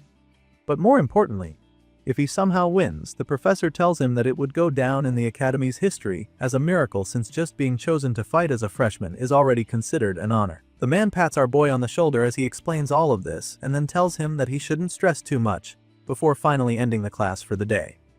Even after the professor leaves, our boy still finds himself pondering over what the man said. Since the man told him not to stress over it, he figures that the inter-year battle might not be as serious as he thought. Regardless, as a Divine Eye special student, he knows that this is the perfect chance for him to prove that he can actually fight, and so he makes up his mind to train hard for the upcoming competition. The scene shifts from here, and the next thing we see is a seemingly important faculty meeting among the Academy professors. With all the members still seated toward the end of the meeting, the headmaster moves on to the last agenda for the day. This last subject happens to be Professor Budra's proposal, and so the man in question doesn't hesitate to get straight to it. For some reason, the fat man in question suddenly proposes that the Divine Eye Specialist student, Amy White, he expelled. As you already know, Professor Ariel isn't going to just sit there and let that happen, but she quietly allows him to finish talking. This angry-looking fat man is Professor Budra, a professor from the magic department, and he seems to have beef with the red-haired lady and her special students. After listening to his proposal, Ariel is the first to respond, blasting him for even suggesting such a thing when she is the one in charge of managing the Divine Eye students and not him. Clearly, Professor Budra doesn't respect her, so it's no surprise that he hits back at her, claiming that she is the main problem. He then goes ahead to remind all the members of the faculty present that Amy White failed the third year's advancement exam, and how she got to stay in spite of that, because she is a special admit. Apparently, that didn't sit well with Professor Budra, because he's still trying to get the girl kicked out of the school. Every other student who failed the exam was expelled, so he'd like his colleagues to assess and tell him if it seems fair to them that Amy gets to stay. Of course, none of them can actually support the fact that the girl in question got to remain in the academy, but they don't say anything either because they know that Professor Ariel would have a response. Sure enough, the red-haired lady answers Professor Budra, reminding him that Amy White is progressing steadily toward top-class, world-level combat ability. She stands up for the girl, explaining that the student is unable to display her full power at the moment due to the harsh backlash on her body currently. As far as Ariel is concerned, Amy White would have passed the advancement exam with flying colors if she didn't suffer what she had to. The red-haired lady makes this very clear to the board, insisting that the girl needs to stay, but of course, Budra refuses to buy this. In his mind, Professor Ariel is just making excuses for the girl again, and he's truly had enough of it. But he's not even the only one, because another member of the board suddenly chimes in to discredit Ariel even more. He mocks her statement and accuses her of making a useless student look like some hidden prodigy. This bearded man doesn't look like he's even slightly moved by Ariel's statements, so he suggests that she stop spouting that fantasy of any White having secret powers. He clearly doesn't believe it, and neither does half of the board, but the red-haired lady insists that it's the truth. Professor Ariel can already sense that she's losing support very fast, so he tells her colleagues that Amy White has improved so much that she could gain full control of her powers any day now. Still, she tries to make them understand that pushing the girl too soon might make her lose the chance forever. Despite her best attempts to sway the faculty board, this bearded man is bent on thwarting her efforts. He's not hearing any of it, and even sounds even more pissed when she says this because she's already used this same excuse before. From the look of things, he concludes that Professor Ariel is planning to leg someone who can't meet the Academy's standard to just stay here indefinitely. He throws the allegation her way, but she immediately hits back, reminding him that the Academy exists to nurture exceptional talents. As far as she's concerned, kicking out someone gifted just because they don't fit neatly into a system defeats the whole purpose. Professor Budra just smiles mischievously when he hears her talking about talent. He seems to find it pretty amusing that she thinks Amy White actually has talent. Maybe the special admits were impressive in the old days, but right now, Budra is convinced that the current batch is just full of failures. Amy White, Bella Albright, Jacob Bloomfield, and the rest call into this category, and so Budra feels that Ariel might be the real problem. To him, it's starting to look like the Great Divine Eye is losing its keenness, because of how much the special admits are struggling these days. Of course, the bearded man right next to Budra agrees, suggesting that it might be time to consider abolishing the Divine Eye program entirely. They both burst into laughter after this, but Ariel is completely shocked at their suggestion. She can't believe that they would actually want to abolish the program, so she snaps at them, wondering what the hell they're thinking. Sadly, these men mean every word of it and are determined to convince the board that it should be scrapped. Budra points out how the program was established ages ago by the Academy's Founders Council and explains that it can be abolished the same way if over half the faculty agree to the idea. Apparently, this is the rule, and the fat man doesn't hesitate to remind the red-haired lady how things work. She's still trying to tackle Budra when she gets attacked by another member of the board. The man with the mustache chimes in, suggesting that the current Divine Eye students don't impress him either, and even though he's heard that Bella Albright has improved, he still doesn't think that it's a major achievement. Besides, her mana capacity is also very questionable, so he's not exactly keen on letting someone like her remain in the academy. At this point, it becomes clear to Ariel that she'll have to work a lot harder if she wants to win the board over. Despite being cornered, the lady still tries to protest, but before she can even get a word in, a much older professor cuts her off.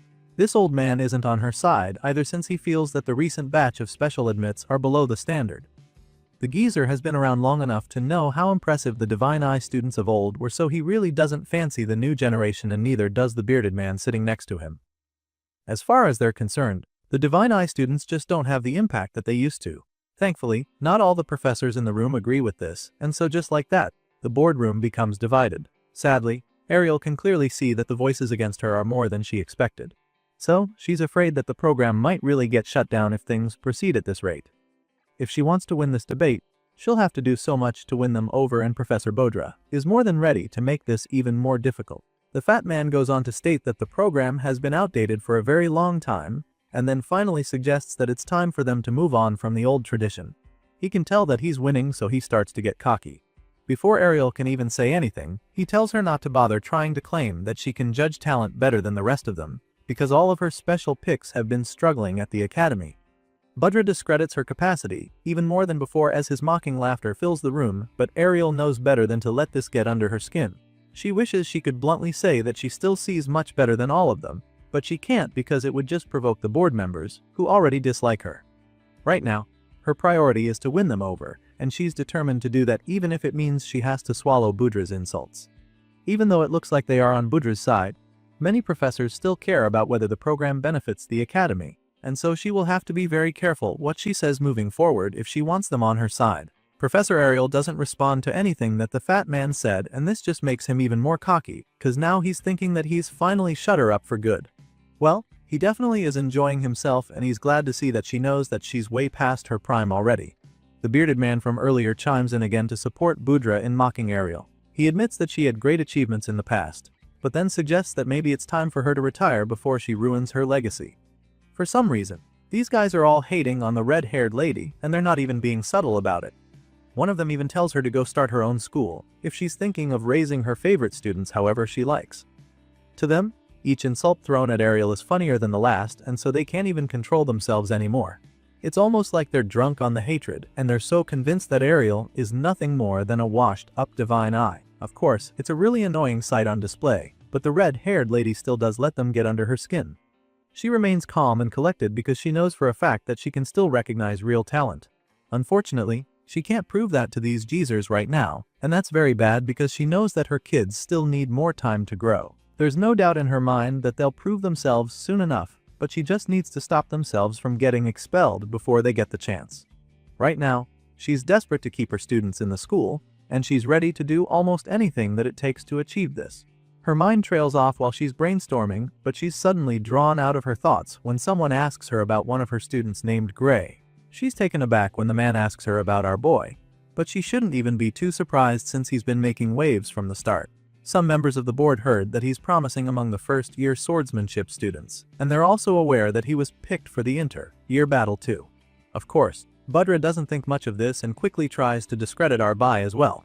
And what better way to do this than by setting him up in an unfair matchup?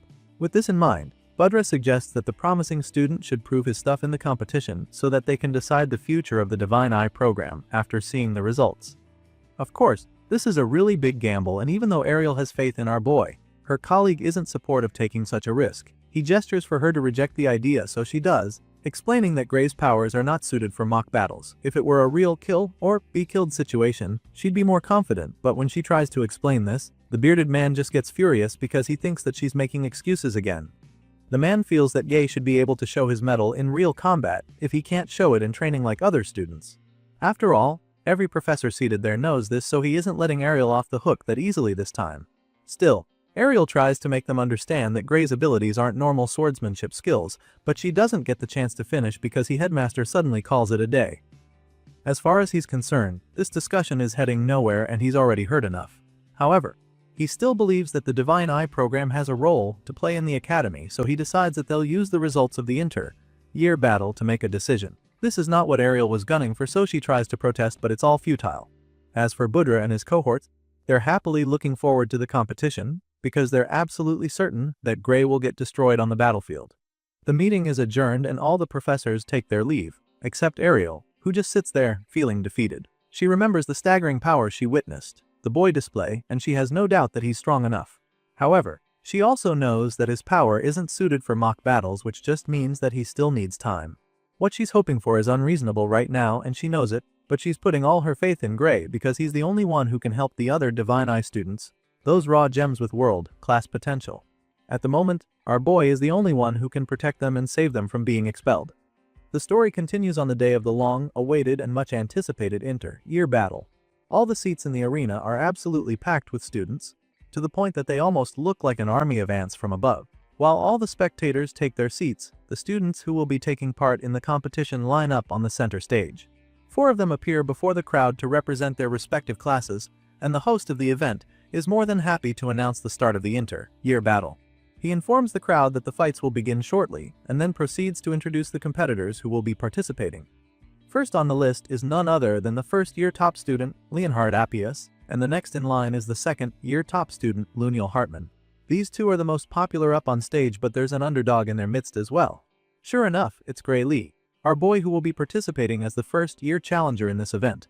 Of course, he's not the only new cat in the mix because another student named Deeble Redardle is introduced as the second-year challenger. As soon as Deeble is introduced, our boy realizes that the crazy-looking guy with a sick appearance is the same one who jumped him out of nowhere in the hallway some days back. And so, you can imagine how nervous he gets when he realizes that this is the psycho that he'll be up against for the inter-year battle. Gray is still trying to wrap his head around what the hell is going on when the announcer starts talking again. The man assures the crowd that they are about to witness what these warriors are truly capable of, and this definitely gets them excited. But the most excited person in the stands right now is Professor Budra, who can't wait to see Gray's downfall. Leon takes a look at the stands and is truly overwhelmed by how many professors came around to observe the showdown. And so, this makes Blondie wonder if this is always how the inter-year battle is. He expresses his confusion to Luniel, the second-year top student, and the dark-haired guy admits that the competition hasn't always been this anticipated by the teachers. Apparently, this is a first because before now, only 3 fencing professors bothered to even show up. That being said, the second-year student can't help but wonder why there are so many professors present this time. In that moment, a wave of realization suddenly hits Leon. The Blondie figures that the teachers probably came around in numbers because they're curious about Gray Lee. It makes perfect sense, since the guy has been making waves since he arrived at the academy. A small smile creeps up on his face as the thought lingers in his mind, and it just makes him conclude that the old geezers certainly have excellent taste. Meanwhile, Luniel notices the Blondie freshman smiling to himself, which makes him wonder if Leon has always been this weird. Anyway, it appears that Professor Budra heard what Leon just said about their reason for coming, and the fat man loudly confirms his guess. Budra speaks for many other professors there, admitting that they came to witness the final battle of the Divine Eye Special admits. This comes as a shock to the students in the stands since they obviously aren't up to date with the politics among their teachers. Anyway, the thing that really gets our boy's attention is the fact that Budra said this would be the final battle of the special admits. He doesn't get what the man means by that, so he expresses his confusion, asking Budra what he means by that. At this point, the chubby professor gets even more excited because clearly nobody told Gray the stakes involved with this competition. And so, he happily informs the young hero that the Divine Eye program is being abolished. Of course, this comes as a shock to the MC, and he doesn't even pretend like he's not horrified by the news. Right now, he's absolutely desperate to be told otherwise, so he turns to Professor Ariel to hear from her. He asks the red-haired lady if what Budra says is true, but she's reluctant to answer him. She just stays quiet with a look of helplessness laced all over her face. She knows that telling Gray the truth would make him want to push himself to the limit. And if that happens, there's a chance that he'll use that dark, mysterious power within him that she's been trying so hard to hide from everyone. Right now, that's the last thing she wants for him, because if he uses that power in his current state, it could actually kill him. So, with all of this in mind, Professor Ariel finally decides what to tell him. She takes a deep breath to calm herself, and then without mincing words, she tells Gray that Budra is lying to him. She tells our boy that the fat man is just trying to mess with his focus, and then encourages him to keep his head in the game. She tells our boy to just fight and not let their words get to him, which leaves him and the other contestants pretty puzzled. Gray is stunned for a second when he hears this, but it's also quite a relief for him. Gray believes her and takes a moment to process her words before immediately regaining complete focus. From the look on his face, you can tell just how determined he is, and even though Ariel's little stunt seems to be working, Budra refuses to be moved by her gimmick. The man simply scoffs, feeling confident that Gray still won't win, so he tells them to do whatever. After all, he believes that they're just going to embarrass themselves at the end of the day. As far as he's concerned, Gray is definitely going to lose, and once that happens, other professors will finally realize that the Divine Eye Ariel's sight isn't as keen as it used to be. And so, just like that, Professor Ariel once again puts the future of the Divine Eye program in Gray's hands without telling him what he's up against. Thankfully, our boy is feeling more motivated than ever because he's definitely not going to let Budra's insults slide. He makes this very clear to the fat man, who is taken aback by his audacity. Gray doesn't really care if the man insults him or makes fun of the students, but what he will not take lightly is Budra talking down on Professor Ariel's judgment. The freshman boldly hits back at the annoying professor, and even Ariel is shocked at how fearless he is right now. As you can imagine, Budra isn't as patient as the red-haired lady, so he is immediately offended by Gray's tone. It makes him wonder what kind of strength Ariel's eye must have picked up in him to make him so bold. Anyway, Budra is still convinced that the freshman will fail woefully once the battle starts, so he tells Gray to get ready to lose. Budra and several others are convinced that he doesn't stand a chance, but all of this is just fuel for our boy, who relishes the challenge presented to him. The red-eyed hero hits back at the professor one more time, telling him and his cohorts to watch him prove them wrong. Of course, such a slick response quickly gets under Budra's skin, and he instantly loses his cool. The fat man is absolutely furious at how arrogant the boy is and almost charges at Gray by himself, but his bearded colleague holds him back in time, urging him to calm down. Once all that drama is over, the moderator of the inter-year battle calls on the contestants to take their positions. He tells them to split up and go with their teammates, so they do just that. Gray did talk big just now, and he sounded really confident, but Ariel still can't help but feel worried for him. She definitely appreciates his trust in her, but she's really anxious because she has no idea what he's planning to do. She feels that it would even be better if he was fighting the top student Luniel, because his practical swordsmanship might give him a slim chance, but that's not the case. You see, the reason the red-haired lady is panicking so much right now is because our boy has been matched with a terrible opponent, Deeble Redardle. Apparently, this psycho looking is just as bad as he looks, if not worse. Bradley rewired his brain surgically, boosting his reflexes to inhuman levels, so now the twisted fighter is practically a living weapon just waiting to be unleashed. As far as Ariel is concerned, Deeble is the worst possible matchup for Gray's ambush tactics, which is why she's extremely nervous. Right now, she's desperately hoping that the MC isn't planning to use that ability against Deeble during the fight, because it's definitely not going to work. Just before the battle is about to commence, she calls out to Gray from the stands, and when he turns around, she tells him not to worry about her. She also begs him not to push himself too hard for the fight, and upon hearing this, he just flashes a small smile at her before telling her that he knows all this. After putting the fighters in their positions, the moderator informs the crowd that they will be starting with the top student match. So, he calls on the representatives to step forward. Once they're in the middle of the ring, facing each other, he gives them a few instructions, explaining that the arena is surrounded with protective magic to prevent fatal wounds, and so, this means that triggering their opponent's safeguard will count as a victory. After explaining this, the man tells them to fight as if this is real combat, because that's the only way to win. Luniel understands the rules already, so he looks ready to begin, but Leon is a little hung up on the fact that they're expected to fight like it's real combat. Unfortunately, there's no time for him to dwell on that thought because the instructor immediately calls for the start of their battle.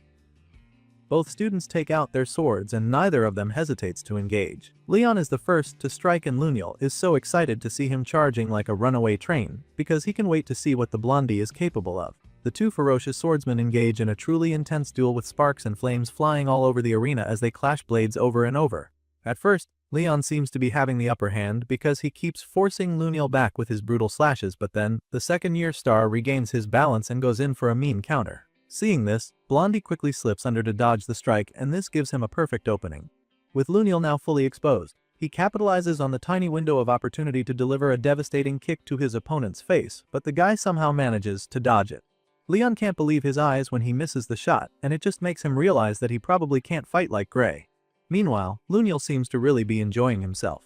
The guy commends Leon for being really good for a freshman.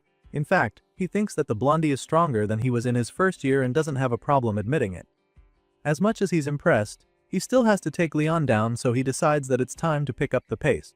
The guy says this with a really cocky grin on his face, but Leon seems to be straining already, which makes the second year think that his opponent might have trouble keeping up. Leon had his chance to land some big blows, but he couldn't. So now it's Lunel's turn and he doesn't have any intention of missing his shot. He goes after Leon with a barrage of sword slashes that force the blondie back. Sure, he manages to block all of them, but the intensity eventually gets too much, so he pulls back to create some space and catch his breath. At this point, the dark-haired senior has enough time and space to unleash a devastating strike that would surely seal the deal. Leon sees the terrifying surge of power growing out of the blade and is instantly horrified because he knows he can't stop it. Sure enough, Lunel blasts him with it, but it doesn't kill him thanks to the protective magic of the arena. However, a blast of that magnitude is powerful enough to trigger Leon's safeguard, which basically signals his defeat. Once this happens, the moderator brings the fight to an end, announcing that Lunel is the winner of the top student match. These two students respect each other, so there's no hard feelings. Leon thanks Lunel for the match, and the senior returns the gesture, admitting that it was a really nice match. The blondie makes his way off the platform and the moderator announces that it's time for the challenger match. He asks the representatives to step forward and our boy swaps places with Leon. The two freshmen pass each other and the blondie wishes Gray good luck, so he thanks the guy, knowing that he'll need it. Our boy gets up in the arena and with each step, he thinks about how serious this battle will be. If only he knew what he was actually fighting for. Gray already ran his mouth with the professor, so how he has to back up his talk. He's definitely nervous but also really confident because he's fought more hopeless monsters than he could come in his previous life. So, compared to that, he believes that this clash against a fellow student at the academy should be winnable. The hero pumps himself up for the clash and takes out his sword. He braces himself for the duel as he takes a battle stance, but his opponent is so creepy that it's unsettling. Deeble comes on the stage looking like a blood-thirsty zombie. He drags his word across the floor and marches over to our boy with a murderous look in his eyes. For this guy, it's only a matter of time before he fulfills the wish of his master, Professor Bradley. He's been brainwashed, and now, he can't wait to send Gray to meet the professor. We all know that Bradley Varian is dead, so Deeble is basically threatening to send our boy to hell. It's almost time for our boy to fight for the future of the Divine Eye program, and he still doesn't know how serious it is or how deadly his opponent really is. Just then, the moderator announces that it's finally time for the selection match for the inter-year battle to commence, and as soon as he starts the fight, Gray goes in with the first strike. He manages to take a swing in the blink of an eye, but Deeble Rodart casually blocks his extremely powerful blow. This zombie, like warrior, stops his attack like it was nothing, and this leaves our boy shocked because he can't believe it. He didn't know what this psycho was like on the battlefield, so now he's starting to rethink a lot of things. Our boy is so stunned, but he quickly snaps out of it when Deeble forces him back with a terrifying counter swing. The force from Deeble's strike was so heavy that Gray can still feel the tremendous vibrations from his own sword, so now he knows that he has to be more careful during this battle. Professor Ariel did tell him that Deeble's reflexes were booted, so he can understand why the guy managed to block his blistering strike, but after feeling the force from the heavy counterattack, he's starting to wonder if the guy had his arm strength buffed as well. Just thinking about this leaves our boy torn, because the odds are really stacked against him. With this much difference in power, Gray is afraid that none of the trucks he pulls will work. So now the big question on his mind is how the hell is he supposed to fight such an opponent? It's looking pretty bleak for our boy, right? But he refuses to just give up because he knows that there's still one skill move he can use. Sadly, this trump card of his comes at a cost. In order to use the skill, he'd have to use the dark power inside him that Professor Ariel explicitly warned him not to use. Before the fight, she told him not to use the power under any circumstances because he might die. At least, if he can't beat Deeble. The worst that would happen is that he'd take his loss and move on. Gray assured the professor that he wouldn't use the power, which relieved her, but she went ahead to explain things to him. The tournament is important, no doubt, but it's not worth his life, and she made this very clear to him before the fight. Besides, the arena's defensive barrier won't hold against it, so he might even end up killing his opponent if he uses it. There's just way too much risk involved in using that dark power, so our boy ultimately decides to keep his word and not use it. While he's pondering on all this, Deeble lunges at him to finish him off. You see, the truth is that Gray is actually willing to risk his life if it means that the Divine Eye program is on the line, but what he can't risk is the possibility of killing someone at a school tournament. With this in mind, our boy gets his head back in the game and decides to take Deeble on with all the combat skills in his arsenal. The psycho delivers several strikes, but Gray blocks all of them and begins to make some attacks of his own. Of course, Deeble's reflexes are sharper than ever, so he's able to counter Gray's strikes with ease. Seeing this, our boy is a little intrigued. He's noticed that Deeble's movements are weirdly simple, which is unexpected from someone with his physical stats and reflexes. On paper, this zombie psycho shouldn't even have to break a sweat to take Gray down, but for some reason, he's not doing anything spectacular. It's almost as if he no longer wants to win the fight just yet, and Gray can sense that something is off. Obviously, Deeble isn't lacking in technique, so our boy concludes that the guy is holding back for some reason. Deeble hasn't really made our boy struggle, so he can't help but wonder what the guy is planning right now. He's still trying to process what game the psycho is actually playing, but before he can come up with an idea, the guy sneaks up on him with a terrifying ambush. The hero doesn't see the attack on time, and by the time he realizes it, Deeble is already too close to him. He tries to move back in order to create some distance between them, but he trips due to the pressure, and Deeble immediately closes the gap between them. By this time, Gray is already falling on his back, but the swift psycho is also thrusting his sword at his face. Our boy sees the tip of the blade coming at him. It's inches away from his face, so he already knows that he won't be able to dodge it. Still, he doesn't give up completely, so he somehow manages to block Deeble's thrust with his own sword. Gray is absolutely stunned when he opens his eyes to see that he blocked the strike, because he feels that he definitely shouldn't have made it in time. Now that he's bought himself some time, he takes a big swing of his own that forces his opponent back a few steps. Gray still doesn't understand how he was able to block the last attack, and it makes him wonder if Deeble weakened his attack on purpose. The staggering student stops moving forward a second after Gray pushes him back, and that's when Professor Ariel notices something off with her divine eye. She senses an ominous energy coming out of Deeble's body, and after taking a closer look, she sees a dark purple flame burning where his heart is supposed to be. The sight sends chills down her spine because now, she's afraid that this fight might be too one-sided. She expresses her concerns to the other professors, but Budra is the first to snarl at her. None of them seem to think that the matchup is too unfair for Gray. Rather, they feel that the second years this year have quite nasty personalities. They can all see that Deeble is the stronger of the two, so they're surprised that the guy keeps dragging the fight out even though he could end it whenever he wants. Budra and his bearded friend agree with this too, but they're not bothered about that since they're enjoying the show. As far as they're concerned, the Divine Eye student has his hands full just trying to block Deeble's attacks, and yet he won't surrender. That being said, they feel that it just proves Gray is not strong enough to compete. Budra chimes in at this point, suggesting that Gray already knows that the Divine Eye program is about to be abolished, and is just trying to make the decision easier for them. The fat man continues to mock Ariel and her students, claiming that the entire program is going to turn into a total mess if they keep on waiting. All those backing him burst out laughing, feeling that he's right about this. They assume that Gray is helping them prove their point, so they joke about what a considerate student he is for thinking of the Academy's needs. Unfortunately, our boy is still having a hard time in the arena. He's struggling to keep up with Deeble's ruthless barrage of attacks, so Professor Budra is happier than ever. Just then, Professor Ariel shouts for them to end the fight, informing them that it's too dangerous, but of course, Budra is having way too much fun to agree with her. He snaps at her the moment she says this, asking her what exactly is so dangerous about the fight, because the last time he checked, this was supposed to be a mock battle. His bearded colleague supports him on this one, butting in to make Ariel look like she doesn't know what she's talking about. With a condescending look on his face, he reminds the red-haired lady that the arena is covered with a powerful protection spell. He assures her that any attack that would cause fatal injury will be blocked automatically, and explains that this is the reason why students are allowed to fight seriously without fear of getting badly hurt. Obviously, this nosy geezer is just trying to piss her off, because just like all the other professors there, she knows exactly how the protective spell in the area works. In fact, she knows more than they do because they aren't aware that the protective spell has its limitations. Anyway, the man keeps trying to make her look stupid, suggesting that she has another reason for wanting to stop the fight. At this time, we see that our boy is struggling even more. He's trying really hard to hold his own against the ruthless psycho, but it's getting a lot harder. Meanwhile, Ariel is already fed up with their annoying statements, so she hits back at the troublemaker. She informs the bearded man that she knows all about the protection spell, and then makes it clear to him that it won't be strong enough to safeguard Gray from Deeble's next blast.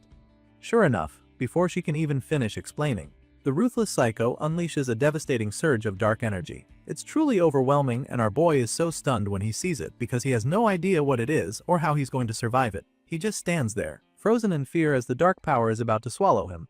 Professor Ariel is equally horrified by the sight before her, and she can't do anything either, so she just looks on in fear. At this point, it looks like our boy is finally done for.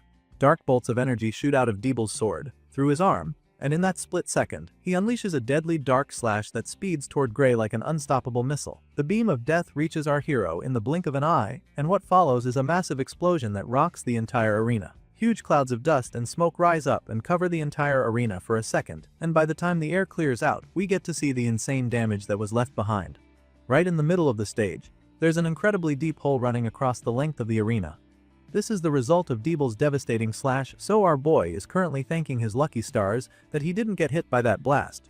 This dark beam of death missed him by mere inches, and just as Ariel feared, it tore right through the arena's defensive barrier with so much ease. For the first turn all day, Professor Budra actually feels scared because of how terrifying the display was. He looks up at the barrier that has now been breached, and the expression on his face is nothing short of pure horror. He can't believe his eyes, and neither can any of his colleagues sitting next to him. They all just stare at the destruction with their jaws dropped to the floor, and Ariel doesn't hesitate to remind them that she warned them about it. Right now, the broken barrier isn't even her biggest concern. I mean, the deed has been done already. Her main fear now is what kind of damage Deeble might cause next. She curses Bradley for experimenting on the poor kid, and she can't even believe that the twisted scientist actually planted something that dangerous in a student. It's just way too sinister for her to stomach. Anyway, while the other professors are busy gasping and staring at the damage, she takes the initiative and attempts to fix the shield. Ariel pumps in a lot of magic, hoping to repair the dome, but the barrier is just way too strong for her, and she's unable to use her binding magic on it. You see, this harsh reality is actually a very serious situation, but none of the other professors seem to know just how dire it is yet. Ariel raises the alarm as soon as she realizes what's coming, urging them to disable the barrier immediately because this is an emergency. She shouts for the tournament to be cancelled right away, explaining that this is no longer just a swordsmanship test anymore. Unfortunately, her colleagues are still too stunned to actually react, so while they're still trembling like leaves, she calls out to Gray and tells him to run for his life. She knows that stopping the fight from the outside is going to take a while, so she urges him to try to buy himself some time. As far as Ariel is concerned, this is the best course of action in this emergency situation, but the hero doesn't seem to understand why she would tell him to run. There's a lot tied to this fight, and he doesn't really think running away like a coward will do any good. Well, that's until he almost gets his head blown off by another death beam. At this point, he's dodging everything that Deeble is hurling at him, but he knows that he can't keep this up. Even though he wants to get away from the psycho killer right now, he knows that he can't really run away because if he turns his back on Deeble, he'll be killed almost immediately. While our boy is trying to survive on the battlefield, we see that the students and professors in the stands are also starting to feel the heat. You see, with the protective barrier now broken, Deeble's dark energy is now seeping out through the crack and hurting the audience. They groan in pain as the excruciating waves hit them, and Heathcote also notices this. For some reason, he's not really affected by it, but he's still pretty concerned about the others. The professors finally cast a spell to sort this out, but he knows that it will take at least 30 seconds before it reaches the guys in the stands. As far as he's concerned, that's way too slow, so he decides to take a drastic decision. It's still pretty early to try that move, but he believes that Gray should be able to pull it off regardless. With this in mind, he calls out to his student, telling him to think of his body as the sword. He tells Gray not to swing his sword, but to move his body with that power within him. Meanwhile, the boy in question is still jumping all over the arena to avoid getting blown to bits, so he's pretty confused when Heathcote suddenly tells him to think of his body as a sword. It's definitely not going to be easy, but if his professor says he can do it, then he has no choice but to believe it. With this in mind, Gray assumes the place of the single blade. He focuses everything into the sword, and all of a sudden, we see the power flowing into the blade. On the other side of the ring, Deeble charges up with another terrifying blast, but Gray remains unfazed. He unleashes the blast, but our boy dodges it in the blink of an eye. Seeing how easy that was, Gray initially begins to wonder if Deeble was always this slow, but then, he suddenly realizes that he's the one who's now way faster. And so, just like that, our boy decides that it's time to blow some shit up too. Gray infuses the dark energy into his sword, and the blade immediately starts glowing with ominous red flames. He points the sword at Deeble, and with a stern look in his eyes, he unleashes the blast. The powerful death beam speeds toward his psychotic opponent in a flash, and as soon as it hits him, a huge explosion follows. The Big Bang sends Deeble flying like a leaf, and our boy finishes the strike by slamming him into the concrete wall of the arena. Of course, the professors are still watching the match, so they're pretty taken aback when they see that Gray managed to break through the defensive barrier with that attack. He basically used his opponent to smash through the dome like it was nothing, and Professor Budra is having a hard time wrapping his head around what he just saw. Even his bearded colleague looks pretty rattled as well. I mean, the guy is just as shaken as everyone else in the stands, so he begins to wonder what kind of fight he's watching right now. Just like all the others who still have their jaws dropped, Professor Heathcote is quite stunned by the display before him. There's a gaping hole in the thick wall of the arena which just goes to show how insane the impact was. As such, the man is pretty worried, wondering if the other student is even okay after taking such a hit. Sure, Deeble is one tough nut to crack, but after seeing him take such a hit, they're almost certain that he is badly hurt. All those around start to scamper, desperately calling for the med team to come around ASAP. But while they're rallying and panicking, the psycho student in question suddenly comes out of the rubble. Deeble uses his fist to pull himself back up, and by the time he's back on his feet, the ominous power from earlier seems to have completely consumed him. His eyes are glowing with a terrifying glint and his whole body is radiating the dark mysterious energy that sends chills down their spines. Heathcote sees this and is absolutely horrified because he knows just how unbelievable the sight is. Not only is Deeble completely unharmed, but he's also managed to get even more powerful than he was at the start of the fight. The psycho killer roars in rage, suggesting that he's more than ready for another round. By this time, our boy can already see that he has a lot more to do. Thankfully, he's finally activated the power that would level the playing field for him. Seeing just how ferocious Deeble Rudartle is looking, the red-haired lady can already tell that the fight is far from over, so she calls out to our boy, urging him to stay sharp and keep his head in the game. Thankfully, our boy is already locked in and ready to slug it out with his insane opponent. He assures Ariel that he's focused, but just as he says this, he's faced with an absolutely devastating blast. The strike moves so fast that he's not able to do much despite seeing it. Deeble unleashes several tentacle-like attacks and our boy is forced to dodge every single one of them. Knowing just how deadly it would be if he got hit, it's definitely not easy for him, but he skillfully evades all of Deeble's attacks. While our boy is busy holding on for dear life on the battlefield, Professor Boudre remains absolutely terrified up in the stands. Apparently, the fat man didn't imagine that the fight would turn into something so dangerous, so every time the students unleash something powerful, his heart skips a beat. The man can't believe what he's watching because it's all so overwhelming. Luckily, not all the professors in the academy are as useless as he is, so while he's busy shitting himself, Ariel and the others keep attempting to repair the broken barrier. The red-haired lady is getting really impatient with them because she doesn't get why it's taking so long for them to fix the shield. She expresses her displeasure, and that's when they assure her that the barrier will be fully repaired in 10 seconds. Normally, 10 seconds is a pretty short time, but when you're dealing with a blood-thirsty psycho killer like Deeble, it can be quite long. Our boy has to avoid getting hit for the next 10 seconds, and it's definitely not getting any easier to evade the strikes now that Deeble is stronger than before. The guy throws everything he's got at our boy, and it's pretty clear now that this is no longer just for a victory. He's out for blood. Meanwhile, Gray continues to dodge as much as he can, but then it becomes too much when Deeble decides to stop using ranged attacks. The psycho opts to close the gap between them and forces the MC into a proper sword fight. By the time Gray sees the sword slash coming, it's already way too close, so he can't dodge it. He blocks it, however, and struggles to stay on his feet because of just how much force Deeble is putting behind it. Now, Gray is holding the guy back for as long as he can, but deep down, he knows that it's just a matter of time before he's eventually overpowered. As he desperately holds back his ferocious opponent, he gets to see the soulless look in Deeble's eyes. It's almost like the guy has been completely possessed, and with the speed and strength he has, our boy is almost completely certain that the guy is not human anymore. Deeble looks like a mindless killer at this point, and it's starting to look like our boy will break any time now. Just when it looks like the psycho is finally about to overpower Gray, he reminds himself that he's got something special within him as well. Deeble might not be human anymore, but then again, it's not like Gray is completely normal either. With this thought, he decides to shake off all the fear inside him and takes advantage of the mysterious power he possesses. The psycho attempts to force him down, but in the blink of an eye, he shoots into the air like a rocket and lands safely behind his opponent. At this point, Gray's entire body is brimming with that mysterious energy and his confidence is clearly back. Once he's created some space for himself, he tightens the grip on his sword, assesses his opponent's current position, and prepares to go back in with a more powerful strike. Looking at the madman closely, Gray is stunned to see that the guy doesn't have a single scratch on him, despite the fact that they've been going at it relentlessly for a while now. Even after all this, Deeble remains unscathed, so now, the MC is determined to take things up a notch. Deeble goes back in with a powerful attack, but Gray sees it coming a mile away, and casually blocks the strike with ease. His senses are a lot sharper now, so Deeble's attempt is just way too slow in his eyes now. Or so he thinks. Just when our boy thinks that he's gotten a hang of things, he receives a big shock. All of a sudden, he's hit with a nasty blow from Deeble, and it's so bad that it sends blood spewing out of his mouth and eyes. As you can imagine, Professor Ariel is absolutely horrified when she sees Gray take such a lethal hit. She screams in fear, not knowing what to do, and while she's busy panicking, our boy begins to think of a plan. Right now, he's afraid that he'll be done for if he does hit back, but he's just taken a really bad hit and so he's losing a lot of blood. In his current condition, the only way he'll be able to do anything is if he has more power at his disposal. Right now, it's a life or death situation, so he finally decides to take a drastic decision. Gray activates the mysterious energy inside him, and it gives him such a massive boost that he's suddenly able to slash Deeble's arms right off in the blink of an eye. The poor kid screams in agony as both his arms fall to the floor in a bloody mess, but the look on Gray's face is so cold that it's kinda scary.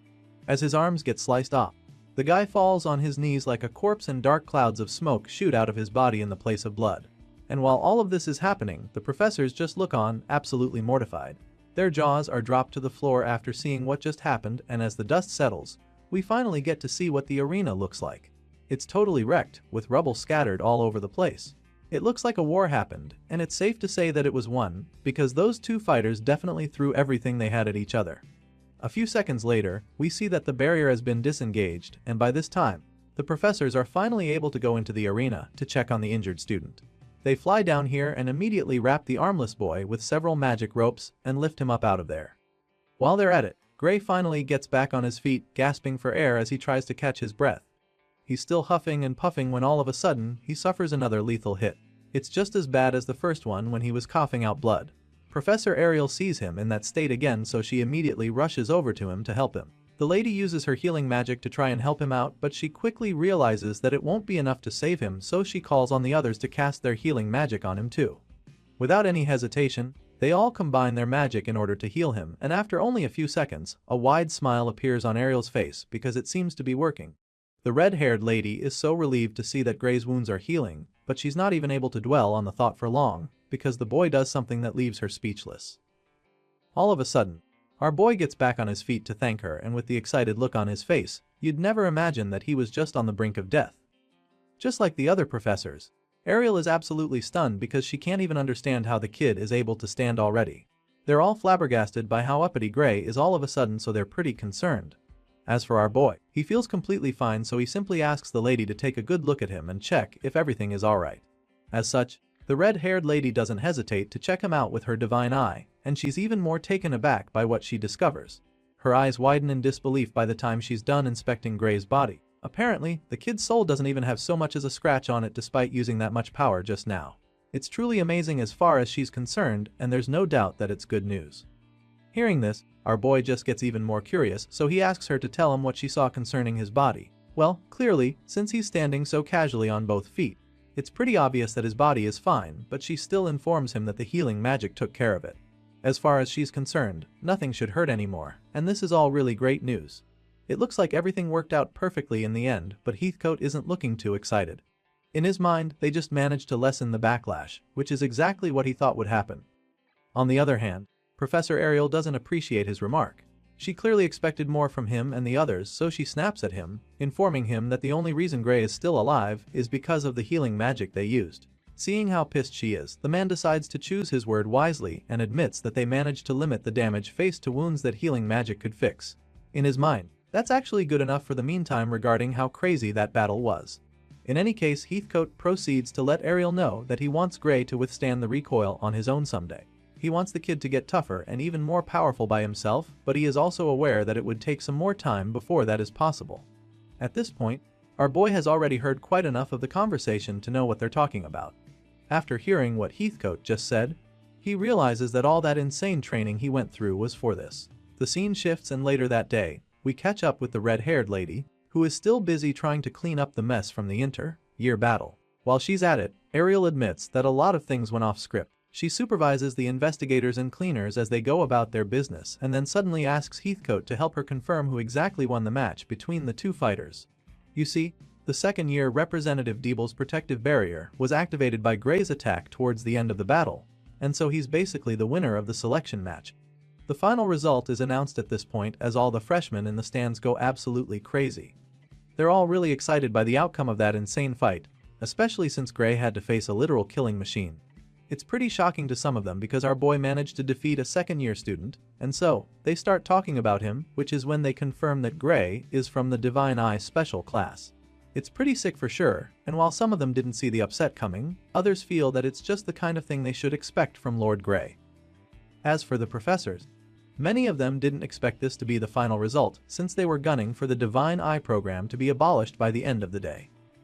Unfortunately for them, that's definitely not going to happen now, and on top of that, Professor Heathcote informs his colleagues that Gray winning this selection match means that the Divine Eye student finally helped the freshmen to end their 35-year losing streak in the inter-year battle. Gray was so impressive out there that Heathcote suggests that the win-loss record doesn't even matter anymore. After watching that fight, it's pretty obvious that the kid is talented enough, and he'd be so shocked if anyone still dared to say that Ariel's judgment was wrong. At this point, the chairman happily chimes in, claiming that the board has no choice but to admit that she was right after seeing the incredible show that Gray put on display.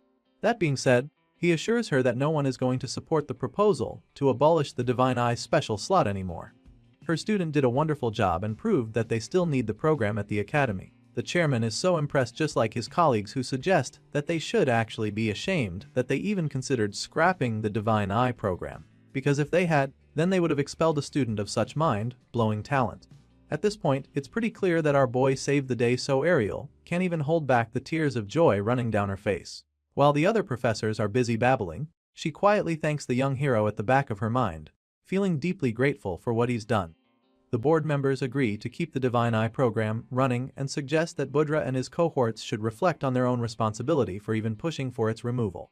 That's when all eyes turn to the fat man and his fellow conspirators, who are already sweating nervously because they know they're in hot water now. All the other members of the board glare at Budra and his followers, feeling really upset with them for almost making them do something stupid. It's really embarrassing for the fat man, and he can't take it anymore, so he tries to escape when the stairs become too much for him. Budra attempts to run away, claiming that he has other things to take care of, but of course, those who were supporting him all this while refuse to take the heat as well. They call out to him, urging him to wait for them as they run after him to get away from the angry eyes. Once the bad men are out of the picture, the remaining members of the board are free to make their resolutions.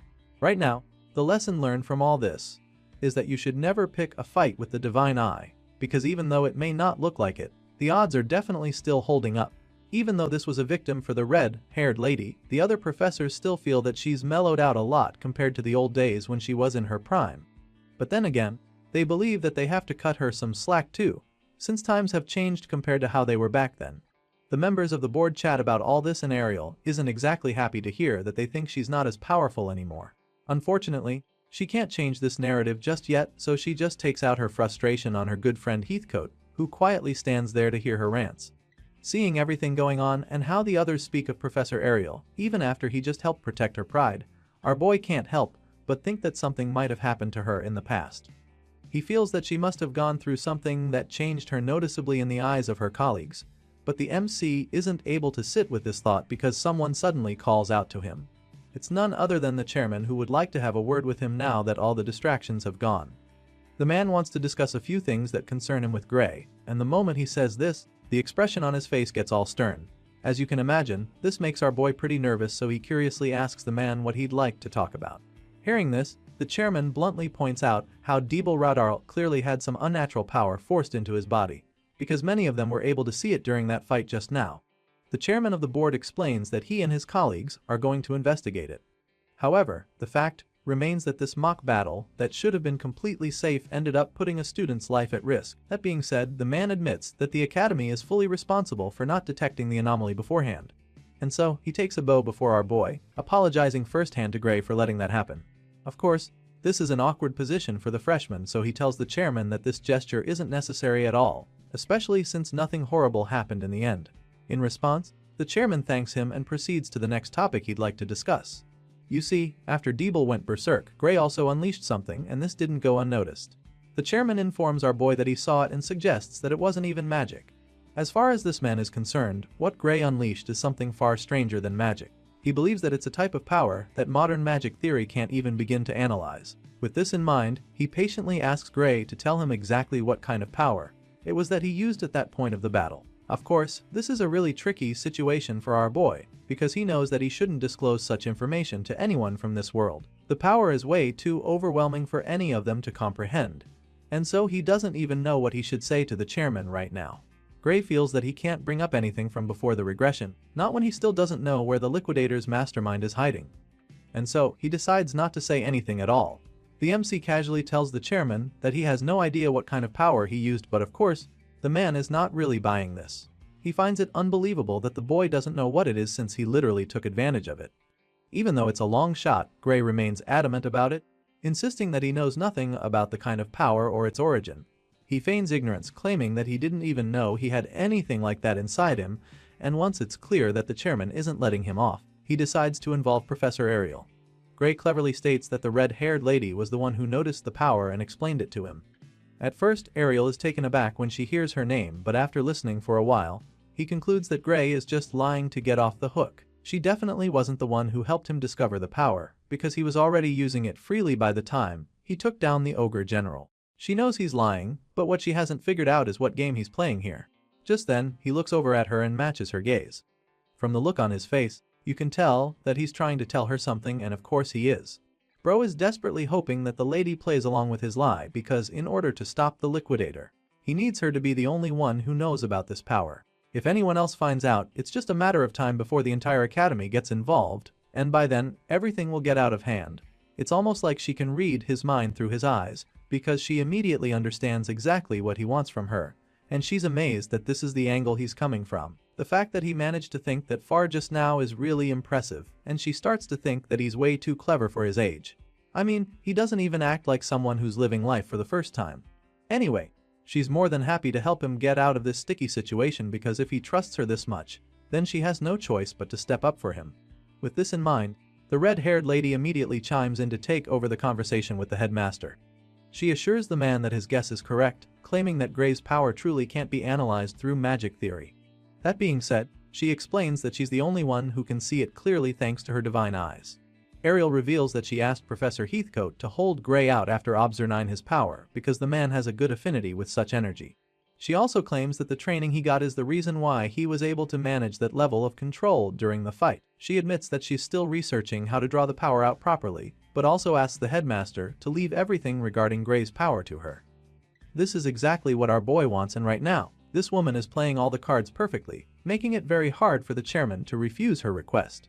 The headmaster takes a moment to process everything she just said so that he can come up with a response.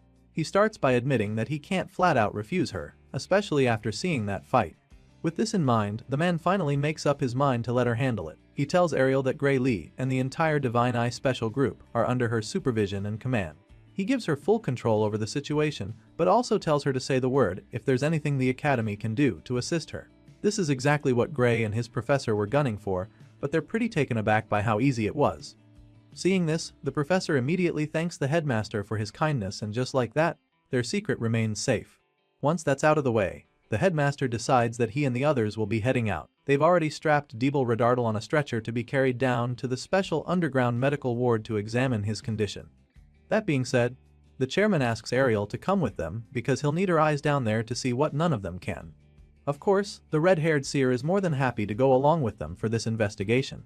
Later that day, we catch up with Gray and his professor in her office. She takes a sip of tea to relax before going ahead to tell him what they discovered in the underground medical ward. According to the analysis results, power that was used on Deeble was nearly identical to the liquidators. She lets Gray in on this piece of information, knowing how important it would be in their own investigation.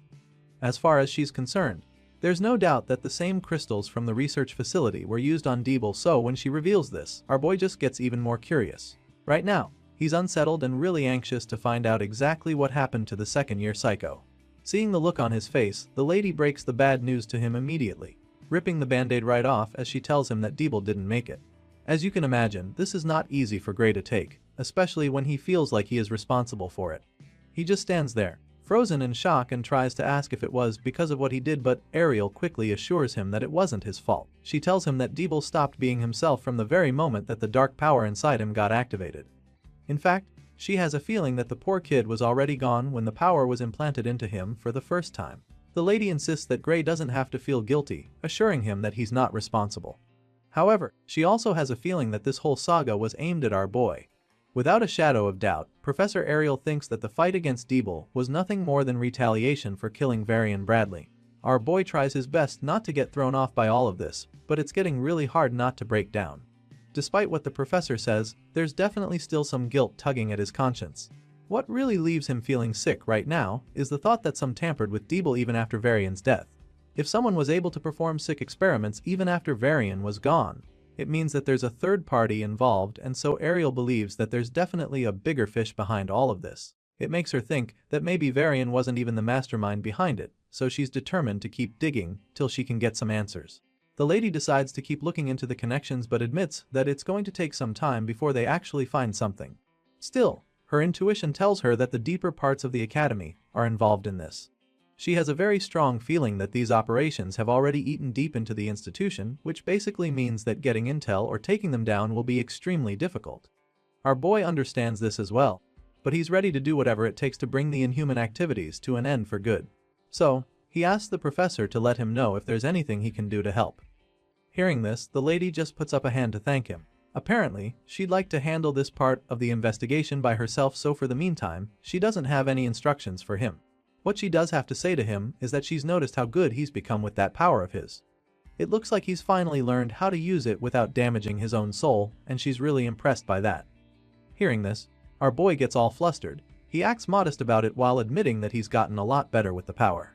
Sure, he didn't damage his soul, but he also reminds her that the recoil on his body this time was worse than before. Well, Ariel doesn't really think he needs to worry too much about this, and when she says this, he just gets confused. He doesn't get why she just said that, but that's when she reveals that Heathcote wants to move his training to the next level. Gray's face lights up the moment he hears this. He can't even hide the excitement and wonders if she's actually serious about it. Well, she is, because she feels that it's time for him to learn how to control that power way better than he can right now. The story continues with a scene of the hero standing in the middle of the training ground outside, but clearly, this isn't any regular training session. For some reason, the arena is filled with armored dummies on poles arranged in a circular motion, and Gray Lee is right in the center of it. He stands in the middle of the training ground with his sword in hand, and while he's still taking it all in, the professor calls out to him from afar.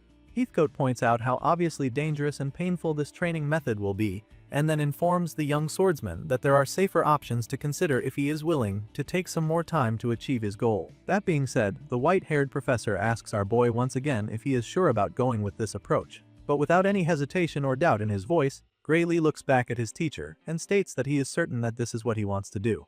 Upon hearing this, and after seeing how resolute the young swordsman is, Heathcote has no choice but to let Gray proceed. He tells our guy to get started with his training session, and so just like that, the hero braces himself for what's to come. Gray closes his eyes and takes a deep breath as he prepares to start, reminding himself that he is a single blade. He needs to do this to tap into that power, and so he reminds himself of that sensation from back then. As soon as he does this, the dark energy starts to swirl all over the blade of the sword. It starts to gradually form tiny little bolts until the entire blade is covered by the ominous red flame. Of course, this dark magic doesn't just cover the sword, but extends Gray's entire body from his arm, and so, in the blink of an eye, our boy is completely covered in it. And once he realizes that he's finally tapped into it, he decides that it's time to start this training session properly. His eyes start glowing with that ominous glint, confirming that he's entered beast mode, which is why he's able to absolutely destroy all the dummies surrounding him with ease. He shatters all the armors as if they're crackers and not steel, and he does this with a mind-blowingly rapid attack. Gray runs through the training ground, leaving a smoky trail of rubble in his wake as he wipes out every obstacle in his way, and as you'd expect, such a ferocious display leaves the onlookers pretty stunned. They're astounded by the mind-blowing speed Gray uses to do this, and all they can think about is how incredible it is. While most of them are flabbergasted, only one of them is more intrigued than amazed. It's the professor, Heathcote, who's watching intently as Gray does his thing, like he's trying to study the dark swordsman's technique. Meanwhile, our guy continues to slash and smash all the dummies on metal dummies gathered on the training ground with him, but then something truly unexpected happens all of a sudden. Just as our boy is about to deliver yet another devastating strike, he starts to bleed from all over his body. Blood gushes out all of a sudden as if he just got slashed with knives all over, and the pain that follows is so excruciating that he can't even stay on his feet. Despite this shocking event, Gary somehow manages to stick a superhero landing, but as you can imagine, this doesn't last for long because of how much blood he's already lost. For a second, it looks like he might actually be okay, but then our guy starts to feel really dizzy and immediately collapses on the floor, flat on his face, where he continues to bleed out. The guys in white who were standing on the sidelines appear to have been aware that something like this could happen, so as soon as Gray falls down, they light up and begin to activate recovery magic to help him. These healers use their magical abilities as a team to seal all of Gray's wounds and stop the bleeding in a flash. Right after they do this, the dark swordsman regains consciousness and is finally able to sit up. He's still pretty exhausted, so he just stays in that spot for a while and thanks them for helping him. After confirming that Gray Lee is fine, Professor Heathcote walks up to the young swordsman with a big smile on his face. He commends Gray on his display. As far as he's concerned, the guy is really looking good now. Feeling that our boy managed to even hold the power a bit longer than last time. That's definitely progress, so the professor is confident that Gray's body should gradually learn how to endure the backlash as they continue to practice. Meanwhile, as soon as our boy gets back on his feet, he notices something off with his right wrist. He didn't notice it back then, because he was so focused on completing his assignment, but now, he can feel the pain a lot more, which makes him realize just how much it hurts when he actually uses this dark power. He informs Professor Heathcote of this, expressing his concerns, but the man simply tells him that the pain and suffering he's feeling just means that he's now pushing past his limits. The white-haired man is very much convinced that they're making progress even though it's taking a toll on Gray's body. And on this note, he admits that he also understands that this training model is a bit excessive, so he reminds the Dark Swordsman that it's entirely up to him to decide whether or not he wants to continue with it. Heathcote gives Gray the chance to stop this insane training before it gets even more difficult than it already is, but as you can imagine, this swordsman is not a quitter, so without any hesitation, he informs the professor that he's going to give it another try, one more time before they close for the day. He says this with a determined look in his eyes, and Heathcote is probably about to send him in for another deadly round, but before that can happen, Professor Ariel enters the scene and stops them. The red-haired lady marches onto the training ground with a pretty disappointed look on her face. Heathcote and his apprentice are surprised to see her, and before they can even say anything, the lady bluntly reminds them that this particular training is limited to once a day. As much as she'd like to see Gray Lee fully master using this dark magic, she also doesn't want to see him get killed by it, so she refuses to let them continue. Of course, the excited swordsman feels that he can go one more round, so he protests, trying to convince the red-haired lady that his body is already completely healed. Besides, with the new method he's been using, his soul isn't even supposed to get damaged, so he doesn't understand why she won't just let him keep training. Seeing how eager he is to continue, Professor Ariel decides to explain the situation better to him. She confirms that physical injuries can indeed be healed with recovery magic, but also explains that there's more to it. Apparently, if Gray takes any severe damage again before his nerves stabilize, then it could throw off his senses when swinging a sword. She explains this to him, feeling that he should understand what she's trying to say better than anyone since he has actually experienced it in the past. Remember the scar that Gray got as a child from being bullied by Belder and the others? Well, the damage from that injury was the same reason why he was told that his swordsmanship would never improve. And this is exactly what Professor Ariel is trying to avoid. By letting him go back in with newly healed wounds and unstable nerves, she could be putting him in serious danger, and that's not a risk she's willing to take. Upon hearing this, Professor Heathcote immediately sided with Ariel. The white-haired man is pretty relieved that she won't let Gray continue, because even he isn't sure that he'd want to repeat this kind of training multiple times a day. At this point, our guy realizes that it's 2 versus 1 in this debate, and so he just stops protesting.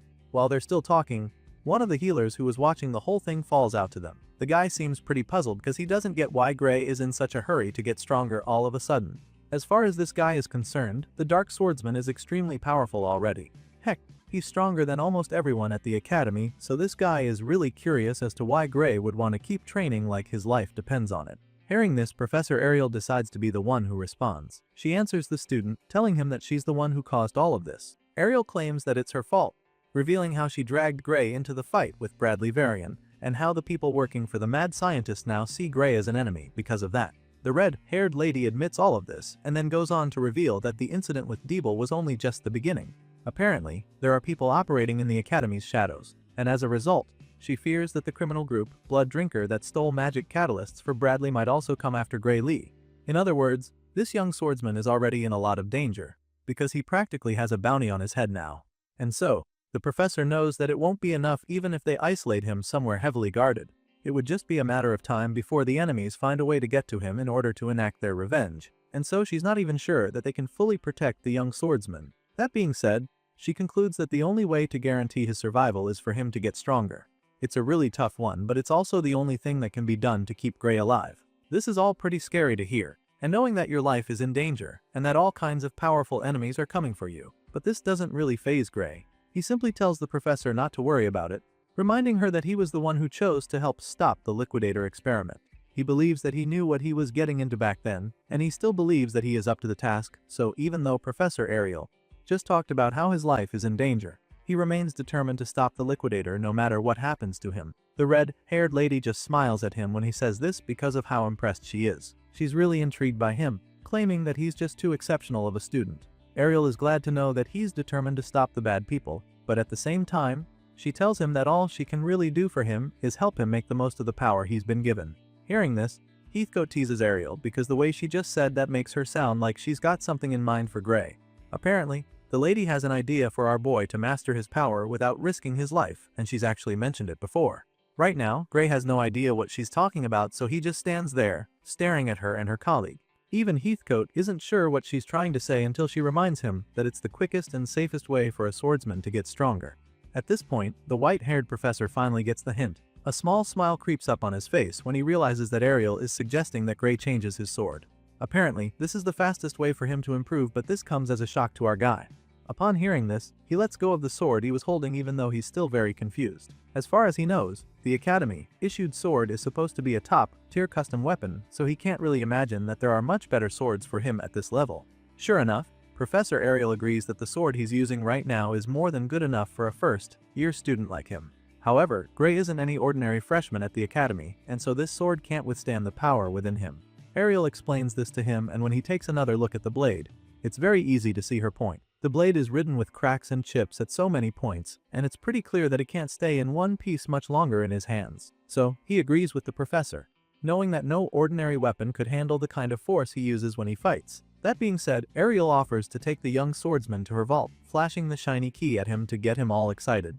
Well, it works because Gray can't believe that he'll get access to her treasury. He's not the only one who is shocked though, because even Heathcote is shocked that the red-haired lady actually wants to give the boy one of the weapons in there. Even though the man sees it as a really big deal, Ariel really doesn't see anything wrong with it since Gray is still her student after all. With this in mind, she proceeds to turn the key, and this instantly unlocks her vault. The hidden safe sudden begins to appear out of thin air, which leaves our boy in awe. Ariel believes that Gray has earned the right to have access to her vault, and so, just as the gates of this hidden storage open up, she encourages the young swordsman to follow her. Gray Lee makes his way into the professor's private vault, and the moment he enters the place, he is absolutely blown away by what he sees. His eyes widen in shock and his face literally lights up from all the gold scattered in Professor Ariel's secret vault. The place is flooded with more treasure than Gray has ever seen in his life, and on top of that, it's also very massive, which just goes to show how much gold this red-haired lady has in her possession. As you can imagine, it takes him a while to process what he's looking at, but the professors seem to be familiar with stuff like this. Apparently, it's one of the perks of being a professor at this academy. Anyway, our boy quietly follows the teachers as the secret entrance suddenly disappears, and after walking down the massive hall for a while, the red-haired lady starts trying to remember where the sword section of her vault is. She recalls almost immediately, but you can't even fault her for not remembering because this place is just so massive. Once she's able to remember where it is, she tells the others to follow her, and while Heathcote marches quietly behind her, Gray keeps staring all over the place in disbelief. Soon enough, they arrive at the destination, and once they're there, she shows our boy all the swords in her collection and informs him that the idea here is for him to find a sword that would suit him. Once again, even the sword section of Professor Ariel's vault is mind-blowing. It's literally a long hallway with shelves on each side, filled with all kinds of swords. It's definitely the biggest sword showroom that this freshman has ever seen in any of the lives he's lived, and so, he's pretty overwhelmed at first. Besides the fact that this place is just too big, Gray also notices that there are so many dangerous-looking swords. It's a lot for him to take in, and so he doesn't even know where to start from. Professor Heathcote immediately agrees with him on this, sounding pretty confident that there is not a single collection of swords as extensive as this one anywhere in the world. That's a pretty bold statement, and for good reason, because this place is pretty much knife heaven. The red-haired lady listens to everything they have to say and admits that it must be really hard for Gray to decide on a single sword with this many to choose from. Ideally, she would like him to test each one of these swords with his full strength to see which one is the best fit. But this can't happen for some pretty obvious reasons. For starters, due to the nature of his power, he can only do that with one sword per day. And even though he wouldn't literally die of exhaustion and injuries after a few tries, they also don't have all the time in the world to test thousands of swords. With this in mind, Professor Ariel decides that they'll just test his power with a few of them one by one. That being said, she proceeds to select a few of her personal favorites. The first one she has in mind is the sharpest sword in her collection. It's a miracle she was able to even figure out which one was the sharpest with how many she has hanging on the walls. Anyway, she hands the first sword over to Gray Lee, who is pretty overwhelmed by just how heavy it is. He almost starts staggering when he carries it for the first time, and when he informs the professor of his challenge, she simply assures him that the blade makes up for it by cutting extremely well. She's confident about this, and also very eager to see how he handles it, so she conjures up a pillar of stone for him to give it a try. As soon as Gray sets his eyes on the target, his focus shoots up in a flash. He locks in on it and assumes a battle stance to allow him to take a big swing.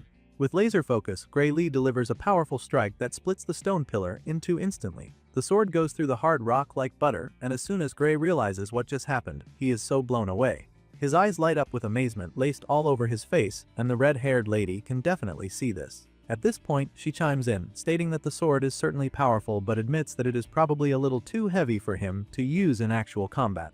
Professor Heathcote feels the same way, so he doesn't hesitate to air his opinion. As far as he's concerned, no matter how sharp a sword is, it's pointless if the user can't use it to hit anything. This definitely makes sense since the best swordsmen are quick with light swords to aid agility. But then again, Heathcote also feels that it wouldn't hurt for Gray to have a sword like this regardless. After all, against sturdy, large, lumbering opponents like divine beasts or structures, such a sharp and heavy sword might be useful.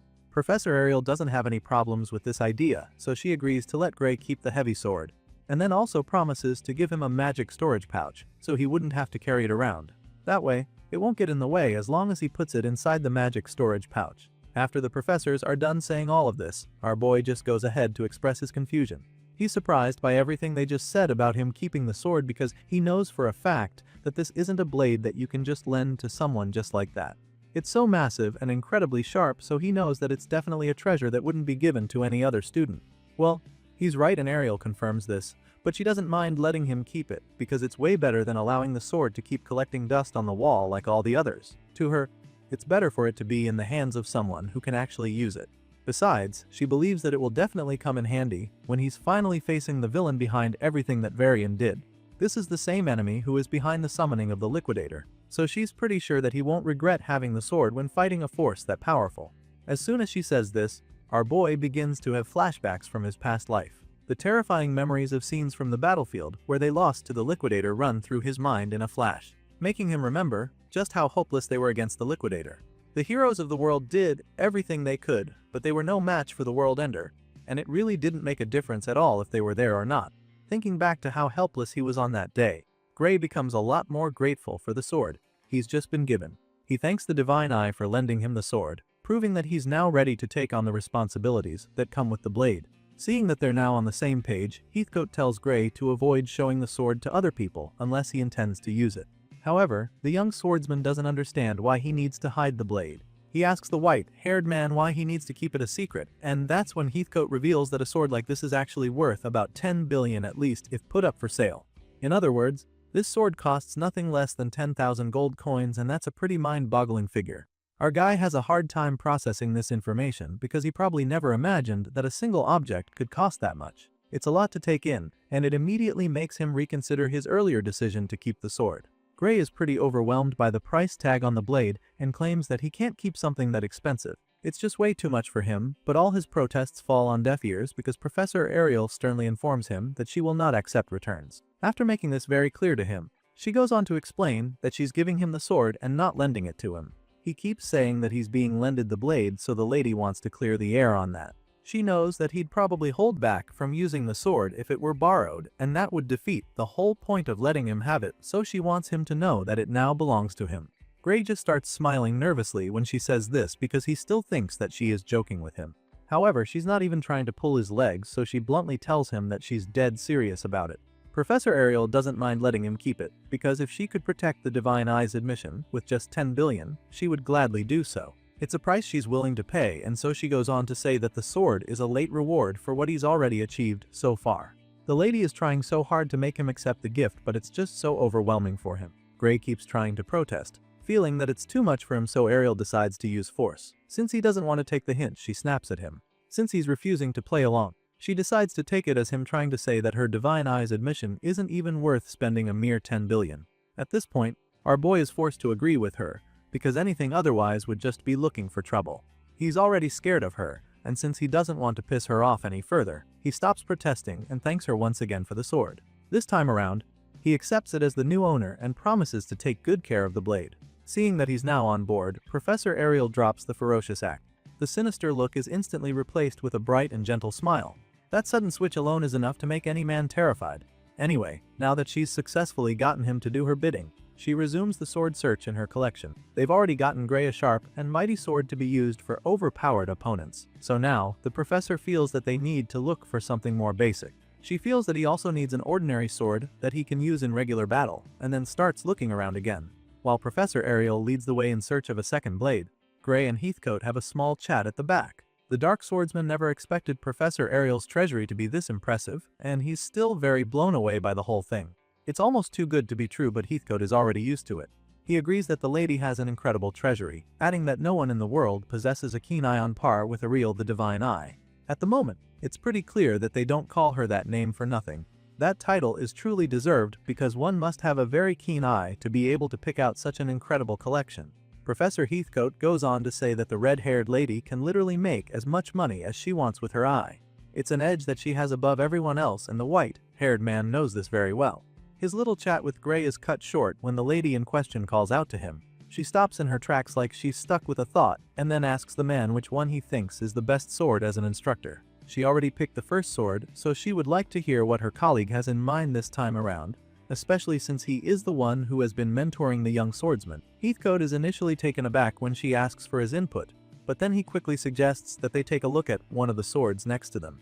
It's got a long, slender gold handle with a thick blade, and Heathcote feels that it would be a good fit for the young swordsman. Without giving it much thought, our boy picks up the sword and then asks if he can give it a try. Of course, Professor Ariel doesn't have any issues with letting him test it out, since that's the whole point of them coming down here. With this in mind, she tells Gray to go ahead and give it a swing, so he does just that. Our boy swishes the sword around, producing very powerful slashes with minimal effort. With how easy it is for him to swing this sword around, it's immediately obvious that it's a lot lighter than the first one. He doesn't need to take a battle stance before being able to generate power, and this second sword allows him to be a lot more fluid with his movements. The kind of agility that Heathcote has been looking for is what Gray finally has on display, hopping from one point to the next like a ninja on steroids. While the professors watch with delight, our boy also seems to be enjoying himself. The sword isn't stiff at all, so he's able to be as limber as he wants, and it's a really good feeling. So far, it looks as though he doesn't have any complaints about the sword, but at the same time, he can't help but feel that there's something missing.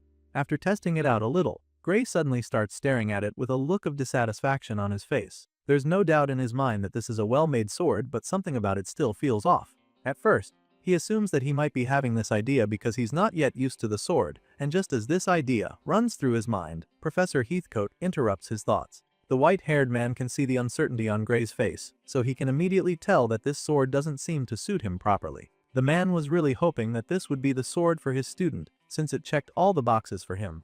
But now that it's looking like it's not the right one, he comes up with another idea. While Gray is still trying to figure out why the long-handle sword doesn't feel right, the white-haired man goes to bring out another sword. Heathcote claims that this very sword was made for experimentation, and he's of the opinion that this might just be the one that finally suits his student. By this time, our boy gets to see the sword that his master is referring to. It's some kind of futuristic sword glowing with a bright blue aura and shiny gems beaming from the extremely long blade. At first glance, you can already tell that this is a special blade, which explains why Gray Lee is left speechless the moment he sets his eyes on it. Gray Lee stares at the futuristic sword in awe as it glows continuously on the wall. It looks so cool that our boy can't even take his eyes off it. He keeps staring, wondering what kind of sword it even is, and that's when Professor Heathcote figures that this might be something the student would want to explore some more. Seeing how intrigued Gray is by the sword, he tells the boy to try holding it to see how it feels in his hands. Of course, the student does just that. Gray reaches out to pick up the sword, and what happens next truly leaves him even more surprised. The lights on the sword begin to glow even brighter, giving off tiny bolts of electricity the longer he holds it. The boy is a little overwhelmed by it, but he keeps his fingers tightly wrapped around the handle regardless. After a while, he finally feels comfortable holding the sword, so he does a light inspection, and that's when he notices that the sword doesn't have an edge. Gray runs his thumb along the sides of the blade and notices how blunt they are. It almost feels like a big ruler and not something created to do any damage. That's when the white-haired professor explains that this sword was designed for experimentation with new technology, not for actual combat. Apparently, even though this sword looks like it might just be an unsharpened slab of steel, it's extremely durable. And for this reason, the professor suggests that it might actually be a good match for our boy Gray. At this point, The young student is a little taken aback by what the teacher is telling him. It's looking like the professor is telling him that he doesn't need a sword with an edge to be a good swordsman because of the dark power he already possesses. Well, that's exactly what Hikoth is trying to say. The professor says this very plainly, doubtful that there's actually any sword out there that could withstand Gray's power. He doesn't think that there's a sword out there that can survive the power that this bow possesses, and as far as he's concerned, if Gray keeps growing stronger, then even the swords here in Ariel's collection will do nothing but slow him down. With this in mind, the professor suggests that Gray should be looking ahead to a future where he would no longer need to rely on the edge of a sword during a fight. The man explains this and then goes on to tell the student how a sword like this might just be perfect for him. Just as he says this, he takes the blade from Gray and demonstrates just how powerful it actually is even though it doesn't have shape edges. The man takes a big swing at one of the pillars in the room and slices through it like it's a piece of cake. As you'd expect, our boy is pretty blown away when he sees this because he would never have imagined this glowing sword to pack that much of a punch. While Gray finds the whole display absolutely amazing, Professor Ariel doesn't seem to be a fan of it. She just stands next to him with a bored expression on her face, suggesting that she finds it pretty unnecessary. The lady goes on to tell the two boys that she personally thinks Gray is better off continuing to wield an actual sword. She feels that Hikoth probably just wants to show off, but then again, she also admits that there might not be any harm in giving this new thing a try. In other words, the red-haired professor is partially on board, but she also asks Gray if there are any other weapons he'd like to test out. She even offers to show him other stuff in the other sections if he wants to try something other than a sword. As you can imagine, our boy is pretty glad to hear her say this. Sure, the blunt sword already seems like a good choice, but since she's offering, he doesn't mind checking out the remaining swords in her collection. He's obviously not interested in any other kind of weapon, so he takes a look around and eventually spots something that catches his eye again. This next sword looks absolutely amazing with a bright crimson blade. At first glance, Gray presumes that it would be much lighter and stronger than the first sword. So, with this in mind, he immediately starts walking over to it, telling the professor that he'd like to check it out. But then, just as he's walking over toward the red sword, something catches his attention all of a sudden. Gray turns to the side and sees an extremely long sword hanging on the wall. His gaze narrows in on the sword as he begins to experience a strangely familiar sensation. It's almost as if he's seen this particular sword somewhere before, and so he simply can't take his eyes off it. He finally goes to the long sword and asks Professor Ariel about it, hoping that he'd be given permission to try it out. Of course, this isn't just any random blade, so the red-haired lady immediately recognizes. She reveals that an old student of hers left the sword behind after he graduated, and so she just kept it ever since. The professor explains that it's not exactly a famous sword, but admits that it's actually very well made regardless. Right now, Gray seems to be more interested in this sword than any other one he's come across so far, so he doesn't hesitate to ask if he can give it a try. As you can imagine, the red-haired lady is more than happy to let him give it a go since she doesn't want him to end up with that edgeless sword that Hikoth has been suggesting. Ariel prefers if he settles with this one over the previous sword, so she encourages him to go ahead, and as soon as Gray picks up the long sword, he notices how easy it is to hold. It's like the blade fits in his hand like a glove, and this leaves him very impressed. Now that he's wielding this light long blade,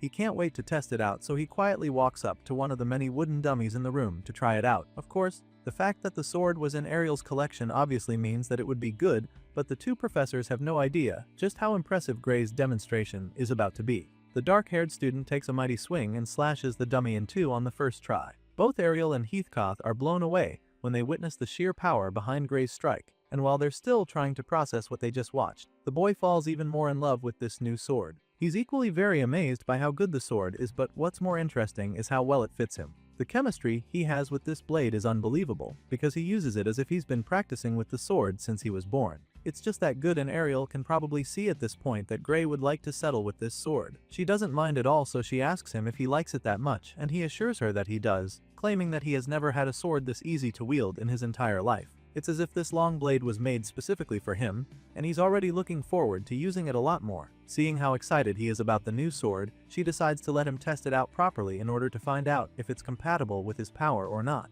As much as he'd love to keep this weapon, Gray is also a little reluctant because he remembers that this same blade belonged to her student. With this in mind, he's actually hesitant to go ahead and take it because he's afraid that he might end up breaking the sword or something. In response, the red-haired lady simply tells him that he doesn't have to worry about anything. As far as she's concerned, the sword would be happier if he used it instead of just leaving it stored away in her arsenal. At first, Gray doesn't even know what to say to her. He just stands there, still feeling a little uncertain about the whole thing, but then after pondering on it for a while, he finally accepts that she's right about it. He stares at his reflection on the blade for a few seconds, and finally accepts that this is the sword he's going to use. With this in mind, he curiously asks the red-haired professor what the name of the alumnus is who made the sword. That is when the lady tells him that the name of the person is Metalum Norum. Hearing this, Gray's eyes pops out as the wave of shock hits him. It turns out that this man named Metalum Norum happens to be the world's greatest magic swordsman. The fact that this long sword was made by that man leaves the hero truly amazed, but this makes him even more eager to test it out.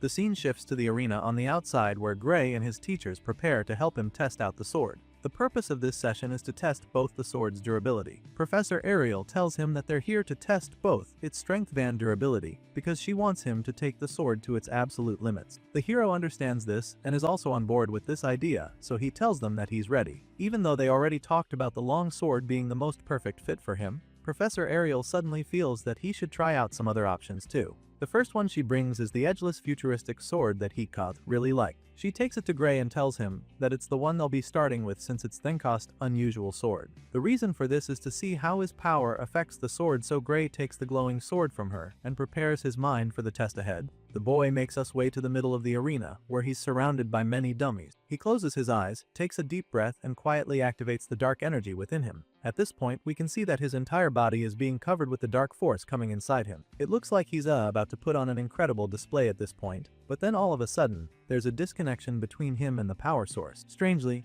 Gray is unable to stay in this state where the paper is activate, and it's like all the power dissipates from his body at first. This experience is obviously confusing to the hero, and he's unable to make sense of it at first, but he doesn't have time to dwell on it, so he quickly moves past it, assuring the teachers that he'll try again and get down to business. Our boy then lifts up the sword and begins to slowly pump the dark energy into the blade a second time. This time around, he's actually able to imbue the sword with the dark force, while reciting his little mantra to help him focus. Gray tells himself that he's but a single sword, so that he can become one with the blade. He speaks to the power within him to pour into the blade, and it finally starts to look like he's done it. Unfortunately, just when his hopes are up to the ceiling, there's another shocking disconnection. The power stops flowing into the sword and everything goes back up normal. At this point, Gray begins to panic a little, because now it's clear that his power is not longer working. He's unable to activate it, which gets him really nervous, so he informs his teachers what's going on. He tells Professor Ariel, and she comes over to him, hoping to help out. The lady calmly asks him if he feels any difference in his usual physical condition, feeling that the problem might be coming from there.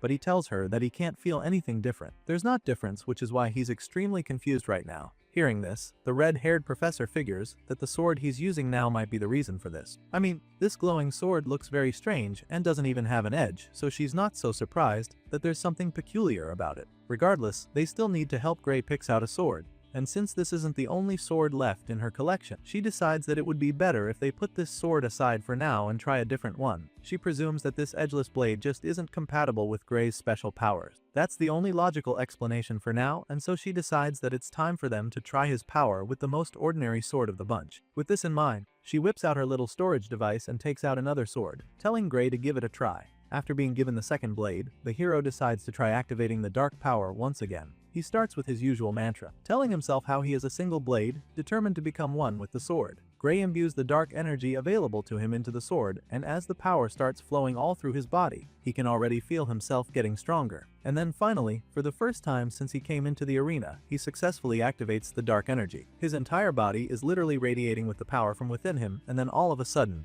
he hears a voice telling him that there's time. As you can imagine, this catches him off guard and almost even scares him a little. He turns around, trying to figure out who the hell that was, and when he doesn't see anyone there, he realizes that he must have just heard a voice in his head. He's still trying to figure out what's going on when the voice speaks to him a second time. The voice tells him that something will happen when the time comes. At this point, he starts looking at the blade, wondering if that's where the voice is coming from. While our boy is standing there, absolutely confused by everything going on, his teachers on the other hand are feeling pretty confident about the whole thing. Professor Heatkoth feels that it shouldn't be difficult for Gray to trigger his power with that sword, and Ariel seems to agree with him. Despite being perplexed by the voice he just heard, Gray decides to get right down to business. His teachers are waiting to see what he can do with the sword now that he's finally activated the dark power inside of him. So, he goes ahead to demonstrate, starting with a powerful run to absolutely annihilate all the wooden dummies surrounding him. Gray slashes the metal dolls brutally one by one with powerful swings, decapitating them relentlessly, and with each strike,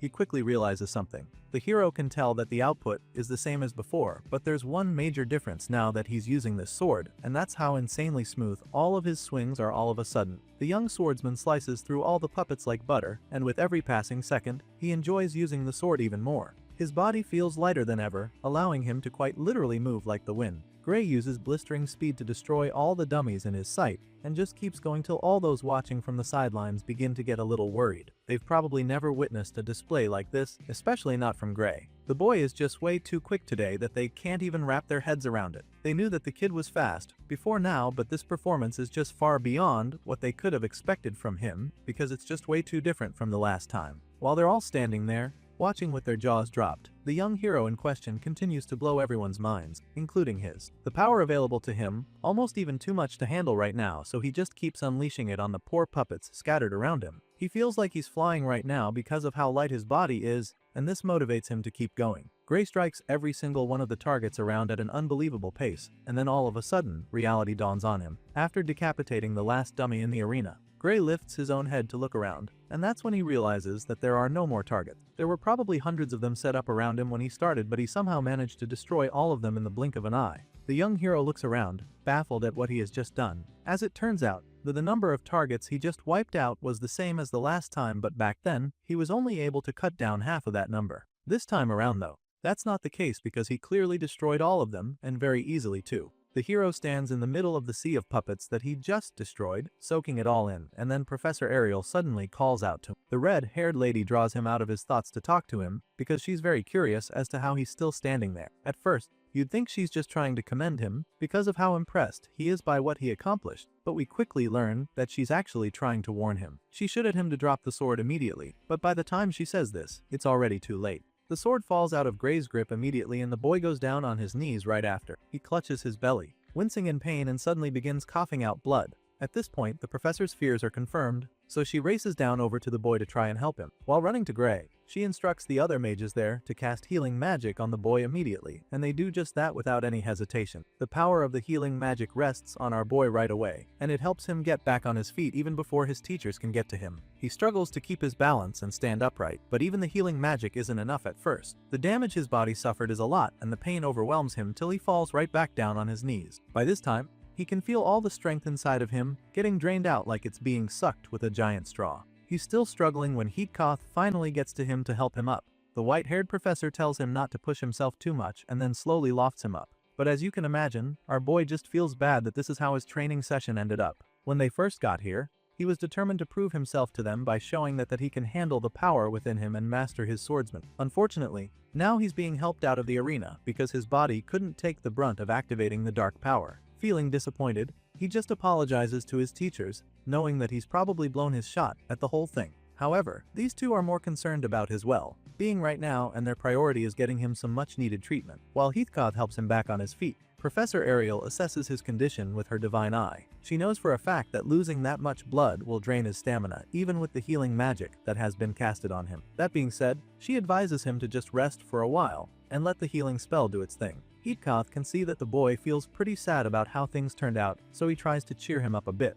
Even though Gray's body took a lot of damage from this last performance, the man noticed that the boy was also able to break past a limit that he couldn't before. As disappointing as everything looks right now, Heatkoth assures the young student that his little feat is actually a good sign. The fact that Gray could break past his limit simply means that they're making progress, and that's rarely ever a bad thing. Professor Ariel hears this, and as you can imagine, she's in no mood to encourage Gray to use his powers anytime soon. Even though he was able to break past his limit, she also reminds him just how dangerous it would be for him to keep moving without realizing the truth of his own condition. Heatkoth agrees with her, claiming that she's right, and then tells Gray that he would need to be very careful in actual combat, especially if he doesn't have a dedicated healer with him. It's no longer news that the dark energy inside his body drains his life force when Beggy uses it, so it's starting to look like he would always need special healing or treatment anytime he uses it. Just then, Ariel goes ahead to pick up the sword, and after taking a few seconds to examine it, Heatkoth points out how there isn't even a single scratch on the blade, even after all it went through in Gray's hands. The boy viciously cut down over 100 targets with this very sword, each strike laced with a powerful punch, and even at that, he can't find a single mark or crack on the blade.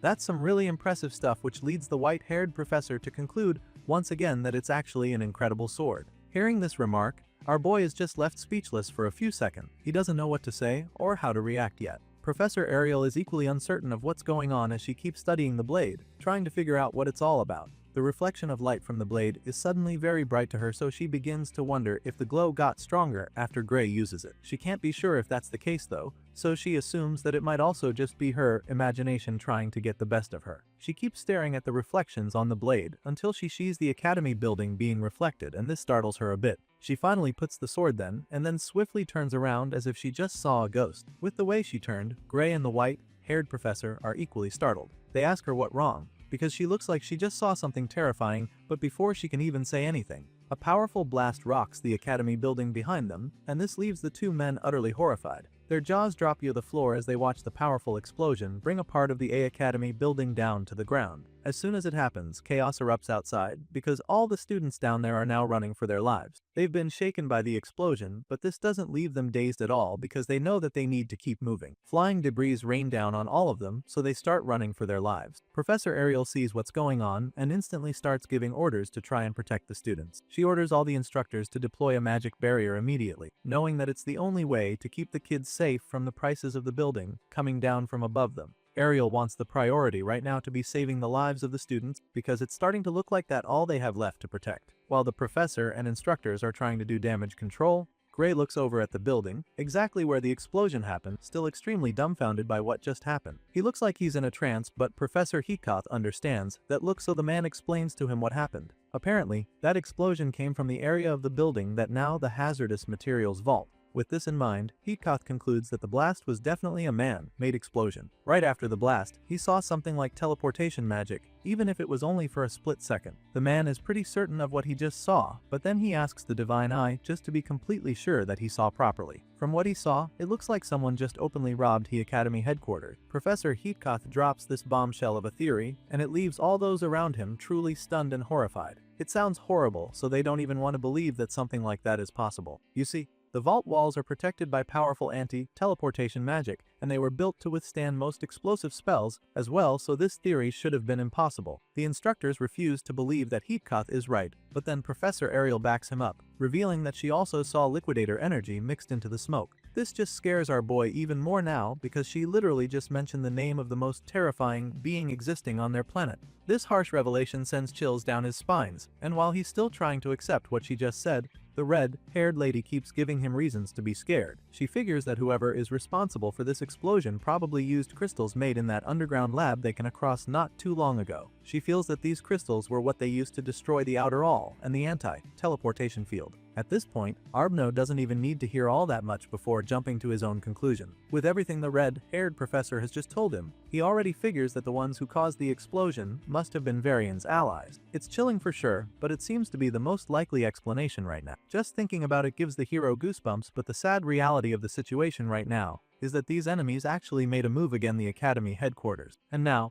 it's pretty clear that they're not as safe as they thought. Shortly after the attack, Professor Ariel calls a meeting with our boy to talk about what happened and the way forward. The two go into an empty classroom where she explains what happened and they try to come up with a way forward. After some follow-up investigations, Professor Ariel can confirm that several items were stolen from the vaults. And this is not news that she's surprised to discover. In fact, she expected to hear something like this after Heathcote said that he got a glimpse of teleportation magic at the scene of the attack. Despite the investigation, they didn't share any more details with the red-haired woman, so this is the only information she can be certain about for the meantime. However, she knows one thing for sure, and that is the fact that the vaults in the Academy headquarters are not the sort of place where an outsider could cause an explosion. And seeing as the perpetrators managed to destroy the teleportation inhibitor to escape, she's able to conclude that this was definitely an inside job. The Divine Eye makes this bold statement with full conviction, but Gray still finds it difficult to believe that the traitors among them are this powerful. It's a lot for him to swallow for sure, but Professor Ariel wants him to come to terms with it as quickly as possible, because as far as she's concerned, the Academy might no longer be an organization that can be trusted. The look on her eyes confirms just how heartbreaking this reality is for her, but deep down, she always knew that this day would come. Ariel always has the feeling that the Academy was not safe, but she probably never imagined that she would witness such a blatant display to confirm her fears. Meanwhile, our boy is still trying so hard to accept that the traitors among them are way more powerful than he thought. To him, if the Academy is truly controlled by the enemy, They could just use their influence to take whatever they wanted from the vaults without having Yo blow things up and create a scene like what they all witnessed. Gray insists that whoever robbed the vaults didn't actually have that much power at the institution. In other words, the hero believes that the reason they went through the trouble of blowing up the vaults was because they had no legal way to get a hold of whatever it was that they stole. As far as he's concerned, those involved in this crime aren't as high-ranking as Ariel feels, which means that the traitors are definitely still a minority. After listening to his little theory, the Divine Eye admits that he has a point. She knows that he's probably right, but they can't be too sure either ways, judging by the way everything went down, even though she's not sure what the top brass are thinking about the matter. Professor Ariel has a good feeling that the main culprits behind the robbery are the blood drinker. To her, those vermin have also somehow infiltrated the academy as well, and Gray doesn't even doubt this one too much. It just makes him a little nervous because he remembers that this was the same group responsible for the murder of his friend's parents. They're obviously a dangerous sect, and Ariel knows that they need to be careful with people like that now sneaking around the academy. She feels that Gray might as well become their target since he was the one who killed Varian, and after telling him this, she just advises him to keep his guard up at all times. They're obviously under attack from enemies that they don't even know yet, so they have to be very careful, especially when they're outside the academy. Even though the headquarters have been infiltrated, they still provide some sort of protection too, because this mysterious enemies still don't have enough freedom to do what they really want. However, outside, that's a completely different situation because they can act as they please without consequence. Gray totally understands this and assures the red-haired professor that he'll keep his guard up from now. The scene shifts, and the next thing we see is our boy casually strutting into one of the huge halls. Apparently, an assembly has been called so the students can be addressed regarding the attack that just happened. As soon as he enters the hall, he can sense that the mood in there looks grim and figures that it must have something to do with the explosion. Gray takes a seat and then immediately asks the guy next to him if something happened, but this question leaves the surprised because everyone else got the notice for the outdoor, matching drill sent to their dorms. Apparently, this whole meeting is regarding an outdoor march, and now that this guy mentioned it, Gray can actually recall receiving a notice like that. Judging by his reaction, this blondie can tell that Gray hasn't even taken the time to properly read the letter he received yet, but our boy claims that he actually did read it. Gray remembers that the outdoor march is some kind of special exercise for the student. It's 16 hours a day of marching and encampment training in an area infested with low-level monsters, accompanied by professors. A well of all that, plus extra combat training from what he can remember. He asks the blondie sitting next to him if there's anything he left out, and the guy is just taken aback by how relaxed Gray is. Apparently, this exercise is something that the students dread so much, so he does get how the special admit can be so calm about it. It's 16 hours of marching per day, and that's practically something that nobody would want to go through. He expects Gray to be freaking out just thinking about it, especially since, on top of that, there's no guarantee that they'll even get a decent night's sleep after being on their feet throughout the day. It's a truly terrifying event, so much so that the guy trying to scare Gray suddenly starts freaking out himself while he's still talking. They say that more than half of the students drop out every year because of the outdoor march. This guy and many other students are panicking about the whole thing, feeling like it's going to be the worst experience ever. But our boy doesn't even get why they're complaining. In his previous life, he was a soldier, so marching was pretty much part of his life, so it all seems normal to him. In fact, back then, on actual matches for battle, they never knew when an enemy might attack, so the fact that there's even a set time limit for the exercise now makes him feel that the academy is even being generous to them. Gray Lee is used to much worse, and so this outdoor march is already looking like it's going to be a walk in the park for him. The hero thinks back to his previous life, when he was undergoing training for the Liquidator Subjugation Squad. Back then, there was no time limit as their superiors just threw them into the mountains for no reason. Gray and his comrades were made to march through the forest infested with monsters for a week, not caring what happened to them. The experience was so hellish that some of them were almost dead at the end of the week, because besides being absolutely exhausted, they were also attacked by monsters during the training. But now, things are actually different because they even have professors accompanying them. Gray is confident that they shouldn't suffer the way he did in his previous life, thanks to the conditions of this outdoor march. With all of this in mind, our boy insists that the academy is being generous to them. After seeing how unbothered Gray is, the blondie next to him finally understands that our boy is just different from them. At first, he's bewildered, but this emotion quickly turns into admiration. The other blue-eyed guy sitting just in front of him overhears the entire conversation and chimes in after, claiming that he's not even surprised. Apparently, this is just the kind of thing the guy expects from Gray. He's not shocked that even hellish drills such as this don't face the hero, seeing the level he's reached already. In response, Gray just laughs nervously, not wanting to come off as cocky. As much as he doesn't have a problem with the exercise, he also can't help but feel that there's some hidden danger out there, because everyone else just seems so frightened by the idea of their assignment. With this in mind, He decides that he'll just have to keep his focus and strength up so that he will be prepared for anything. The scene shifts shortly after this, and the next thing we see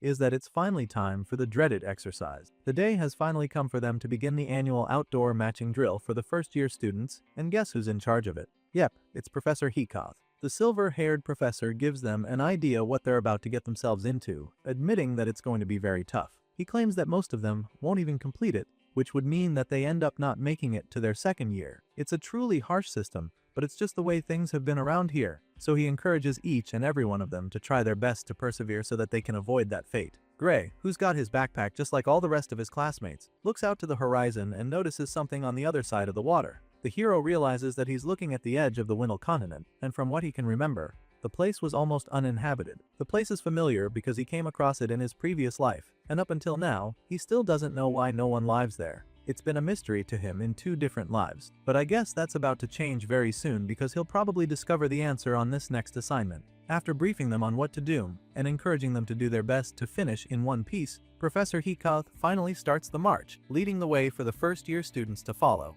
One of the things that probably makes this exercise even more difficult is the fact that professors like Heacoth are the ones setting the pace. The man is most likely not going to slow down at any point, which means that those who are weak or too slow are pretty much going to get left behind. Anyway, the long march has finally begun and Heacoth is leading the way. It's only been a while, but the silver-haired professor suddenly starts surprising the students behind him. He starts marching into a dense push, leaving the obvious path. Of course, one of the students calls out to him, wondering why they're leaving the clear path. Heacoth claims that he knows he's walking into the bushes and informs them that he won't be training them in any way if they just stick to a proper marching path. Hearing this, all those students who were already wary of the exercise realize that they're cooked because now, things are about to get a lot more difficult and dangerous too. Regardless, they don't have a choice but to follow his lead and enter the darker dense bush as well. The freshmen keep following him, and it does even take too long before that starts struggling seriously. After some time, a few of them start complaining, calling out to the silver-haired man and asking just how much longer they have to keep moving. The march is supposed to last for 16 hours, and they've been going non-stop for quite a while now, so they're curious to know how much time they have left. Thankfully, Heacoth is kind enough to even tell them that they're already halfway through the day's march. In other words, they still have to keep walking for 8 hours. You'd think this would be relieving news for the students, but they're actually shocked to hear that they're only halfway through. I guess it's probably felt like ages since they started walking, so they're horrified to learn that they still have to keep doing this for 8 more hours before they can start complaining again. Heacoth just starts encouraging them. He tells them that they'll be fine, claiming that their bodies will soon get used to it as they keep walking. He tells them that the tough part is only at the beginning, and that they'll soon be walking without even thinking about it. As encouraging as all this sounds, these kids can't help but feel that the man is lying to them. It sounds like a scam, but then again, it's not like they gave a choice. They can't afford to slow down or stop moving, because they'd just be left behind before they know it. While they're busy grumbling at the back, they suddenly notice that a few of their classmates have been keeping up with the professor's pace from the start. A good example is Leon, who doesn't even look tired at all after marching for 8 hours. It's very impressive, but then again, it's just the kind of thing they expect from the student who's at the top of the swordsmanship course. But while they're praising Leon, the blondie in question is just trying hard to keep up with his rival, Lord Grey. He knew the dark-haired boy was be very good during the exercise, and he's not surprised to see what the kid hasn't lost his stride since the beginning of the march. As the hellish assignment goes on, more and more of the students start to get tired. The short-haired girl at the front of the line finally starts to give in, but then all of a sudden, she's attacked by a big spider. The creature leaps at her, but she's even too tired to react. She pretty much accepts her fate and waits for the thing to get her. But just when it looks like she's about to be hurt, Gray kills the spider with his sword. Using a single thrust, he sends the blade right through the monster, impaling it one of the trees. The girl is left speechless when he does this, but he just casually continues his march, advising her to be more careful because some of these bugs are very poisonous. Leon witnesses the whole thing and is even more impressed because Gray isn't just keeping up with Heacoth's pace, but he's also readying himself for any surprise attack at any time. The blondie fixates on our boy the whole time, but he still can't find a single opening from him. There's not even a single sign that our boy is about to get tired. To be able to walk for 8 hours and still maintain that level of readiness is something that Leon can't fathom, so it makes him wonder just how much training one requires to get to this level. While Leon is busy obsessing over Gray from behind, we finally get to see what's going on in the hero's mind. At the moment, he is confident that his stamina is still holding up, and it's all that missed to the training he did before being sent back in time. I mean, to him, this isn't all that bad because the fact that they even get the opportunity to enjoy a proper night's sleep is much better than what he went through during his training back then. But right now, Exhaustion from walking isn't even his major concern, because he still vividly remembers the sim he had with Professor Ariel before coming on this assignment. The red-haired lady clearly told him to keep his guard up, especially when he's outside the academy. For all he knows, he's already a target for the blood drinker, and now that he's all exposed, and without the protection of the academy walls, he's like a sitting duck out here. Gray knows that this drill will just keep taking them out into open areas with little security, but the worst part is that the academy obviously knows their location, so if the traitors wanted to get him out here, it wouldn't be that difficult. With all of this in mind, all our boy can do is try to stay calm and hope that nothing bad will happen while they're out in the forest. After walking several miles through the forest, the professor suddenly talks all the students following his lead to stop. As you can imagine, most of them are grateful for this because they're already very tired. A few of them even look like they're about to collapse, and Leon finally looks exhausted. The blondie asks the professor what happened, wondering why he asked them to stop, and that's when the short-haired teacher takes over. The man responds, bluntly informing the students that they'll be doing a meal training exercise from this point on. This wasn't exactly part of the briefing that Professor Heatkoth gave them earlier, so they're all very confused about this new development. They stare at each other, completely perplexed because this was supposed to be a 16-hour marching exercise. They weren't told anything about food, so it sounds too good to be true at first. But then, when the man doesn't say anything else, they all start celebrating because as far as they're concerned, this is the long-awaited break they have been dreaming of. And not only will they get a chance to finally rest, but it also looks like they'll be able to eat as something for the first time in hours. While the other students are busy jubilating, our boy just looks pretty dull for some reason. The fact that the man called it a meal training is giving him a bad feeling, almost as if he knows that this is not what it seems. Just then, his worries are confirmed because the professor suddenly snaps at the other students for celebrating. He doesn't get what they're talking about because he doesn't remember telling them that they'll be going a break. At this point, the kids are just dumbfounded, and that's when he tells them that when they eat on a march, they're supposed to cook it themselves. This piece of information comes like a dagger to the heart for the boys, because all their hopes of actually getting some rest are immediately dashed. As for Gray, well, he's not too surprised because he already knew that there was going to be a twist of some sort regarding the whole thing. While the other students are still trying to process what they just heard, the man goes on to inform them that he has already divided them into squads, and this way, everyone's strength is balanced as much as possible. This should be good news, but a huge percentage of the students are already way too tired to even stay on their feet. Regardless, the man goes on to tell them that each squad will take a set of cooking tools and start preparing their meal. A few seconds later, we see that the kids are all back on their feet, standing in straight lines despite being insanely tired. The man has also conjured up a board to appear along with crates by the side, as he's about to finally write out the different teams and their leaders on the board. The first one with C is Squad C, and the leader of this group just happens to be Leon. The other students in this squad are Plua, Regis, and Bias. As for Squad D, the team leader is unsurprisingly Gray Lee, with his teammates being Basque, Rumia, and Benes. Upon seeing this, our boy is a little taken aback and immediately begins to wonder if it's really okay for him to be the team leader. Gray feels like no one would want to listen to the Divine Eye slot guy, and already has a bad feeling about the whole arrangement. But while he's still thinking about it, his teammates suddenly walk up to him. The first one to approach him is the pink-haired guy who stretches out his hand to shake the MC. And he's not the only one, because the other two students at the back are equally really pleased to meet Gray Lee. As you can imagine, the hero is taken aback by this because he expected them to be quite mean to him. However, to his surprise, they're actually chill people. Gray honestly thought that they would give him a hard time by refusing to take orders from someone who didn't even pass their regular exam to get into the academy, but since that's not the case, he's suddenly very positive about the arrangement. Just to be sure, after exchanging pleasantries, Gray asks them if they're sure that they are cool with him being the squad leader. Apparently, this question leaves his teammates a little confused. They're surprised that he'd even ask such a question and ask him what he's talking about. You see, contrary to what Gray thought would happen, these guys are actually glad to have him as their squad leader. They were among the students who watched the inter-year match that Gray participated, so after seeing the performance he put on show that day, they admit that they wouldn't want anyone else as their squad leader. As far as they're concerned, he's easily the most reliable member of the team, and that's a quality anyone would want on their team. Anyway, now that they've gotten all that clarified, the pink-haired boy shows Gray the crate in his hand which contains the gear that they'll need for the assignment. He asks the hero what he wants them to do with it, but Gray's mind trails off in that split moment. Seeing how polite and cooperative his teammates are, the hero can't help but notice that it's a pretty big change in attitude toward him compared to how students used to treat him before. And so, he realizes that the inter-year match he fought must have really left an impression. With this in mind, it becomes completely clear to him that everything in this academy is really about merit. And just thinking about this makes him smile because of how much of a confidence booster this is. Just as he's quietly celebrating this little win, one of the students calls out to the professor. Apparently, the equipment supplies that they were provided with don't have any food in them, and this doesn't seem right to them. The student explains that all they have in their crate is a lot and a fire starter. There are no food ingredients, which really baffles them because they thought that this next task was supposed to be them preparing their meals. Well, it just so happens that this is exactly how the professor intended things to be. He responds to the complaint, informing the puzzled students that in a real field march, they might not even have food, let alone cooking tools. That being said, he makes it clear to them that having a pot at all is already generous enough. But this just sounds absolutely horrible to the student. They thought they were in for a cooking contest of sorts, but now that they don't even have any ingredients, it's clear they severely misunderstood their assignment. Of course, they don't want to have to suffer that much just to eat, so they protest as respectfully as possible. Leon acts as the spokesperson in this case, reminding the professor that logistics supported by magic storage should be available to them since they're currently engaging in modern field operation. To him, they shouldn't have to endure the ancient system of things, explaining that he can't even imagine a long march like this without carrying any food.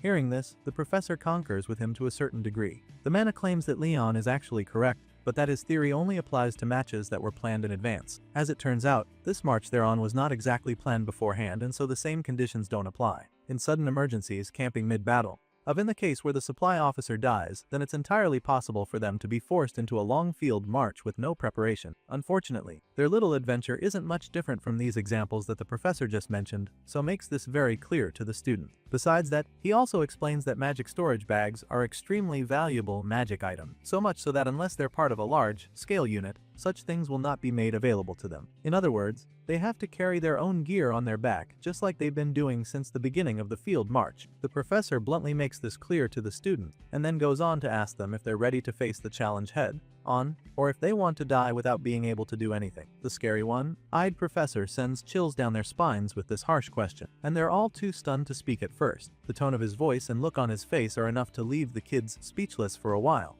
Eventually, Leon musters enough courage to respond and simply starts by apologizing to the professor for protesting. He clearly understands now that there's absolutely no shortcut here, and has probably made up his mind to do whatever it takes to survive. The MC, on the other hand, just feels really lucky right now, staring at his little magic storage device. He had no idea that such things were really that rare in this world, as at the time he was getting his, he thought he was just accepting it as a bag to store his sword, but now, he realizes just how fortunate he is to have one. The rest of the students are still trying to come to terms with the harsh reality that awaits them, so the whole place is still as silent as a graveyard. The professor figures that he must have really scared them, so he decides to lighten up the mood a little, informing them that he has some good news for them. As such, he points out how the forest is packed with monsters, knowing that some of them must have already noticed that during their march earlier. That being said, he reveals that they've actually been running monster, repelling magic during the march. That's the only reason why they haven't been attacked by the beasts in the forest so far. However, the professor claims that he's going to be lifting that protective spell.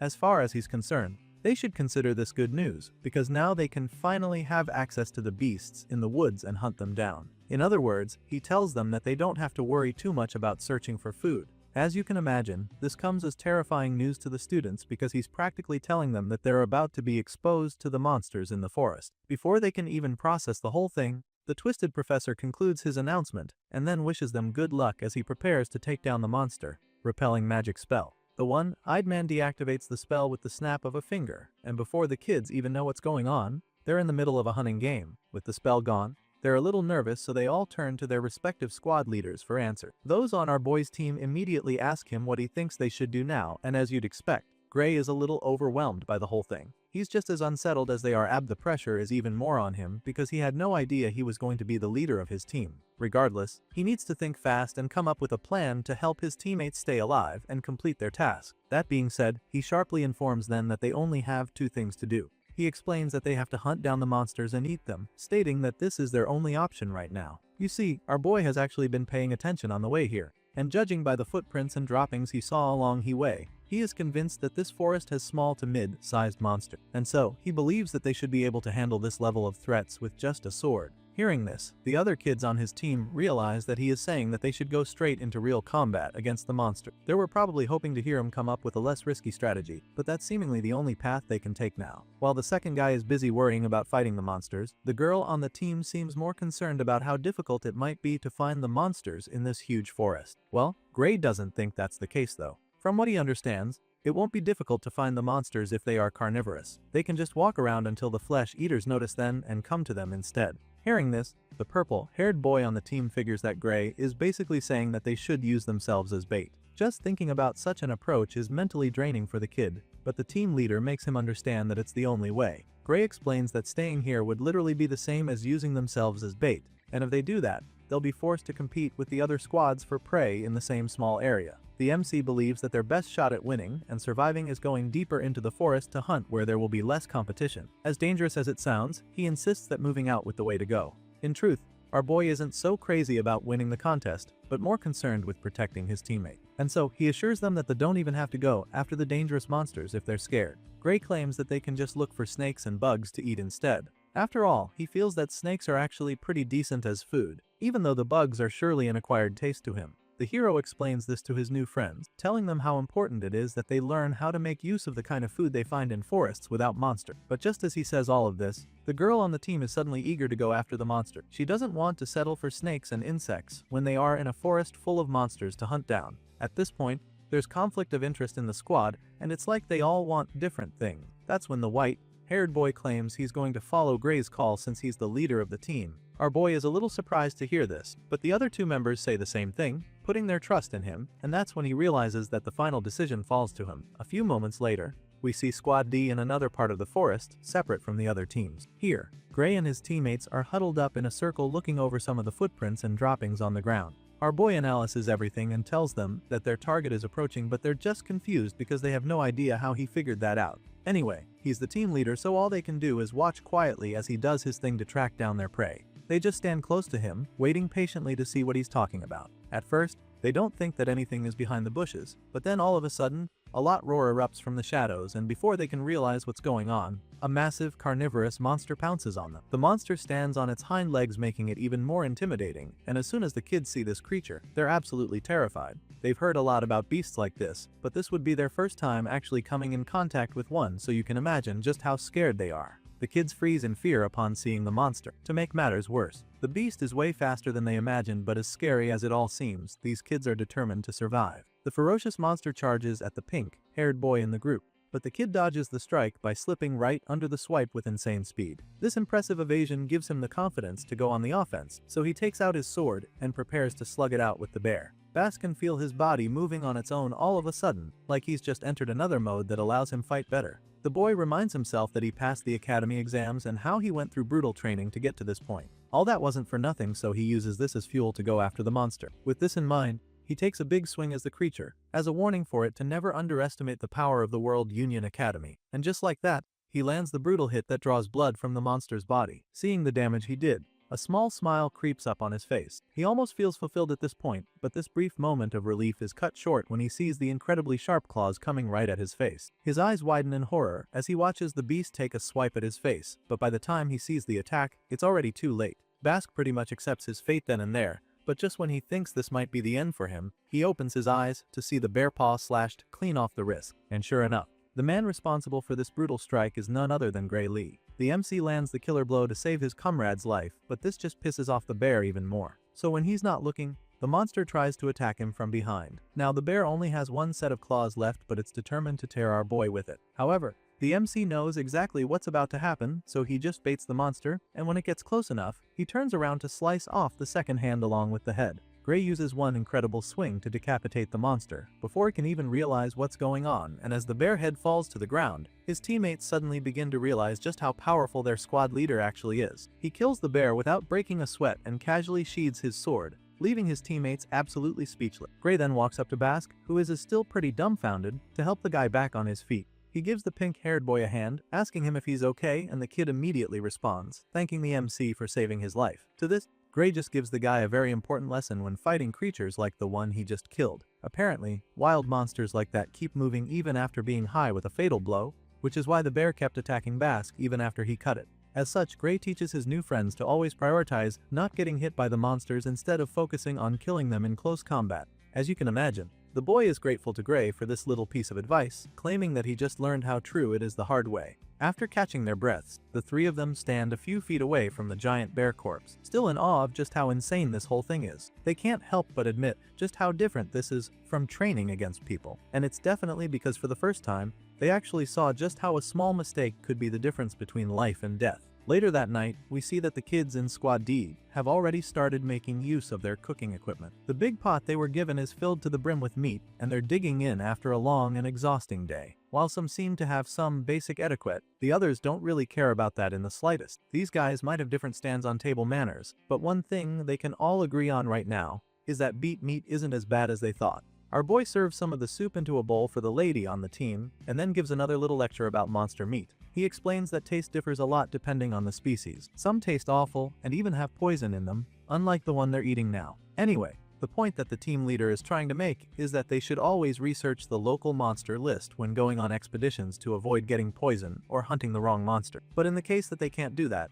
and gave it forage somewhere they don't know, Gray advises them to hunt boar monster. In his experience, these monsters usually don't have much poison, and they also have a pretty decent taste too. The girl is just blown away by how much Gray knows about this stuff, so it makes her a bit curious. Just as the MC hands her the bowl of soup, she asks him if he was training in survival too, and not just in swordsmanship. In response, Gray simply tells her that he studied a little about the topic a long time ago. In truth, he just doesn't want to remember the experience that taught him so much about monster. Regardless, he assures the lady that he's not as knowledgeable as she thinks, but of course, nobody in the squad is buying that line. They believe that he's just being modest about what he is truly capable of, and the boys don't hesitate to say this, reminding him how he took down the near monster with ease a few hours ago. Their little group dinner is interrupted when another group of students approaches them from the other side of the bushes. This squad must have been drawn here by the aroma of the food, and you can't really blame them for coming to beg for food here, because they're absolutely starving. As it turns out, this is actually Leon's squad, and as embarrassing as it is, the blondie knows that he doesn't have a choice. He has to swallow his pride if he and his teammates want to make to sunrise, so they ask Gray and his team if they have any extra food to share with them. You see, it's not like these guys didn't catch anything to eat, but their food run didn't go according to plan, because the meal they ended up preparing wasn't exactly edible. Of course, our boy doesn't mind sharing his food with the others, but he needs to make sure that the others are cool with it first. He asks if they're willing to share, noting how much they have left. As far as he's concerned, it could even feed the entire class. Gray takes a big chunk of meat and is about to hand it over to Leon, but then the professor appears out of nowhere to stop them. The one-eyed man bluntly informs them that food transfers between squads are prohibited. In other words, Leon and his teammates will have to go out and look for their own food if they want to eat anything this night. Of course, the blondie is absolutely crushed by this, but he doesn't complain or protest. He knows that doing any of that would just put his squad in more trouble, so he simply assures the professor that he understands the rules. And so, just like that, Leon and his teammates are forced to go back the way they came with their inedible pot of floating leaves. The next morning, the march continues and all the kids are back out on the forest path.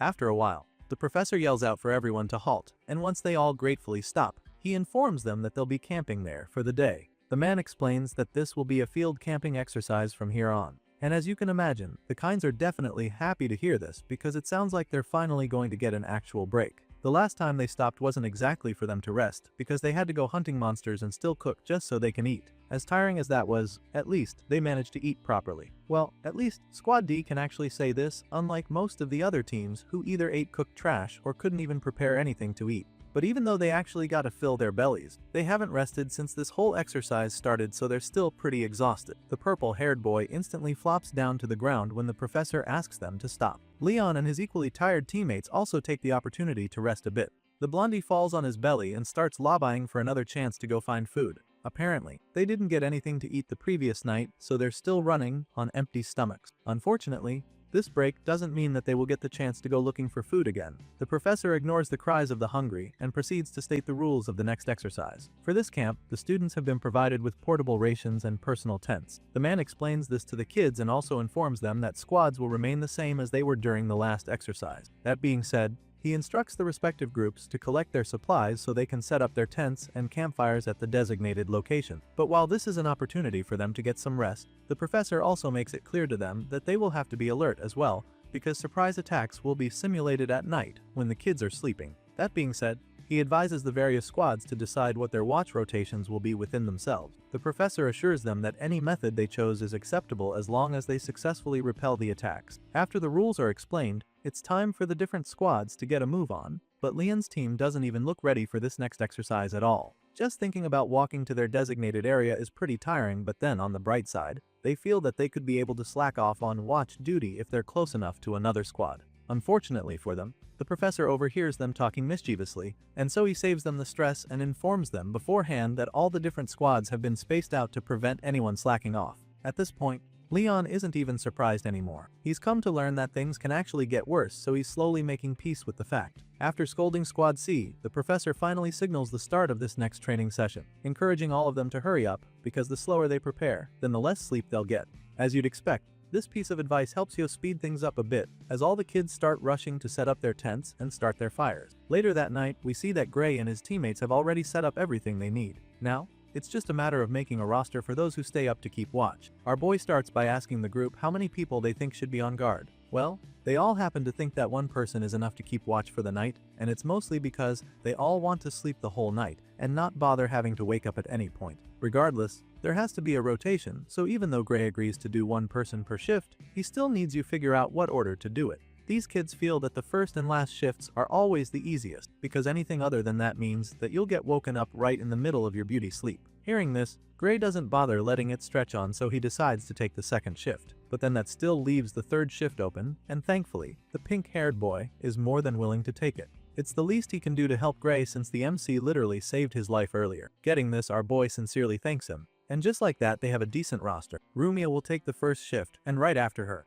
Gray will follow, then Bask, and finally Benes will take the final shift. Everything seems good to go at this point, so our boy concludes by reminding them to make sure they wake up the next person before going to sleep. A few moments later, we see that everyone in Squad D except Rumia is fast asleep. The girl is still on her shift, feeling very sleepy, but she manages to up. Inside, we see Gray actually sleeping, which is a little worrisome, because with that girl outside the tent all by herself, it means that she might have to face the armed attacker, who is already approaching their campsite on her own. All of a sudden, someone sneaks behind the sleepy girl, but she's too drowsy to hear anything. It's very discreet, but Gray hears something and instantly shoots up from his sleeping bag. He grabs his sword and braces himself for a fight because he knows for a fact that he just heard a suspicious noise. If it were a monster, it would have been louder and way messier, so he's certain that this sneaky attacker is definitely a human being. And not just any human, but someone who doesn't want to be detected. With this in mind, the MC takes a peek outside his tent and scans the area, but all he sees is his extremely tired teammate, Rumia, who's fighting with everything in her to stay awake. From the look of things, Rumia didn't notice the sound,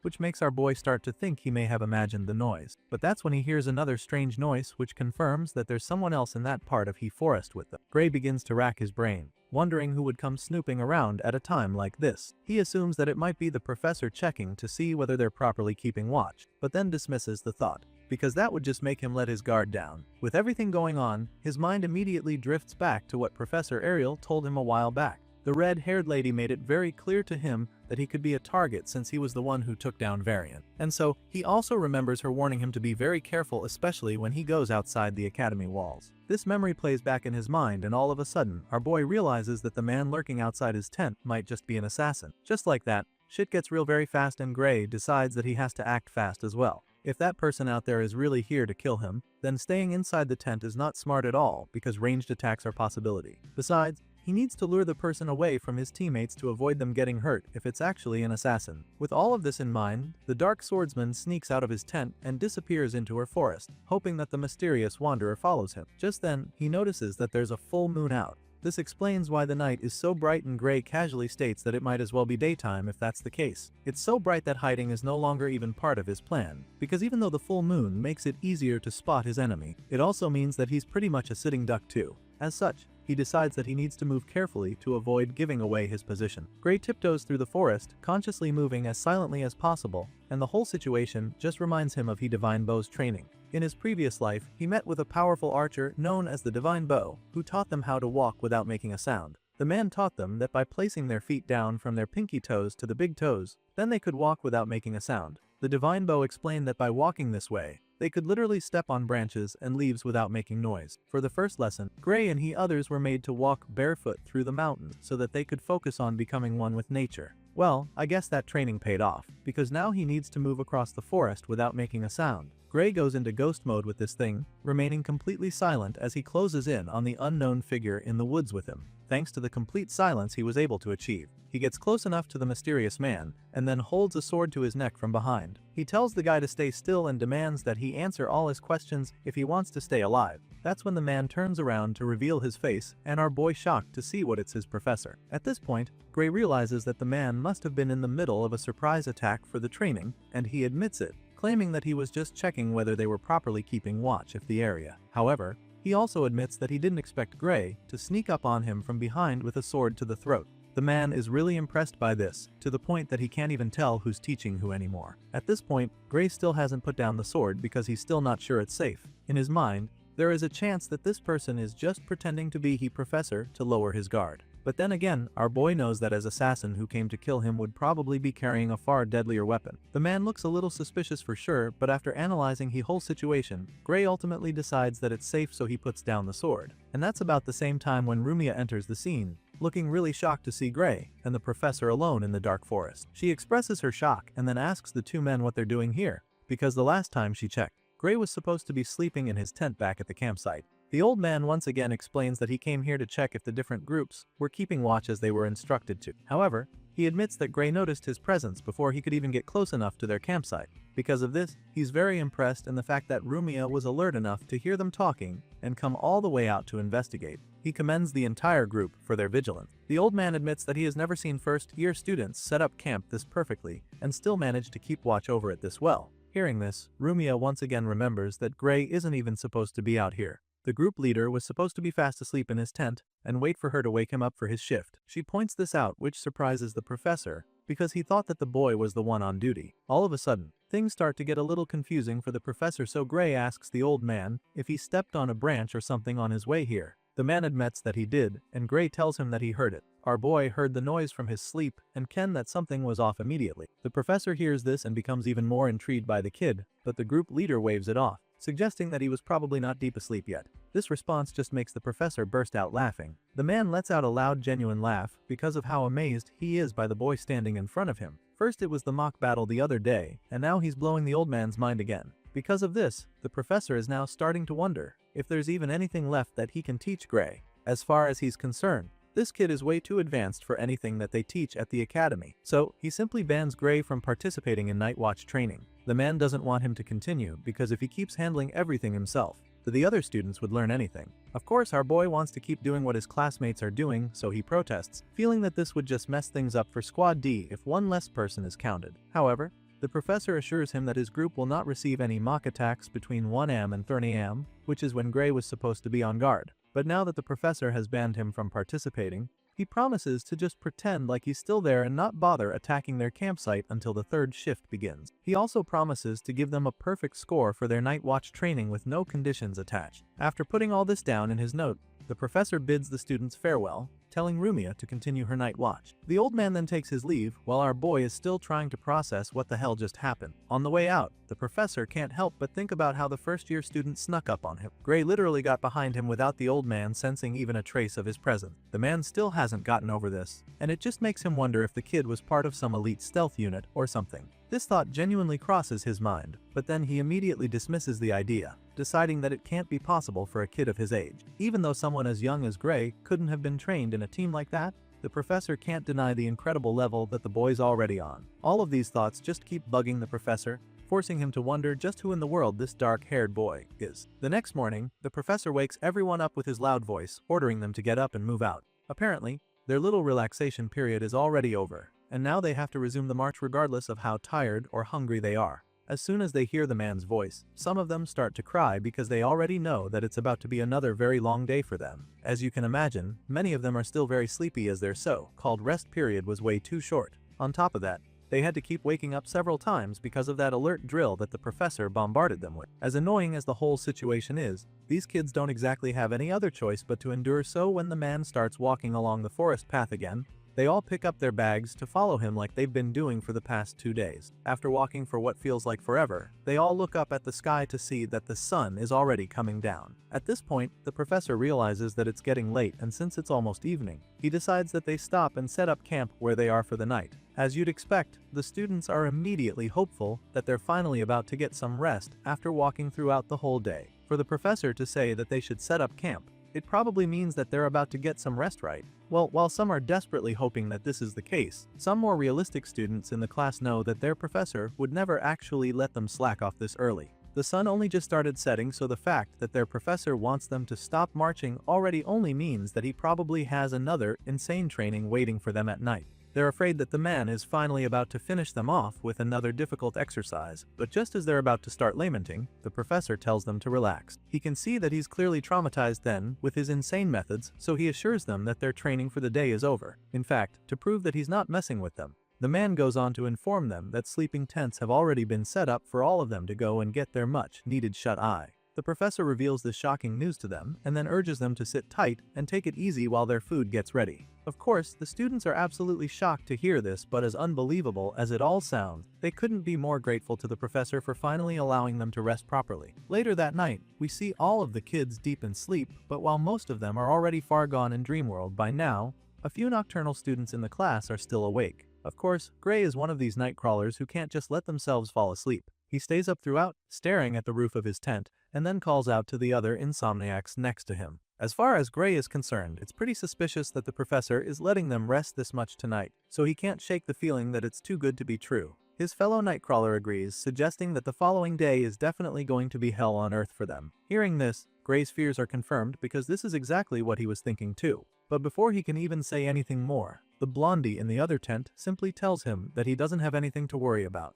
Leon is sure that the Divine Eye student will be just fine no matter what the professor does in the morning, and this just makes the MC a little nervous, especially since he can imagine the creepy look on Leon's face right now. Their little conversation is cut short all of a sudden when the professor's loud voice cuts in. This time, it's Professor Heatkoth who calls out to everyone, and as soon as the students start poking their heads out of their tents, he shows them the delicious meal he prepared, announcing that food is ready. It definitely looks a lot better than anything these kids have eaten since they started this exercise. So, they're a little taken aback by the feast before then, because they never would have imagined that their teachers would go all out to feed them with the way they've been treated the past 3 days. The kids are blown away by the banquet before them, and as you'd expect, they can't wait to dive right into the food. While they're still gasping and all, the other professors come out with even more food, telling the kids that they can even go for second. At this point, most of them are already crying tears of joy because they definitely didn't imagine that they would ever enjoy such a treat on this hellish journey. Without any hesitation, the students dig into the food,